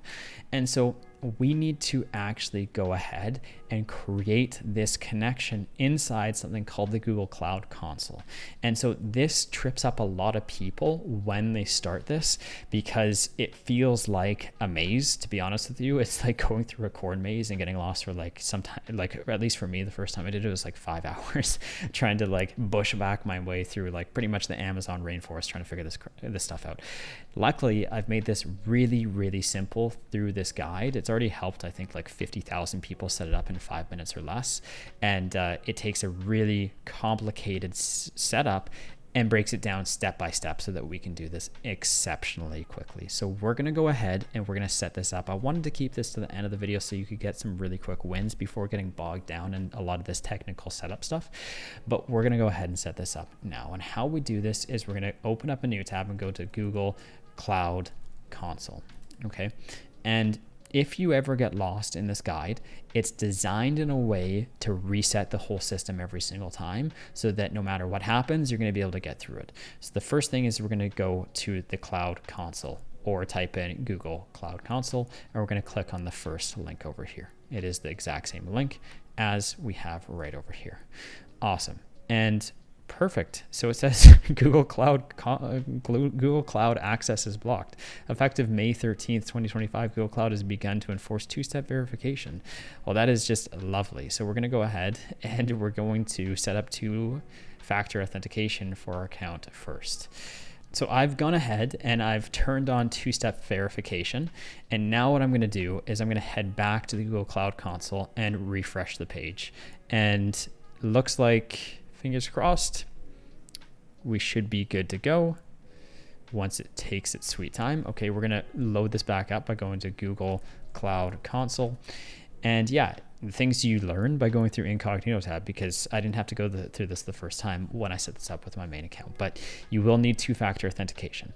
Awesome. The next thing that we're going to do once we go to the Google Cloud Console is we're going to go ahead and create a project. Now, just as a note, for some people, it may ask you for verification, two-step authentication, I guess is what I had to do. It may ask you for payment settings as well. It's never asked me for payment settings, but it may need a card on file. It won't charge you for that unless you start using their services, which we shouldn't be using in this module, but that's something that they may ask for, okay? We're gonna go on to step 3 here, which is create a project. So how we do that is we hit this box up here and we're going to click create new project over top here. And I'm gonna do n8n crash course. And we're gonna go ahead and click create over here. It's going to create this project for us. And in a matter of a couple seconds, it should be done. Awesome. Now we just need to log into that account. So clicking back in here, we're going to choose the one we just created, which is n8n crash course. And now we're actually inside of it. We can literally walk through this step by step. So this looks good. Everything's good to go. We've completed step number 3. The next step is enable APIs. And so we're going to use the search, okay? And we're going to search for Google Drive API and click enter here. And the first result that comes up is the one we're going to choose. Awesome. So this Google Drive API, we're going to click on, okay? And we will go ahead and enable it. It's just going to take a couple seconds. Okay, this is about 10 times slower than I was expecting it to be. Awesome. Okay, we'll enable this. Perfect. We're making some good progress so far. Step number 4 is good. Now, we're going to move on to step number 5 over here, which is OAuth consent screen. So we're going to hit the hamburger helper at the top left corner. And just before we go on, guys, I just wanted to actually point this out, is like if you're self-hosting n8n, because n8n has versions to self-host, you will need to do this for literally all of the Google products, like Google, like Gmail, Drive, Google Docs, Google Sheets, like everything, if you're doing the self-hosted plan down here. So just keep in mind when we enable the Google Drive, you'd have to do this for everything on the self-hosted plan. If that doesn't make sense to you, no worries, it's not applicable to you. We're going to talk about self-hosting later on in this video. Okay, auth consent screen. This is the next thing. We're going to hit that hamburger helper at the top left-hand corner, and we're going to go to APIs and services, and we're going to go to OAuth consent screen over here. Okay, and then we're going to choose get started when this decides to load in a geological era. Man, I really hope it's not as slow for you guys over there, but this is like brutally slow for me. I hope my face doesn't develop any wrinkles while I'm waiting for this. Maybe my hair might turn gray, or I just might lose my hair altogether. Okay, we'll click start here, and all we need to do is choose a name, n8n crash course. And I'm going to select my email. You'll want to select your email too. We'll click next. We're going to choose external audience. And we're going to choose next. And we're going to add in our same email over here. Click next. And you're going to sign your life away and all of your rights and everything to Google. And then click create. Okay, I'm just teasing you, but like if they slid in there like you owe us $1 million, I definitely would not be reading that before signing off on it. Okay, so this is good to go. We're all set here. The next step is we're gonna head over to this right over here. Okay, cool. So we're gonna hit the hamburger helper, and we're gonna go back to the same process: hamburger helper, APIs and settings, and OAuth and consent screen. Okay. And we're going to click on audience on the sidebar. Okay. And on audience, we're going to choose add user under test users. So we're going to go to under test users, and we're just going to add our email here one more time. This is giving us access to being able to actually go ahead and use the Google Drive API integration with this email over here. Awesome. And then we're going to also publish the app as well. So we're going to click publish. Again, there's a lot of boilerplate here in order to get this set up. We're almost done though. We're going to hit the hamburger helper one more time and go to OAuth consent screen. So hamburger helper, APIs, OAuth consent screen. And then this time we're going to create an OAuth client. Okay, so we're going to choose create OAuth client. And we're going to go through this whole process. We're going to choose a web application. I'm going to call this n8n crash course. And it's going to ask us for one of these two things. Do not choose this first one here. We're going to choose this add URI under authorized redirect URIs. And we need a link here. We're going to get that from n8n, specifically this OAuth redirect URL. Now, in case you're wondering where the hell this actually is, in case you got lost, I just went into the download file over here, open this up. I created a credential, and it's this link right here. So we're going to go ahead and copy this and then paste it in, and that's good. we'll go ahead and click create, and we're almost there. Now this is the kind of stuff that we need over here, but I'm actually just going to assume that you got lost, or maybe you didn't access it properly or whatever. And so what we're going to do is we're going to go ahead and we're going to go to step number 6 here, which is hamburger helper, APIs and services, OAuth consent screen. Actually, sorry, it's going to be API services credentials this time. My bad, I clicked the wrong one. And then we're going to choose this pencil icon over here. And yeah, we have our secret key over here. We also have our client key. And so the reason I'm kind of going back and forth is I just want to show you guys how simple this is, because it literally walks through every single step, step by step. So we'll go ahead, copy this. And by the way, this will be in the description down below if you guys need to access this. And we're going to go ahead and paste the client ID over here, and then paste this client secret right over here as well. Click save, and we now have access to sign in with Google. We're going to go ahead, sign in, and give n8n the ability to do things on our behalf. I'm going to click advanced over here. This is just saying, hey, this isn't a verified app. And that's because we're not verified Google app developers. And so I'm going to hit advanced and then go to cloud and select all, continue, and we're good to go. Connection has been successful. Now we have access to Google Drive. We're good to go. We'll hit the X over here. And I know that was a bit complicated, but the good news is we only really should have to do that one time. Okay, so now we have access to our Google Drive files, and we can pull up whatever it is we want. And specifically, what I want to do is I want to access, I don't know, let's see here. I'm going to go into my Drive account, and I'm going to create a folder here called test. Okay. And inside this test folder, what I want to do is I want to drop information about our company.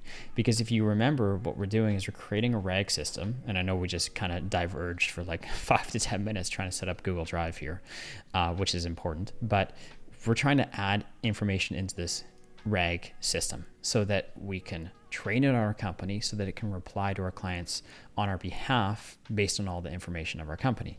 But we actually need to provide it with information. So I've just gone ahead and I typed in plumbing FAQ and then file type PDF. And I'm literally just pulling out this first document here on some random company called Aaron Plumbing Services. Cool. So I'm going to go ahead and download Aaron Plumbing Services 100 plumbing questions. Thank you, Aaron. Cool. So I'm going to go ahead and upload the 100 plumbing questions from Aaron Plumbing into our Google Drive over here. Everything looks good to go. Thank you, Aaron, for all those questions. Now we're going to train our AI agent on it. So we have upload a file here. And I actually selected the wrong thing. So I'm going to go back here and choose Google Drive. And this time it's going to be download a file. And we just need to locate that particular file, which is the 100 plumbing questions. If we go ahead and execute this, we now have access to all of those questions inside n8n. The next step that we're going to do in this process is we're going to extract all the text from that PDF document. So we're going to choose extract from a file, and it's going to be from a PDF file. And we can go ahead and execute this step. It's going to turn everything here into our text. Okay, if we look at the JavaScript over here, we can see, let's just go down here. Yeah, so this is all the text inside that PDF file that is just extracted on our behalf. Cool. So that looks good so far. And the next step here is we want to add this into a vector database. Now we're going to start with a very simple database, vector database. And then what we're going to do is we're going to expand on top of this, and we're going to go into a better version of this, but I want to start easy and then work our way up. Okay, so we're going to choose vector, simple vector store over here. And let's kind of, yeah, so we're going to add documents to the vector store. Now, with that being said, this is a new concept. Let's kind of take it easy and go through what a vector store actually is. A vector store is like a database, okay? And specifically, it's a database that looks kind of something like this. So essentially what's going on here is that unlike a traditional Google Sheet database where it's like tabular information broken down by rows and columns, okay, instead what a vector database is you can think about it like almost like a three-dimensional space that pairs similar words together based on their meaning. So it's what we're doing is we're creating embeddings here, and they're numerical representations. You can think about it like IDs or long strings of numbers, which are called vectors, of text that capture semantic meaning, okay? And then they clump them together. So all animals would be clumped together. Sparrow, dog, cat, wolf, they'd be located right next to each other. And then fruits over here like oranges or mangoes or whatever would be located over here together. And so what this means is we're clumping things together based on semantic meaning so that machines can compare the similarity in words and text to find very similar things. So for instance, the word car and automobile have different spelling, but they mean essentially the exact same thing. And so embeddings help machines understand this semantic similarity. So if we come back to Aaron's Plumbing over here, somebody might ask a question like, you know, how much is your pricing? And there might be something on here. I'm not actually sure if there is. How much does it cost to hire a plumber? It will find this section of the FAQ, okay? And it will be able to pull out an answer. Somebody might be like, can I negotiate the cost with a plumber? And it will literally pull out the exact text here. Yes, it's often possible to negotiate plumber costs. When discussing a project, inquire if there's room for adjustment. Okay, so it will pull out the exact answer in this specific FAQ section. So we're literally finding the exact response or semantically the most similar response possible. So I might search for car and there might not be the exact word car in there, but there's automobile. And so it will pull in the most similar thing possible. Okay.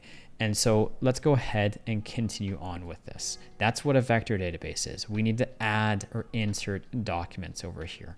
Okay. And so we're just choosing to insert text or insert information. And we have by default vector key over here. We're just going to choose vector key, and embedding batch size is essentially the size of the amount of, I believe this is characters, and I could be wrong here, but I think this is characters for how many like words that you're going to actually go ahead and put into this. Okay. And so when we're talking about dealing with adding information into a vector store, there's usually a process that goes into it. We have content over here that we're breaking down into text. Okay. And then what's happening is we have an embedding model that we use to be able to turn text into numbers like this. And we're going to add this in 2 seconds. And then these numbers get added into the vector database here. Okay, perfect. So what we're going to do is, this looks good to me. We're going to click back to Canvas because we're not actually going to change anything. And we need an embedding model over here. So I click this plus button and we're going to choose embeddings by OpenAI.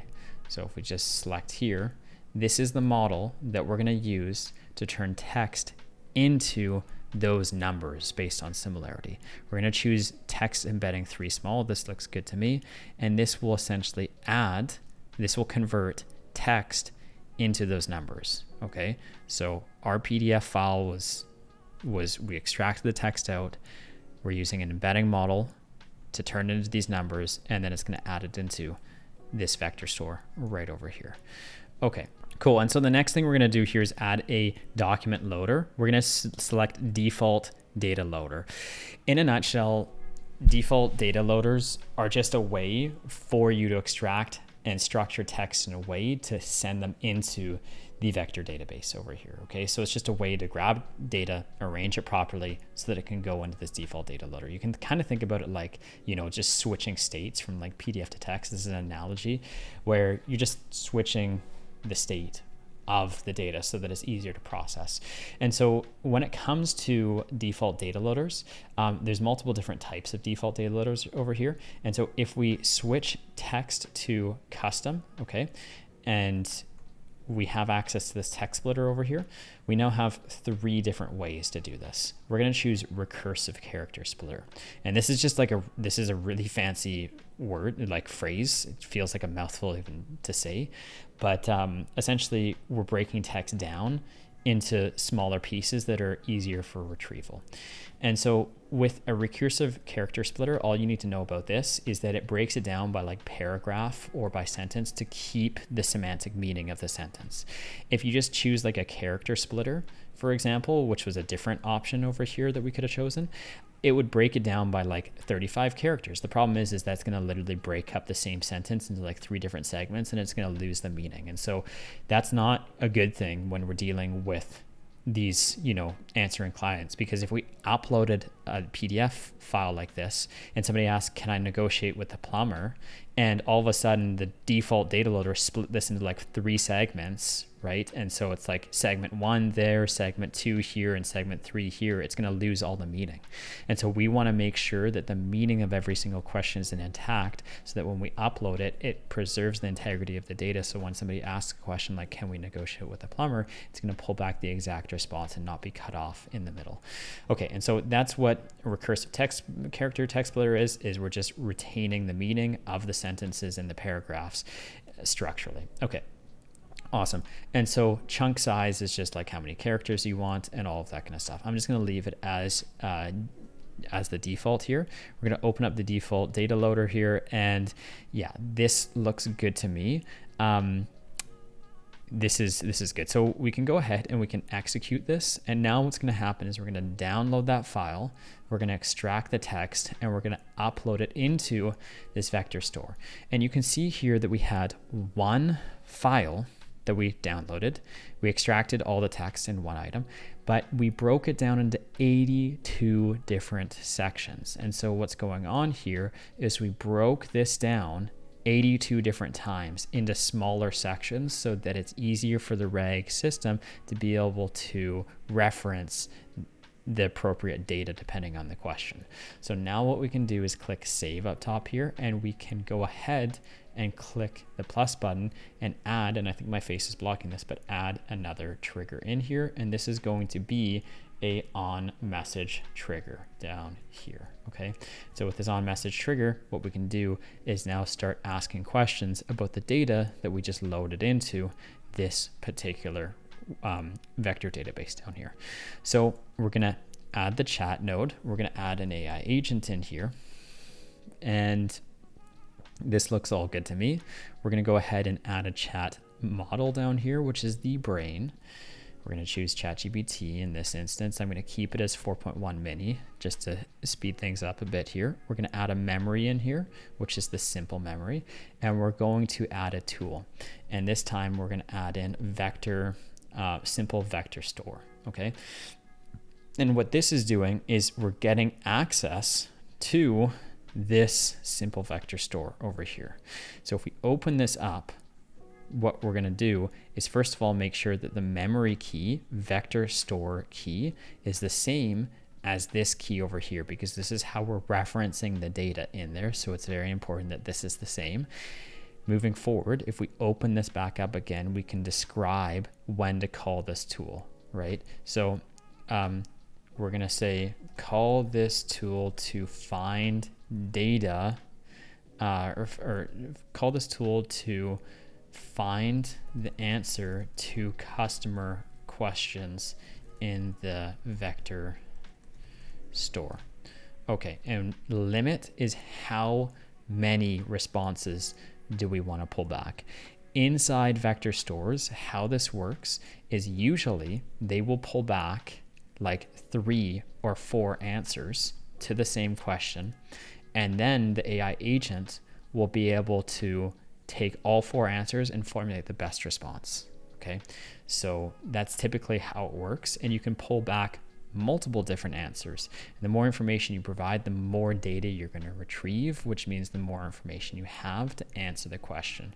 It's not always beneficial to pull back as much data as possible, because the more information you pull back over here, the less precise the answers are going to be. So for instance, if you were to ask, can I negotiate the price of the plumber? And we pulled back 10 different sections over here. Well, there is only like one section on negotiating price of the plumber. And so if we start pulling in other sections over here, it's not going to be super relevant. So this in many ways could be good if you have lots of data covering the same subject, but if you have very limited data covering the same subject, you might be pulling in other information that might not be as applicable. I'm just going to keep the limit as 10 for now. And we need an embedding model, and this model is going to be very similarly to what we had before. It's going to be ChatGPT down here, and it's going to be text embedding 3 small. Just make sure whatever model you pick here is also the same model as what you chose over here as well. These have to line up for it to work effectively. And so now we have an AI chatbot that has connected into that vector store, and we can start asking questions over here. So I can say, is it possible to negotiate on plumbing prices? And it's going to call the AI agent, and it's not even going to ask the vector store.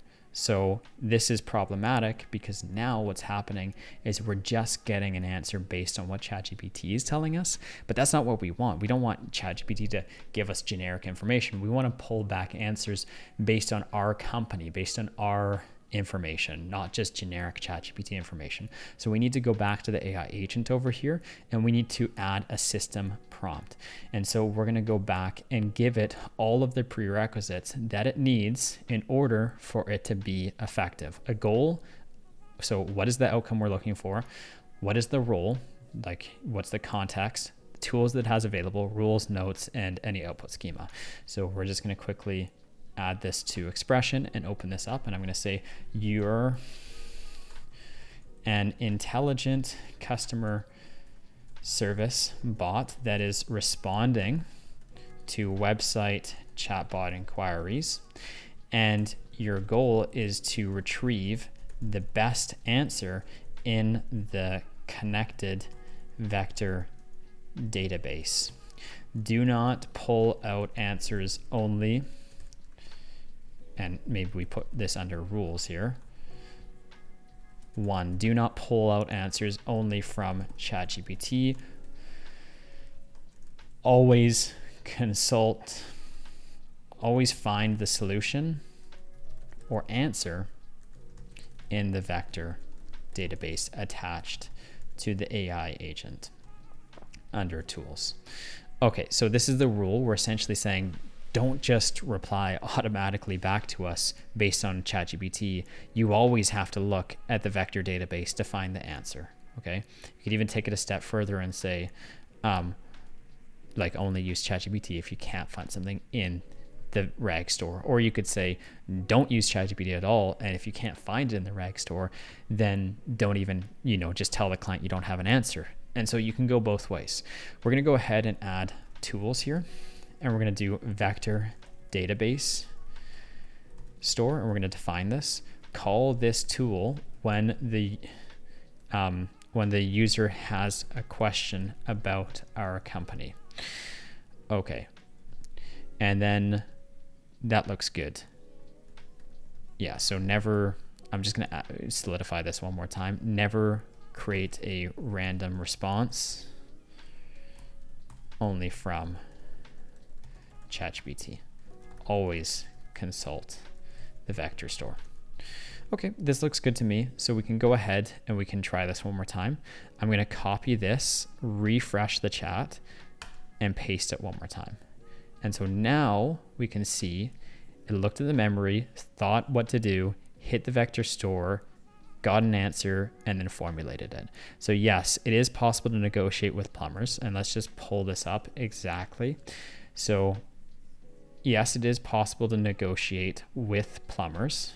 So that's like verbatim, especially for large jobs. Okay, so When discussing a project, you can inquire if there's room for adjustment in the pricing. Let's just see. When discussing a project, inquire if there's room for adjustment. And then it even pulled this in. It just reformatted the exact wording here.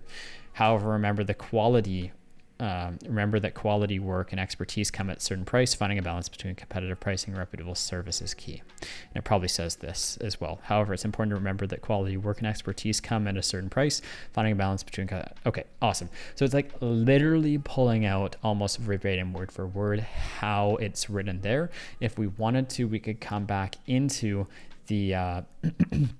into the system prompt here, and we can even say you're an intelligent customer service bot that is responding to website inquiries, and your goal is to retrieve the best answer. Please sound formal yet friendly, and we can actually like define how we want this chatbot to respond back to it, right? It's not just retrieving information, but we can define all different types of things from its, how friendly it is, how it responds, all of that kind of stuff can be defined over there as well. And so that's in a nutshell how we can create vector stores. Just one other thing for this as well is instead of you just always executing this manually, what we could do is we could delete this step over here and we could add an additional trigger. And this trigger, again, just down here, and I think my face is unfortunately blocking that. I always have to zoom in here. We can define as Google Drive. And this Google Drive trigger could be on changes involving a specific folder, okay? So what this means is that anytime we add information to this Google Drive folder, we could actually trigger this. So instead of always having to come in manually, you just dump things into your test folder over here, and then it just fires the thing. And again, this is a polling time, so it's gonna check every certain interval. You can do every hour. And we just need to choose the folder that we're looking for changes in. So it's triggering on changes involving a specific folder. This is going to be the test folder up here. So we just need to choose that test folder. So I'm going to type in test here, and great. We're looking for things in that folder, and specifically when a file is created. So only when a file is created, not when a folder is created, not when a folder is updated. Only when a file is created is it going to start this workflow. So what we can do is we can go ahead and we can test this out. I'm actually going to unpin this so it's just these two, and we can make sure to test this properly by hitting this button here and choosing the right trigger, which is going to be from Google Drive. You can see the checkbox there, which means that it's going to fire off this one. And let's see. Okay, awesome. So we pulled out a file, and specifically what that file was, if we view this, I'm going to view this link here, just make sure it's the right one. Awesome. So it's pulling that out, and then it's starting to download it, and then we can add it in to our particular workflow over here. And so that in a nutshell is how we can generate these RAG systems. Now, these are just very simple vector stores, and the problem with these is that they're not as robust as some of the commercial grade products online on the marketplace. And so what we're going to quickly do is set the same thing up on a platform called Pinecone. And so what we're going to do is we're going to set up the same system using Pinecone, which is just a much better system overall. So if you're looking to turn this into a production ready system, I probably wouldn't rely on this simple vector store. I would personally use something like Pinecone, and there's, by the way, a bunch of other ones in here as well.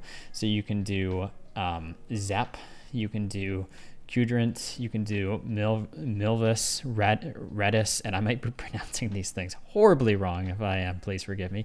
Weaviant, Pinecone, Supabase, MongoDB, and Postgres. And so you have a lot of different options here. We are just going to specifically be going into Pinecone right now and setting this up properly. So now what we're going to do is I'm actually just going to highlight all of this, okay?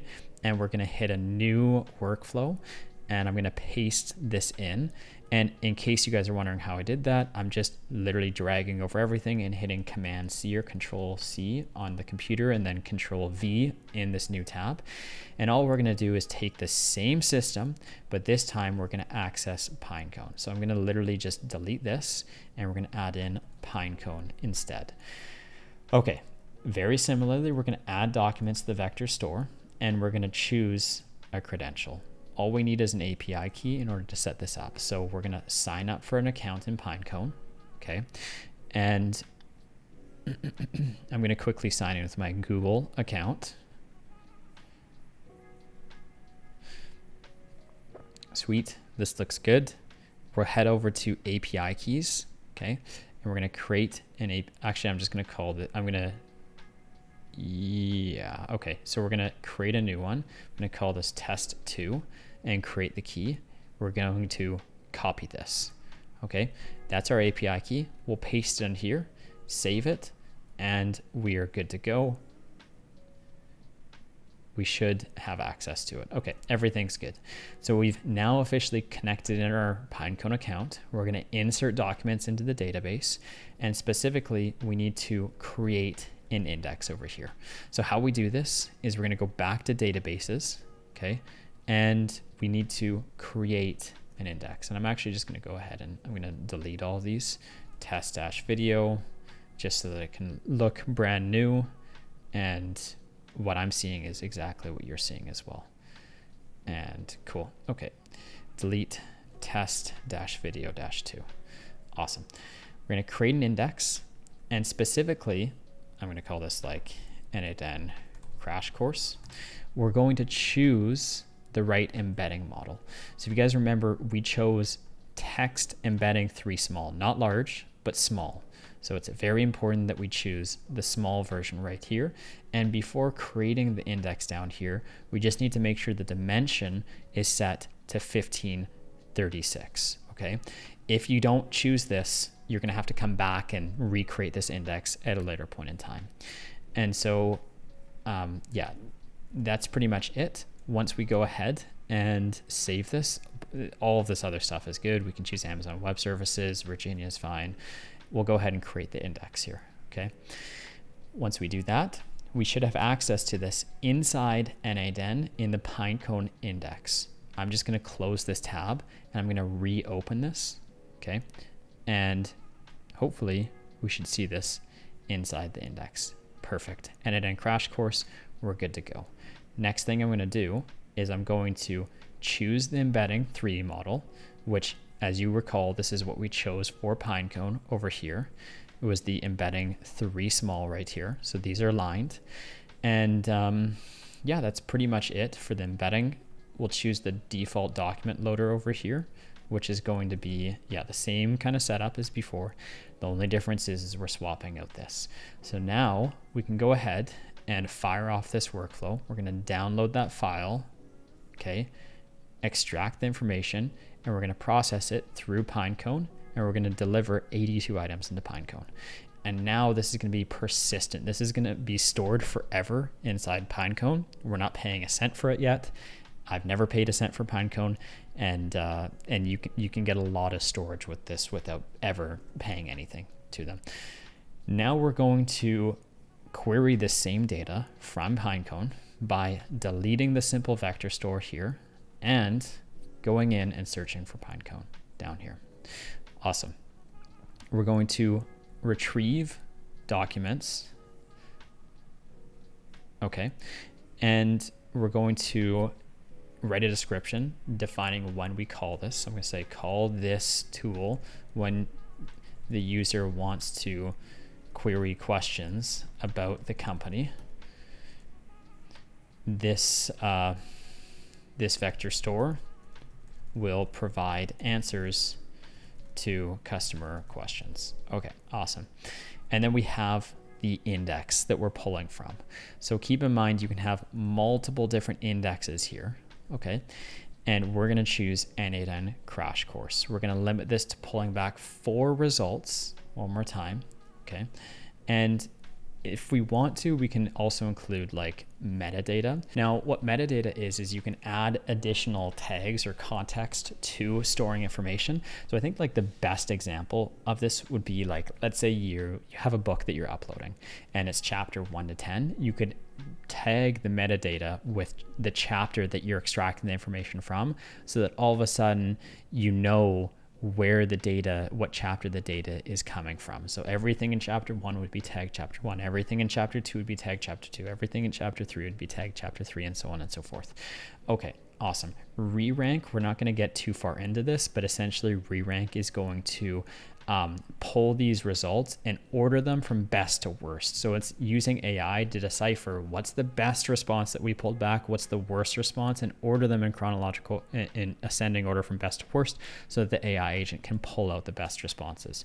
Okay, awesome. And then namespace down here, we're not going to set this up today, but essentially what a namespace is you can think about it like you can have different sections within your different index. So you can think about like the index as a library, the namespace as like bookshelves, and then almost like your records as your books. So namespaces could be like, for example, one bookshelf for sales, one bookshelf for marketing, one bookshelf for customer service, one bookshelf for accounting, and so on and so forth. So you can segment information over here. Awesome. Cool. So we're not going to add this in here, but that's essentially it. And then we can go ahead and add the embedding model over here. And very similarly to before, we can open up the chat and we can say, can you negotiate prices with a plumber? And it's going to go ahead, retrieve the information from the Pinecone data store, and then deliver that response back. Let's just take a look at what it says. Yes, it is often possible to negotiate plumbing costs, especially for larger jobs. And again, especially for larger jobs, yes, it's possible to negotiate plumber costs. And so we're literally just pulling out the exact information from our vector store over here. So you can think about this just as a very intelligent employee that's trained on the history of your company, being able to respond to customers based on all the information that you upload to it. You can think about it like an employee that just never forgets every detail about your company. The one thing worth mentioning here though is that you just need to make sure, and we're not going to have time to cover this in this video, but you're going to want to make sure that the data you upload is quality data, because what you put in is what you get out. If you upload junk to this, you're going to get junk responses back. If you give 10 or let's say you give 100 different answers to the same question, so let's say you're a company, you've been operating for 50 years, your pricing changes every single year, and you have pricing from every single year changing, it's going to pull out all different types of pricing, and it's going to deliver responses that will change depending on the options it pulled out, right? Like if we open this Pinecone store up, we can see responses. It pulled out 4. 1 is right here. Okay. 2 is right here. 3 is right here. 4 is right here. So imagine if you had 10 responses you're pulling out. Your company's around for 50 years. It pulls out 10 years of different prices. It's just going to randomly pick what it feels is the best response and send it back to the customer. And so if you have conflicting information or garbage information, it can deliver bad results. So it's very important to be hygienic with the information you're putting into here.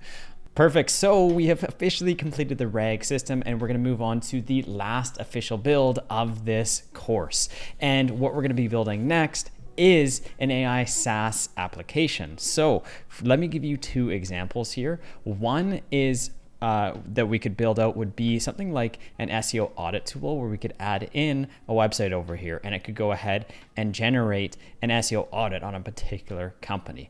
This is one option. Another option, and the one we're going to be building out today, is a more simplified SaaS application that we're going to be building out, where we can essentially allow people to upload things like their industry, company name, website, and then choose the social media platform they want to post on, and it will go ahead and generate text and image posts for that person. Now, I want to first of all say, like, this is so freaking cool. This technology was not available not too long ago.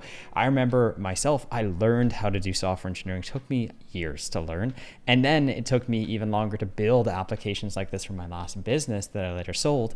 But the point is that what took me like a year or more to do could have been done in like just a couple of, honestly, days. It just, this kind of stuff can really speed up the workflow. It's not perfect. It's easier to get an MVP up, and it's harder to like fine tune and make it absolutely perfect at the, with the finishing touches. But it's such a powerful software, and we're going to be spinning up something really quickly just like this today. So essentially what's going on here is we have a form submission. Somebody's going to enter in their industry, company name, website, all this kind of stuff. We're going to generate that content for them. Now, this could be a lead magnet that you give to somebody in exchange for their email so that you can later remarket to them and hopefully close a deal. It could be a service you offer for free, paid, whatever the case may be. And this is just a simplistic example, but of course you could go ahead and build anything that you want. And so what is going on behind the scenes is that this software, when you click this submit button, is communicating with n8n on this server. Okay, this is like our server where we're submitting the results, and then it's going to go ahead and generate that post for us. So let's go ahead, let's build this out. First of all, I'm going to start a new workflow here, and we're going to call this Lovable. Never too late to start the naming convention. Only like hour 6 or 7 into this video, whatever it is. And I'm officially starting to get the memo with names over here. Cool. So first of all, we need to go ahead and build this app, and we're going to be using a tool called Lovable today. So you can head over to the website lovable.dev, and this is free to get started. Just as a TLDR, the pricing, while it is free, it does, they only have like, a certain amount of credits that you can use on the free plan, and then you'll have to pay. So just be careful with the amount of prompts you're using, because you can burn through these prompts pretty quickly. Okay, cool. And specifically what we're going to be talking about, or what we need to do, is use Lovable to build this application. Now, just like with ChatGPT, all we have to do is type in something that we want it to build, okay? And it'll turn natural language like this into full-blown web applications, just like over here, right? Here's a couple of examples as well that we could go ahead and build, but we're gonna go ahead and start from scratch. And so I actually have this prompt, and either you can just screenshot this text and you can just send it into ChatGPT and ask it to turn it from like an image to text, or you can just grab this from the free blueprints. But essentially, I'm going to copy this, and we're going to open up ChatGPT over here, and we're going to ask it to create a prompt for us. So specifically, we're turning a basic request here, which is asking ChatGPT. We're just saying, hey, create a super prompt for Lovable designed to create a software just like this. So I'm just writing in here, build a web app UI with the following features: a text input box for the user to enter in their website. And then when the user submits the URL, it's going to send a post request to a particular URL over here. We're going to have to replace this in a second. I'm just going to continue on with this. The body should contain, some examples of what we're looking for, and so on and so forth. I think that this actually is not the exact prompt that I wanted to use. Instead, what I wanted to use is this one over here. So I just got my wires crossed there for a second. We're going to paste this one in instead. So I want to build an app using lovable.dev. The app will be a beautiful form submission with the following fields. The app will be a form submission that takes the following information. So industry, company name, website URL, the platform that you want to post on. Regarding social media, it could be LinkedIn, X, Instagram, Facebook, whatever the case may be. And this is kind of like this drop down field right over here. So we can choose the platform, and then so on and so forth. And so and we're just kind of walking through the instructions. If generic is selected, show drop down to choose a more generic post from a drop down menu with the following options: news, tools, productivity, etc. So essentially we can choose like industry news, tips, tricks, useful tools, whatever the case may be. We can choose what we want, or we could have a very specific post in here where we don't like choose a generic post that ChatGPT or AI will just make up for us, but we can instead have like a very customized post creation process down here. Okay, and so we're going to say it connects to this webhook over here, which is going to go ahead and take care of all of the heavy lifting for us. So it's going to start this webhook over here. When we send data, it'll start this workflow, create the like caption, the image, and then send it back. Awesome. So here's how the app works. Learn more about the person by collecting information, generate a social media post, so on and so forth. And so I'm just going to say one more thing here. Please turn this into the perfect lovable.dev prompt. Okay, awesome. And ChatGPT is going to go ahead and write this whole thing out for us. Cool. It's just going to go into a bit more detail, get us all the information that we need so that we can communicate with Lovable the way it needs to be communicated to get the best result possible. And so we're just amplifying, or we're producing like a super prompt that gives it all the information that it's looking for. Okay, cool. So I'm going to go ahead, I'm going to copy this, and I'm going to paste this in here. Now, the only thing that we need to change here is we need to go ahead and change this URL. So we see that it says like jonocatliff.app.n8n.cloud and whatever. So what we don't want to do is we don't want to send it to that generic URL. We need to send it to our own URL. So we're going to go ahead and create a new trigger here. And this trigger is going to be a webhook trigger. Now, if you guys recall, a webhook trigger just essentially means that we're starting the workflow instantly by receiving information from some other external source. That source could be a form on a website. That source could be a Lovable app. It could be anything we want to. It's like almost like a server that we have live, just like an ear listening 24/7, 365 days, like permanently for incoming traffic. As soon as any information reaches this URL over here, it's going to start this. It's kind of like you ringing the doorbell. As soon as the doorbell's rung, somebody's going to come let you in. As soon as you get a notification on your phone that you've been tagged in like a LinkedIn post or a Twitter post or whatever, you're going to get the notification. You can go and check it out. Very similar with webhook, we're just waiting for information to be received here, and then it will go ahead and fire off the rest of this workflow over here. Cool. And so what we need to do is we just need to copy this URL, okay? And we need to go ahead and delete this URL and paste it in here. And that's all we need to do. I'm going to go ahead and click send. And this is going to build out the full application for us immediately. And so this is going to take maybe a couple minutes for it to process, but it will go ahead and build everything out that we need. Cool. So apart from that, just moving on here, we do need this to be a post request and not a get request. And if you guys recall earlier in this video, we talked about post, put, get, and delete. But in a nutshell, essentially post request is to create something, put is to update something, get is to retrieve something, and delete is to delete something. I apologize once again for my messy writing.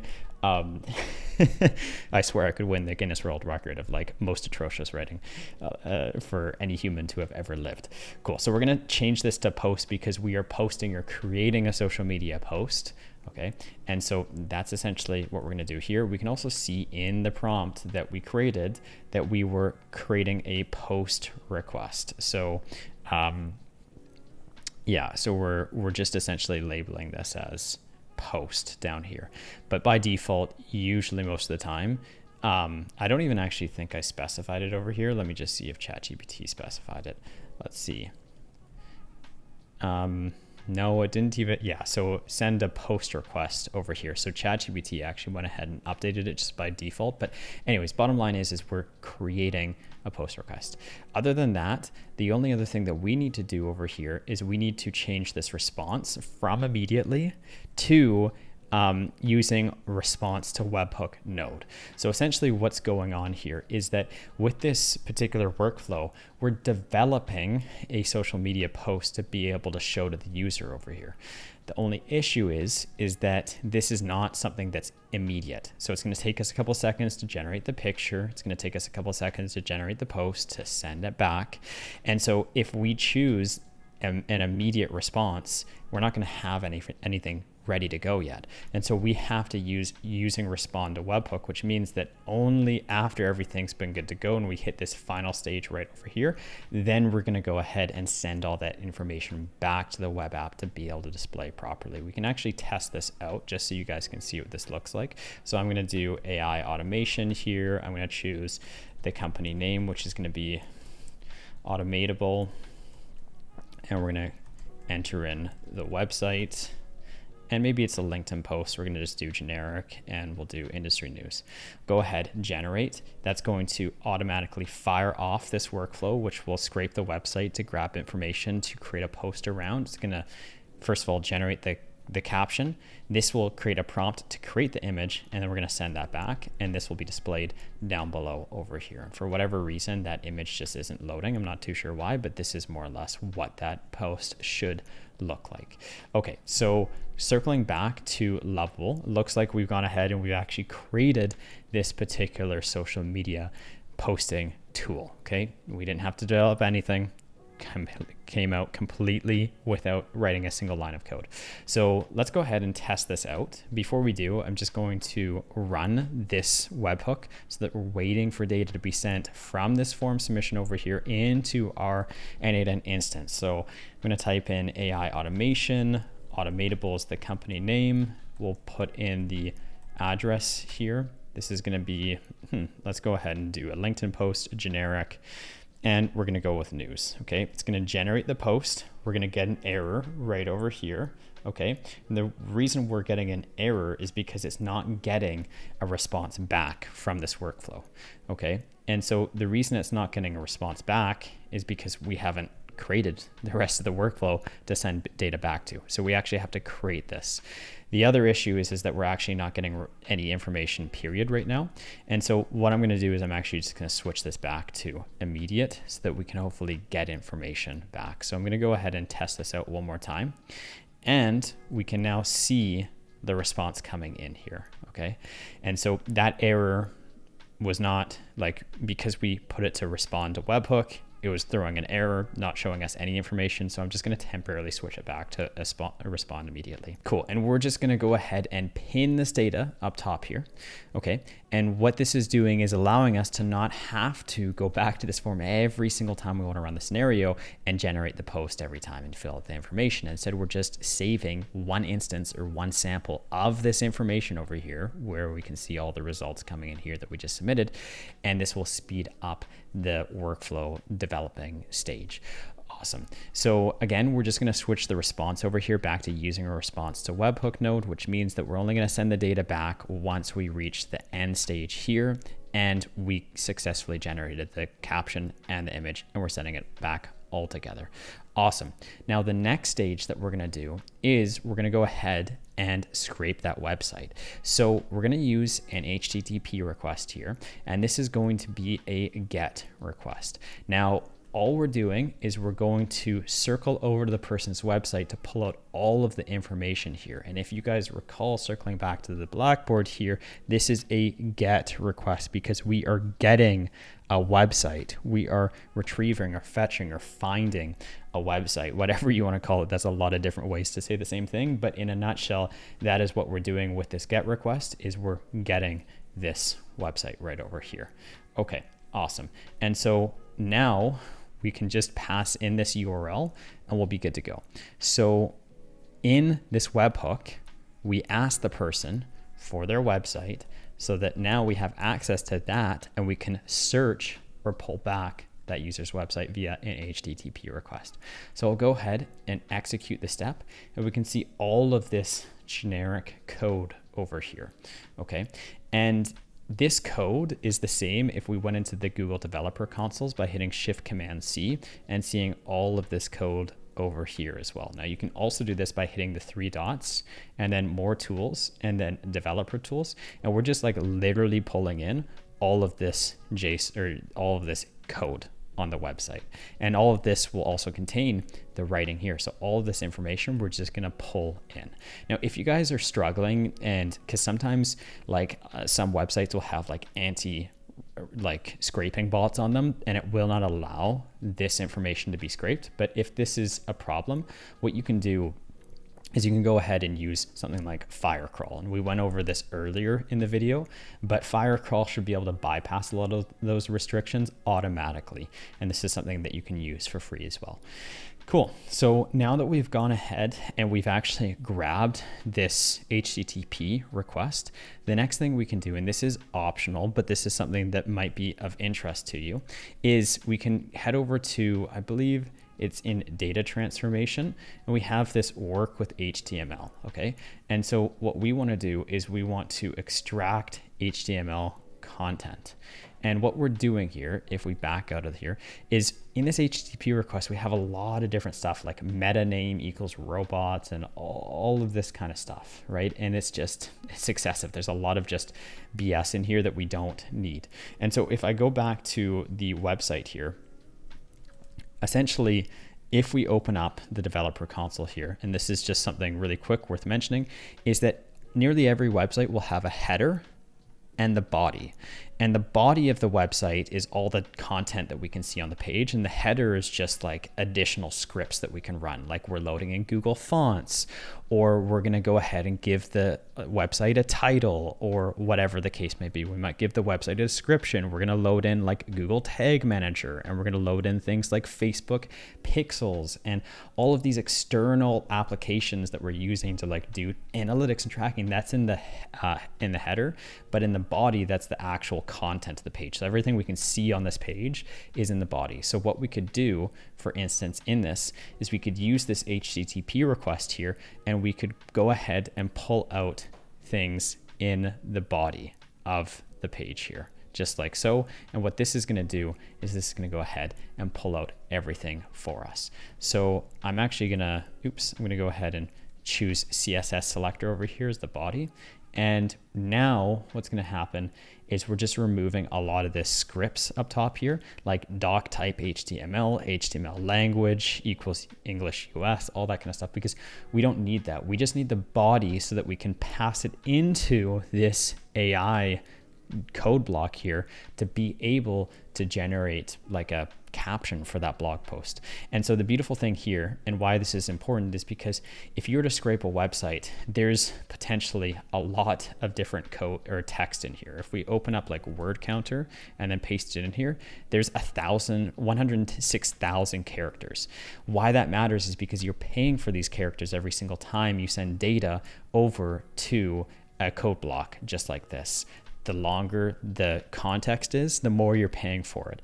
And so if we can take out a lot of that content, all of a sudden we could reduce the amount of stuff we're sending to that AI code block, and we're reducing it by like 15-fold here. So we're paying 15-fold less just by adding one additional step into here. And anytime you're dealing with scraping, this is pretty important to be able to pull this out. And we could do a lot more with this. Like if we wanted to clean this up, we could take it a couple of layers deeper and make sure that we're spending a lot, or we're saving more money. But just for the purpose of this demo, if we're only doing this like once or twice a day, it's not going to be that much money that you're actually saving at the end of the day.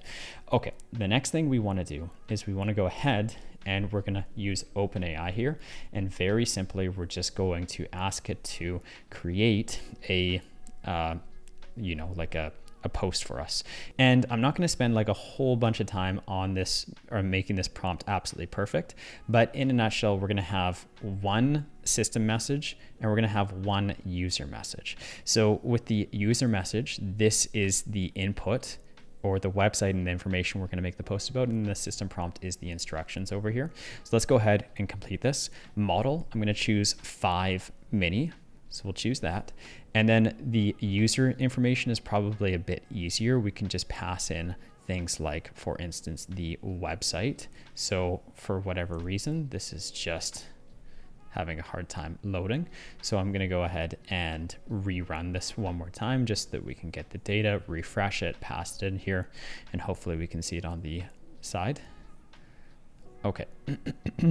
For whatever reason, that was not loading in. So what we need to do actually with this HTML is we need to open this up and we need to put a key in here. And this key is just going to allow it to have a name over here. So data, website, we can call this whatever it is we want. So website content, for example, could be a relative, like we can name this whatever we want. It's just for us to be able to refer to it later on. And so we're going to close that, open up this particular code block here, and then add the prompt in here. So we're going to put website content. And again, I'm just going to expand this code editor so that we can see everything. So I'm going to say website content here. And we can add in more information about that particular post. So for instance, we can say industry, company name, website, platform, post type, and yeah, that looks good to me. So now we're just going to map this in. So we're passing in all the information we need in order to effectively make that post. All the data that the AI would need to know, we're just circling in here. Awesome. And once we're done with this is going to be generic. This is going to be a news post. Once we're done with this, we can just go ahead and create the prompt over here. And so with this prompt, I'm going to make this nice and simple.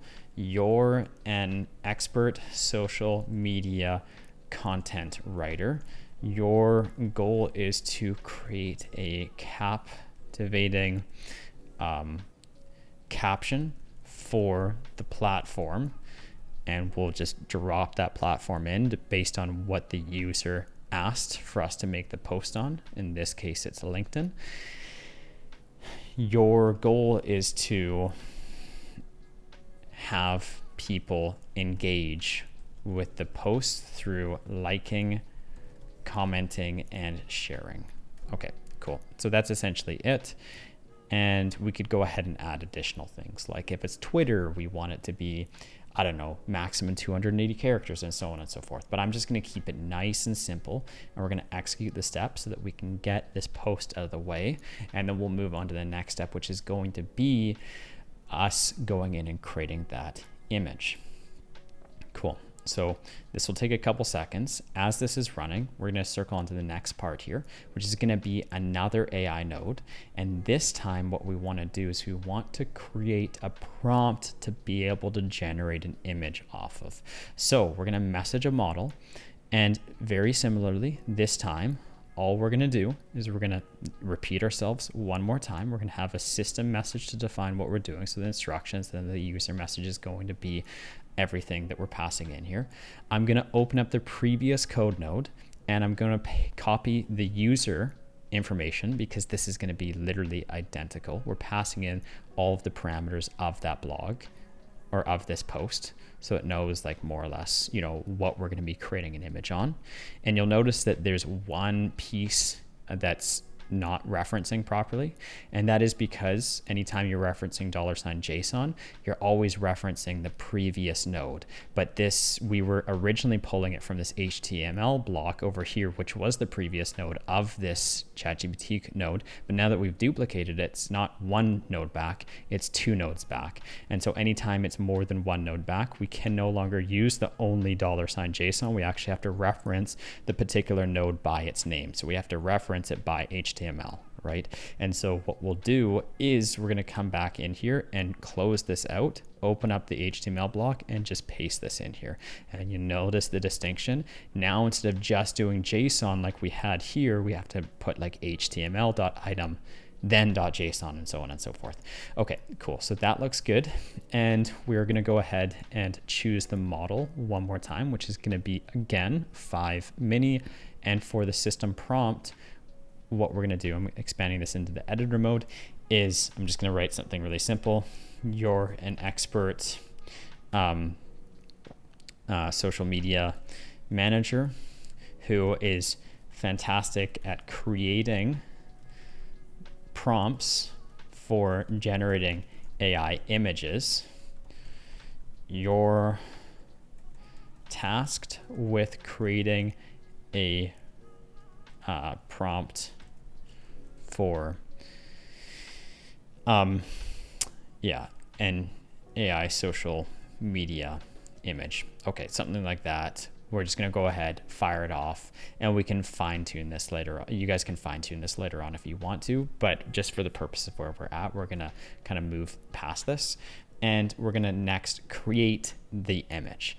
We can go back and take a look at our caption over here. So we can see news, Automatable is opening 5 client slots for next month, and we're ready to build this automation, the automation that turns your business into a profit machine, and so on and so forth. The only other thing worth mentioning is that we should probably pass this caption into the image to create that prompt. So instead of just, for instance, passing in the website content, maybe I actually want to delete that. I'm going to type in here the social media caption. and we'll go ahead and paste that because we want the image to be specifically tied towards that caption. We don't want two separate things. We want them to be synchronous. Okay, I'm gonna go ahead and run this one more time here, and we'll pin this post as well so that when we run this whole scenario, we don't have to wait like a minute for these things to run every single time. And we'll also go ahead and save this. And sweet. The next thing we're going to do is go ahead and actually generate that image by hitting the plus button here. And again, we're going to use OpenAI to generate the image as well as the prompt, as well as the caption. Cool. So under image actions, we have generate an image. Okay. And all we have to do is enter in the prompt, the AI generated prompt we created in the last node. Now, in terms of models, we have 3 options here. Now, DALL-E 2 is absolutely horrendous. It's probably the worst images you've ever seen. DALL-E 3 is a step up, but it's really not that good either. It's okay, I would say. And then GPT image 1 is actually like incredible in my opinion. It's like hyper realistic images. Now, first of all, I'm going to go ahead and show you GPT image 1, and there's going to be 2 caveats with this.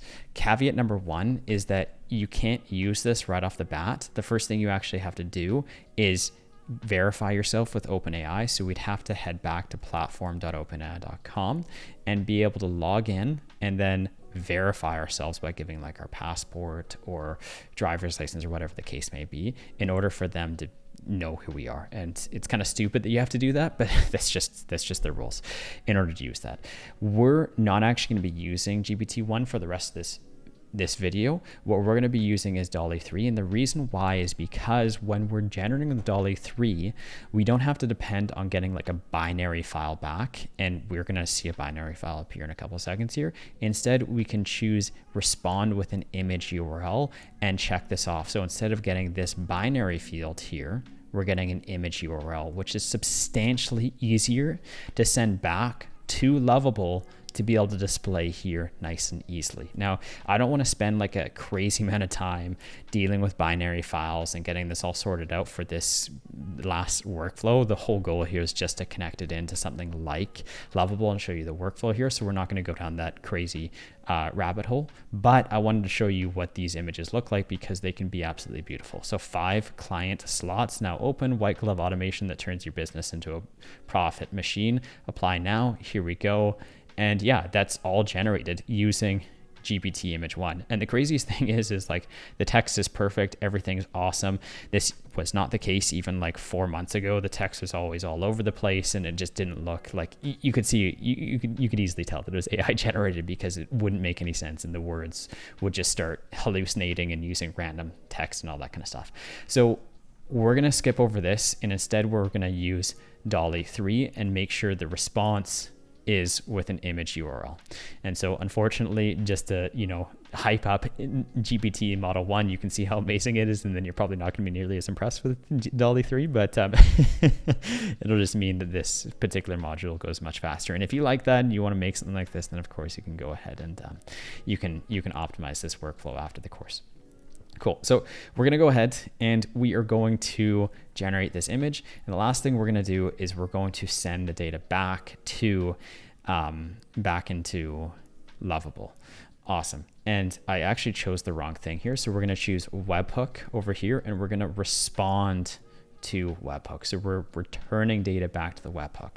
So essentially how you can think about it is we are starting this workflow over here. Okay. And then we are sending the data back to Lovable. And the whole time that this is happening, Lovable is waiting for the response. So it's just waiting and waiting and waiting and waiting. And once it gets the response back, then it will display it on the page. And just like with the webhook here is like a live server, like an ear, just always waiting to listening for something to come in. Lovable is also going to have their ear open, waiting, listening for our response to come back. And once it comes back, it'll know instantly, and then it will be displayed on this page. Okay, so that looks good. The only other thing here is that we'll take a look at this image. I'm just going to open this up in a new tab. Okay, yeah, so this is what I'm meaning by like text hallucinating. So like in a practical sense, you're probably not going to use DALL-E 3 because I don't want to be rude, but that looks absolutely freaking awful, horrible compared to compared to GPT image 1. But yeah, you're definitely not going to want to use this. You'll want to use that's a like this. I'm going to have nightmares about this. This is going to like haunt me about how bad this actually is compared to GPT image 1. Cool. So anyways, moving past this, we're just going to send the data back and then we'll wrap up. And if you guys want to change it, you can.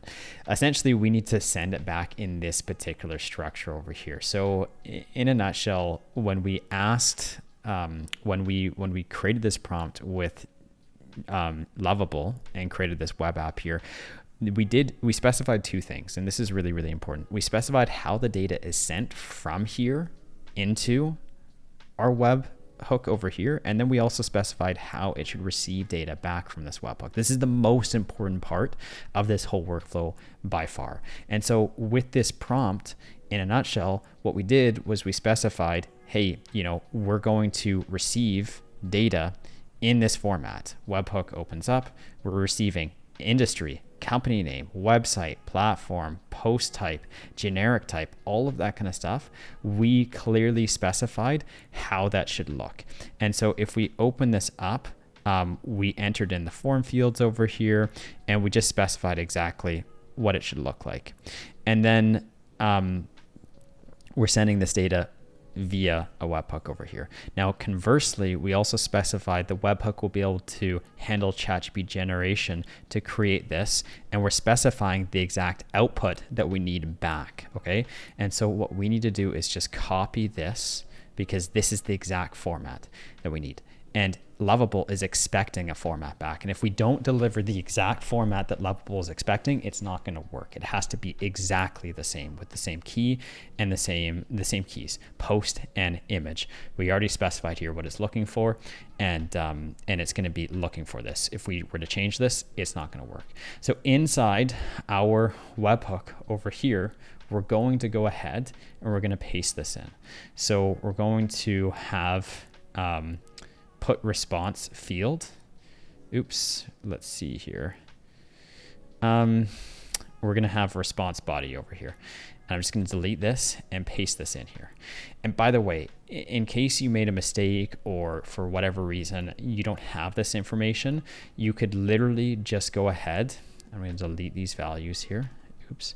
And you could always go back to Lovable and you could say, hey, I need, in the description over here, you could say, I need Lovable to accept JSON data back from my n8n workflow in the following structure. Okay, so anytime you hit an error and it's not accepting your data, this is the most important part. We're just defining how the data is passed between Lovable to n8n and then back from n8n to Lovable.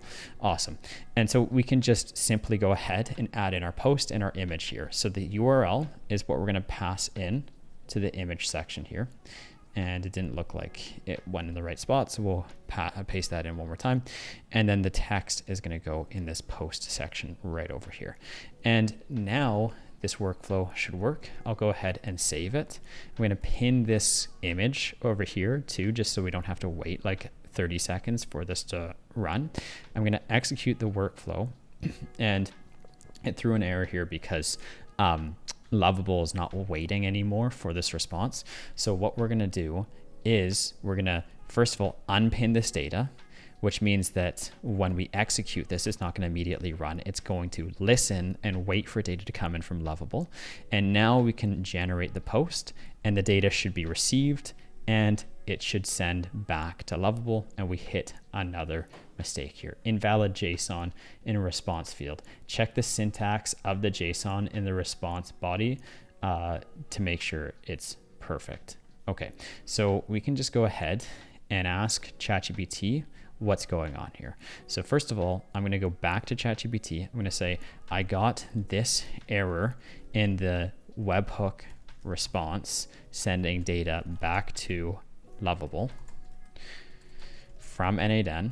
Paste this in, and maybe I even want to throw a screenshot in there so it can see exactly what it's working with. And then once this is loaded up, we're going to ask ChatGPT, and it will go ahead and create a solution for us. So the invalid JSON and response body error in n8n's webhook node usually happens because the JSON syntax isn't valid.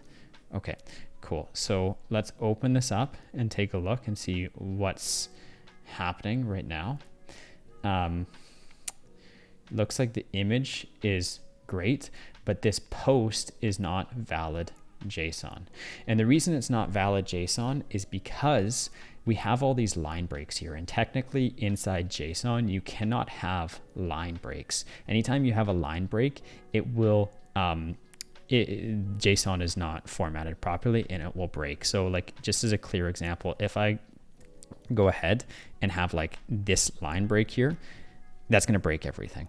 So we need to remove the line breaks so that this doesn't happen. And when I mean line break, I don't mean like this line breaking here. If this variable name is just super long and it folds over, that's fine. I literally just mean in the actual response, when this variable is replaced with the text here, if there's line breaks over here, that's not a good idea. And so what we need to do is create a JSON function in here, which is going to stringify this text or turn it into a format that we're replacing line breaks with JSON appropriate characters for line breaks. And so in, text, we would have a sentence, then line break, then sentence over here. And this line break inside JavaScript is actually looking like this. So this is the short code or symbol or code or whatever for a line break. So what we're gonna do is we're gonna say to ChatGPT, this text here is causing the problem. Can you stringify it? And it will go ahead and do that for us. And it's going to deliver the response back for us. Okay, so I'm gonna copy this, okay? And we will go ahead and paste this in here. Okay, that actually didn't look like it worked. So I'm gonna go ahead and delete this, and we can just copy this whole thing. So JSON stringify and paste that right back in here. Awesome. And that also didn't work either. So we're gonna paste it right into the squiggly lines. Okay, awesome. And this is working, but you can see that we have replaced all those line breaks with dash ends here and dash ends there and dash ends. And so now there's technically not a line break and it's going to work. But the problem is that when you use JSON.stringify, and keep in mind, this is JSON.stringify is just turning it into like a string of text, okay? And that's all it is, with no line breaks, no special characters, no nothing that's going to break the JSON data. Sometimes JSON can be finicky and it can break. The problem is it's double quoting it here. So anytime you run JSON stringify, it creates two quotes. So we just have to go ahead and delete this quote here and this quote here. And by default, stringify has the quote there, and it also has the quote there. So it should work this time. And now we're going to go ahead and we're going to save this workflow and execute this whole workflow one more time by triggering it from within Lovable. So I'm going to go ahead and generate the post, and now it's sent it back properly.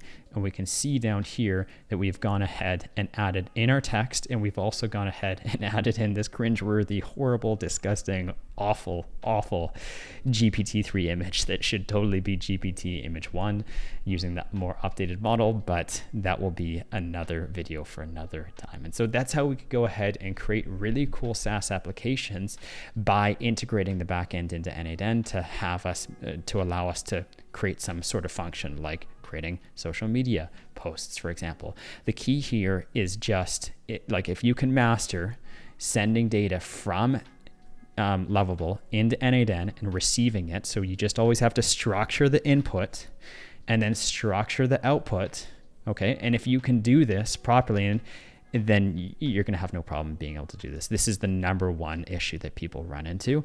And if you ever get stuck, you can just go back into Lovable and you can just say, hey, here's the updated JSON structure that you should be receiving data from within n8n. You just match whatever structure here with what we have in terms of structure here, right? So if we added, for instance, another key here called test, okay, we could go in here and we could also add in another key, and we'd just call this test, just to replicate exactly what we have that we're sending back to Lovable. Cool. And so now that we've gone ahead and built this workflow out, we're going to wrap up this whole series by talking about error handling inside n8n. So there's really like 7 errors that I see all the time that I'm sure you will encounter all the time as well. And we're going to go through each one individually, but just as a TLDR, this is not like an exhaustive list. There's so many other errors that you may potentially encounter.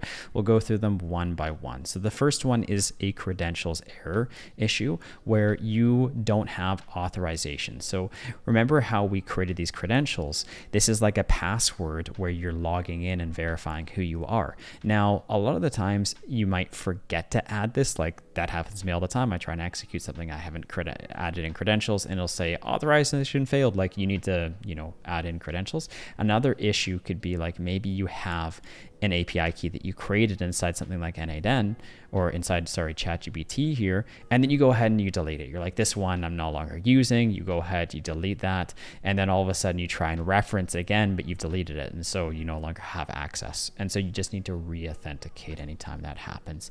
The next error that is often encountered is a data type error. And this happens when you're dealing or mismatching 2 separate data types. Whenever you're doing conditional statements, the data types always have to be the same in order for them to play nicely. So for example, let's say you have a data type here where one is text over here. Okay, we know that because it has the T symbol for text, or because it has purple text wrapped in quotations defining text and JSON data. And we know this is Boolean because it has the Boolean icon over here, the checkbox, okay? And the problem is that you can't have a string and Boolean together. You can't check a string against a Boolean. You can only check a string against a string or a Boolean against a Boolean. And so there's multiple ways we can solve this. The easiest one is to convert types where required. And what this allows us to do is it just by default will switch both of these to Boolean or both of these to text, but they'll be on even level playing field. So it'll automatically or programmatically make that switch for you. But if you don't have access to that or you want to do it manually, you could go in and you could change the data type. So in this case, I could say is equal to true. And now we've changed the condition over here to text, and the incoming variable is also text, and so it will pass. Okay.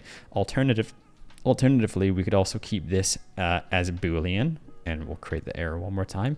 In the previous step, when we define this variable here, we can define this as Boolean instead. And so we're just defining this Boolean. We'll test this, and because both the variable and the condition are the same data type, it will go ahead and pass. Now, the next error that's very common is an undefined error.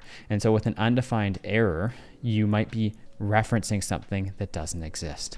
And so if we take a look here, we have a variable that we're referencing that does not exist. We don't have something called test. We only have test2. And so because we're searching for test and it does not exist, it's going to return undefined or null or whatever, because we're referencing something that no longer exists or never existed in the first place. And so what we need to do here is we just need to remap it back to the actual variable we want to reference over here. You could go ahead and type that out, or you could just drag this in, and now all of a sudden you should be able to reference the right variable over here. Okay, so that's how we can reference information properly.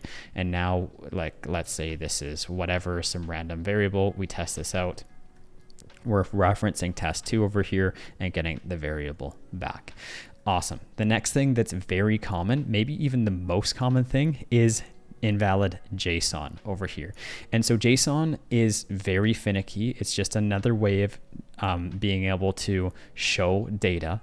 It's the backbone of n8n. It's how data is transferred across n8n. And you'll know that it's off because there will be like some red circle defining the line where the JSON isn't making sense. And so anytime you're struggling with JSON, the best way to handle this is to head over to ChatGPT and just enter in the JSON that you have and ask it to fix it. This JSON isn't working. Can you fix it? Paste it in, and it will go ahead and pull out the error, which is this quotation or this comma. Wow, that took me so long to figure out how to say comma there. But anyways, we'll go ahead and copy this and then send it back. Now, typically speaking, the most common reason for JSON errors that I find is a lot of people will always put, like, you always should put this comma at the end of every single line. So if we added another thing in here and we had test equals whatever, 1, 2, 3, you should always put a comma, otherwise it's going to draw an error. The only thing is that you never put a comma on the last line. So you'll always put a comma on every line except for the last line. That's the most common reason I see Java or JSON errors. But if you're ever confused, just go over to ChatGPT. It'll fix up for you in no time.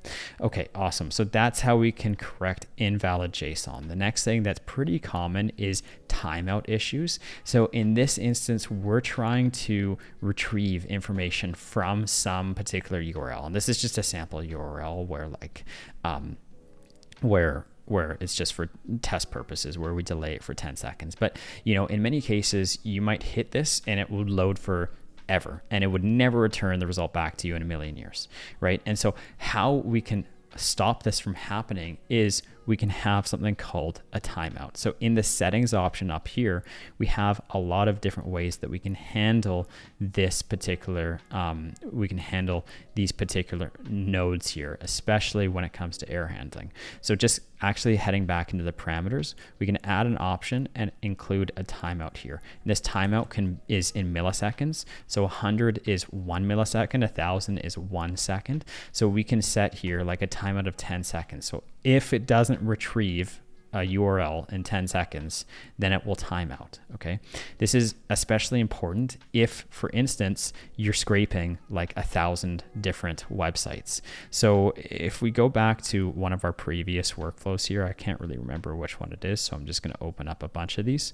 But yeah, if we're scraping like 1,000 websites here, you don't want it to time out on like one of the responses, because if it times out on like one response, so let's say we're scraping 1,000 responses, we loop over every single one, we add it to a Google spreadsheet. If it fails on one, then the whole workflow is going to crash, right? And so how we can counteract that is by having a timeout so that it stops at 10 seconds.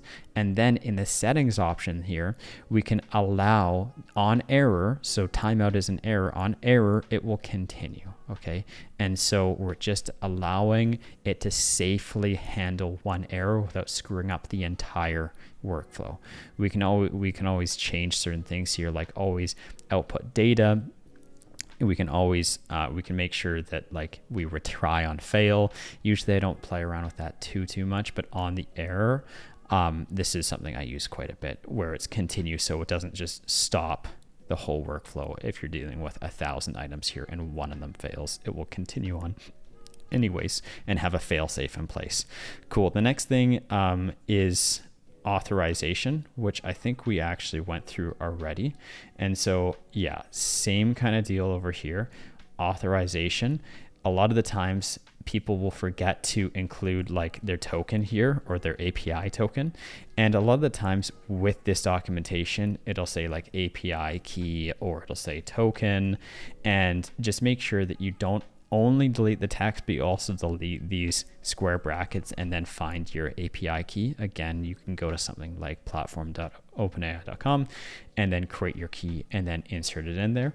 All right, so the last error that we're going to talk about is errors that happen in AI subagents, which are probably the most confusing errors to handle because they're not in the main workflow, they're in an external workflow, or in this case, in this sub workflow here. So let's open up this tool and we can see that this is probably one of the most confusing errors that is giving you. So cannot create property paired item on string, there was an error, blah, blah, blah, blah, blah. Super confusing. How we can solve this is we first have to open up the sub agent by clicking this button right here, and you could go through the process of like going over to your folder and, you know, finding that exact workflow and opening it up too. But we just need to get to the subflow, and then we need to go to the executions tab, and in the executions tab we can see the exact error that's happening, and then we can actually look at the live results.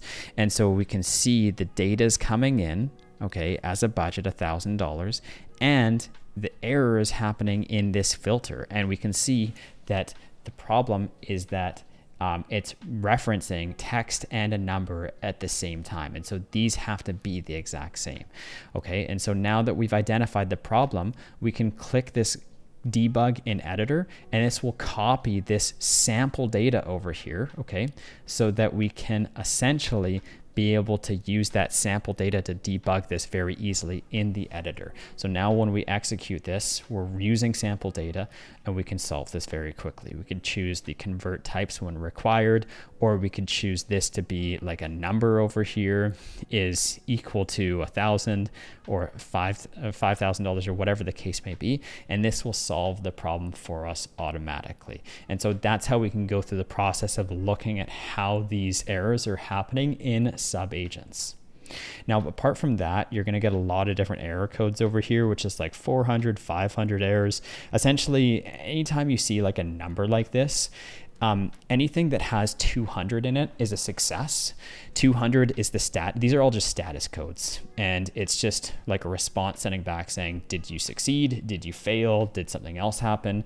Anytime it's a 200, it's a success. Anytime it's a 300, it's a redirect. And anytime it's a 400 or 500, there's something that happened. So 400 is invalid parameters. 401 is missing expired tokens. 403 is insufficient permissions. 500 is like a server error. And you don't need to memorize this. All you need to know how to do is if you encounter these errors, you just need to know how to ask ChatGPT, hey, this is the issue I have. How can I solve it? And it will go ahead and solve that for you.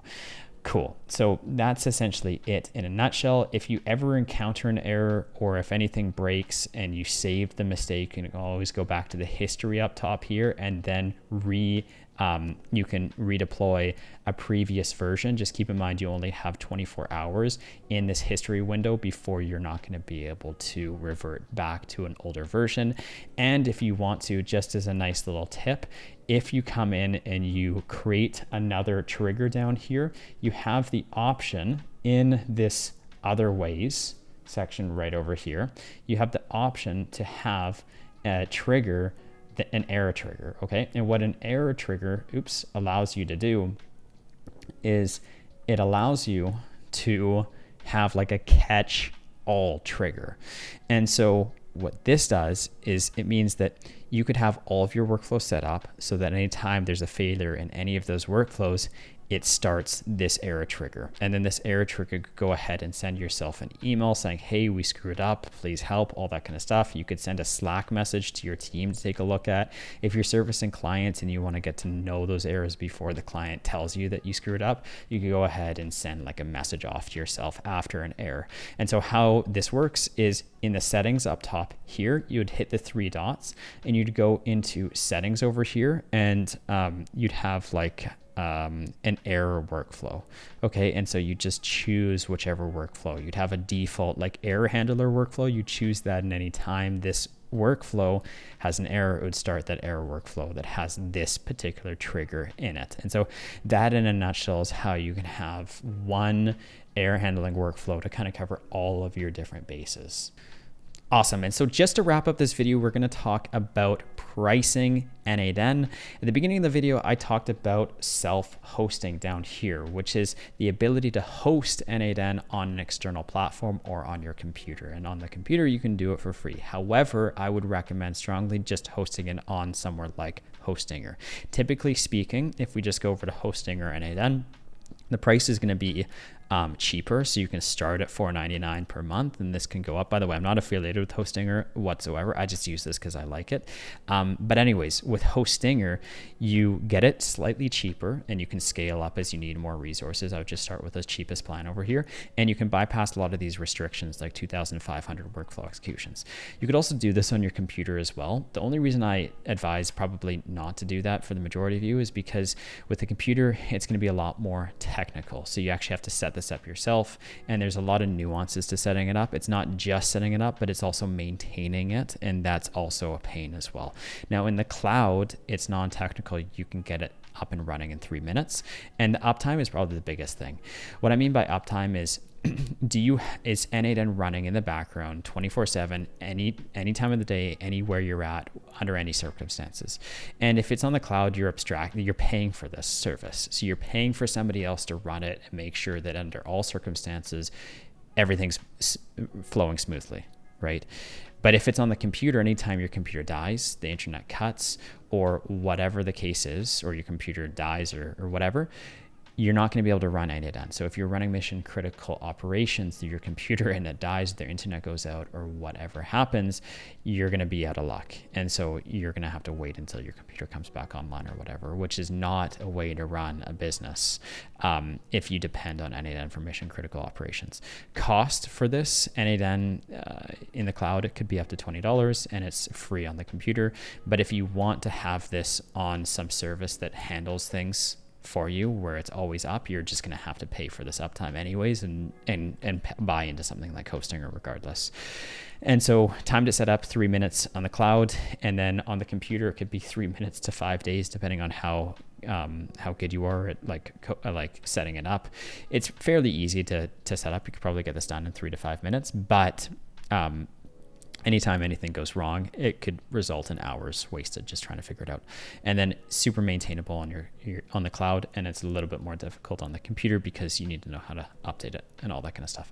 And so if you go over to Hostinger, the first thing I would just do is go to Google, type in n8n Hostinger. They'll give you some kind of discount over here, like 64% off. If you're going to commit to it, I would probably recommend locking this price in for longer rather than just a month, because it will go up to the original price over here. And then once you go ahead and choose the plan, they're just going to ask you to essentially set up your account. And first of all, you'll just buy it. And then once you've gone ahead and bought it, you'll just choose the server location, which will be the server closest to your house. The closer it is to your house, the faster the response times are, that you, like when you're actually in the application, the less latency or lag you're going to experience. Then you'll go ahead and just choose n8n, and I would choose the normal n8n right over here. There's multiple different options here. The only thing is this is for more advanced users. You can always upgrade to this later on, but I'd just start with the cheaper options for now. So we'll go ahead and select that, and then you'd create your root password. I'm just going to go ahead and generate the password, click next, and then yeah, anything that's free I'd take. I probably wouldn't upgrade to anything paid unless you need that at a later point in time. You can pay it, and then you're inside Hostinger, and it's going to take like 2 seconds to log into your account. Other than that, if you ever need to update your instance of Hostinger, you can just type into Google Hostinger n8n update, and in the first blog post right over here, it will tell you literally just write in this, and then write in that, and then write in that, and then in a matter of 2 minutes, your instance of n8n will be updated. I'll include this in the link down below, and you can always save this on your computer to come back at any point in time. And so that's essentially it for this whole video, guys. Thank you so much for sticking through all the way to the end. If you did, you're absolutely amazing.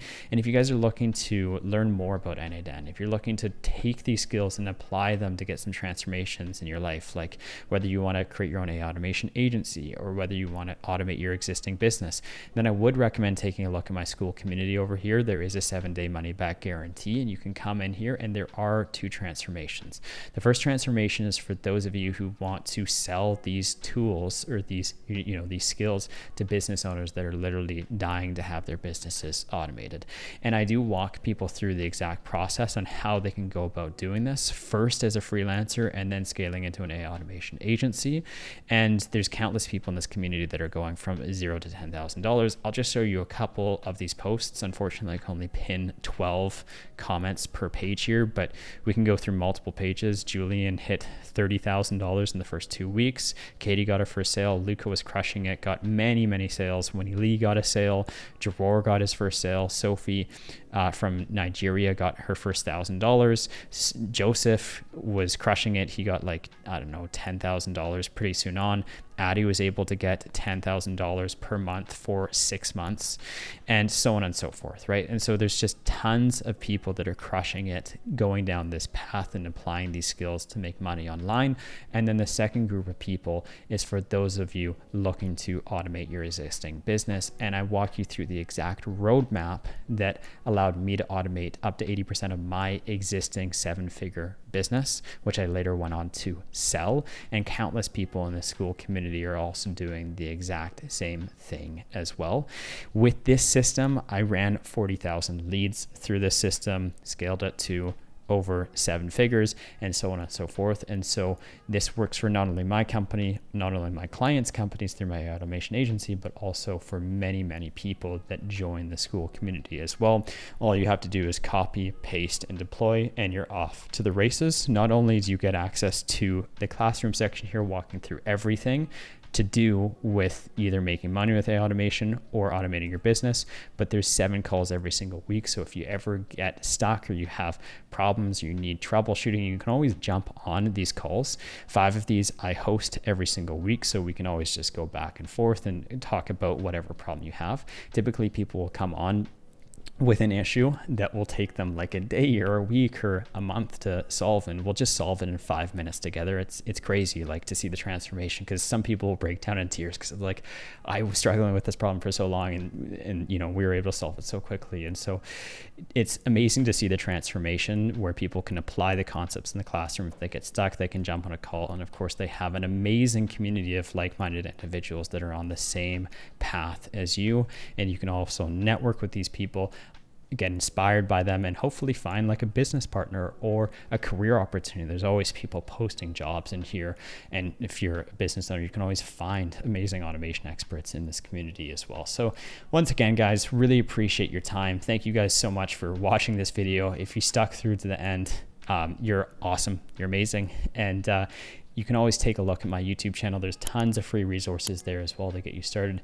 There's dozens and dozens of blueprints. And yeah, have a lovely day, and I'll see you guys soon. Bye-bye.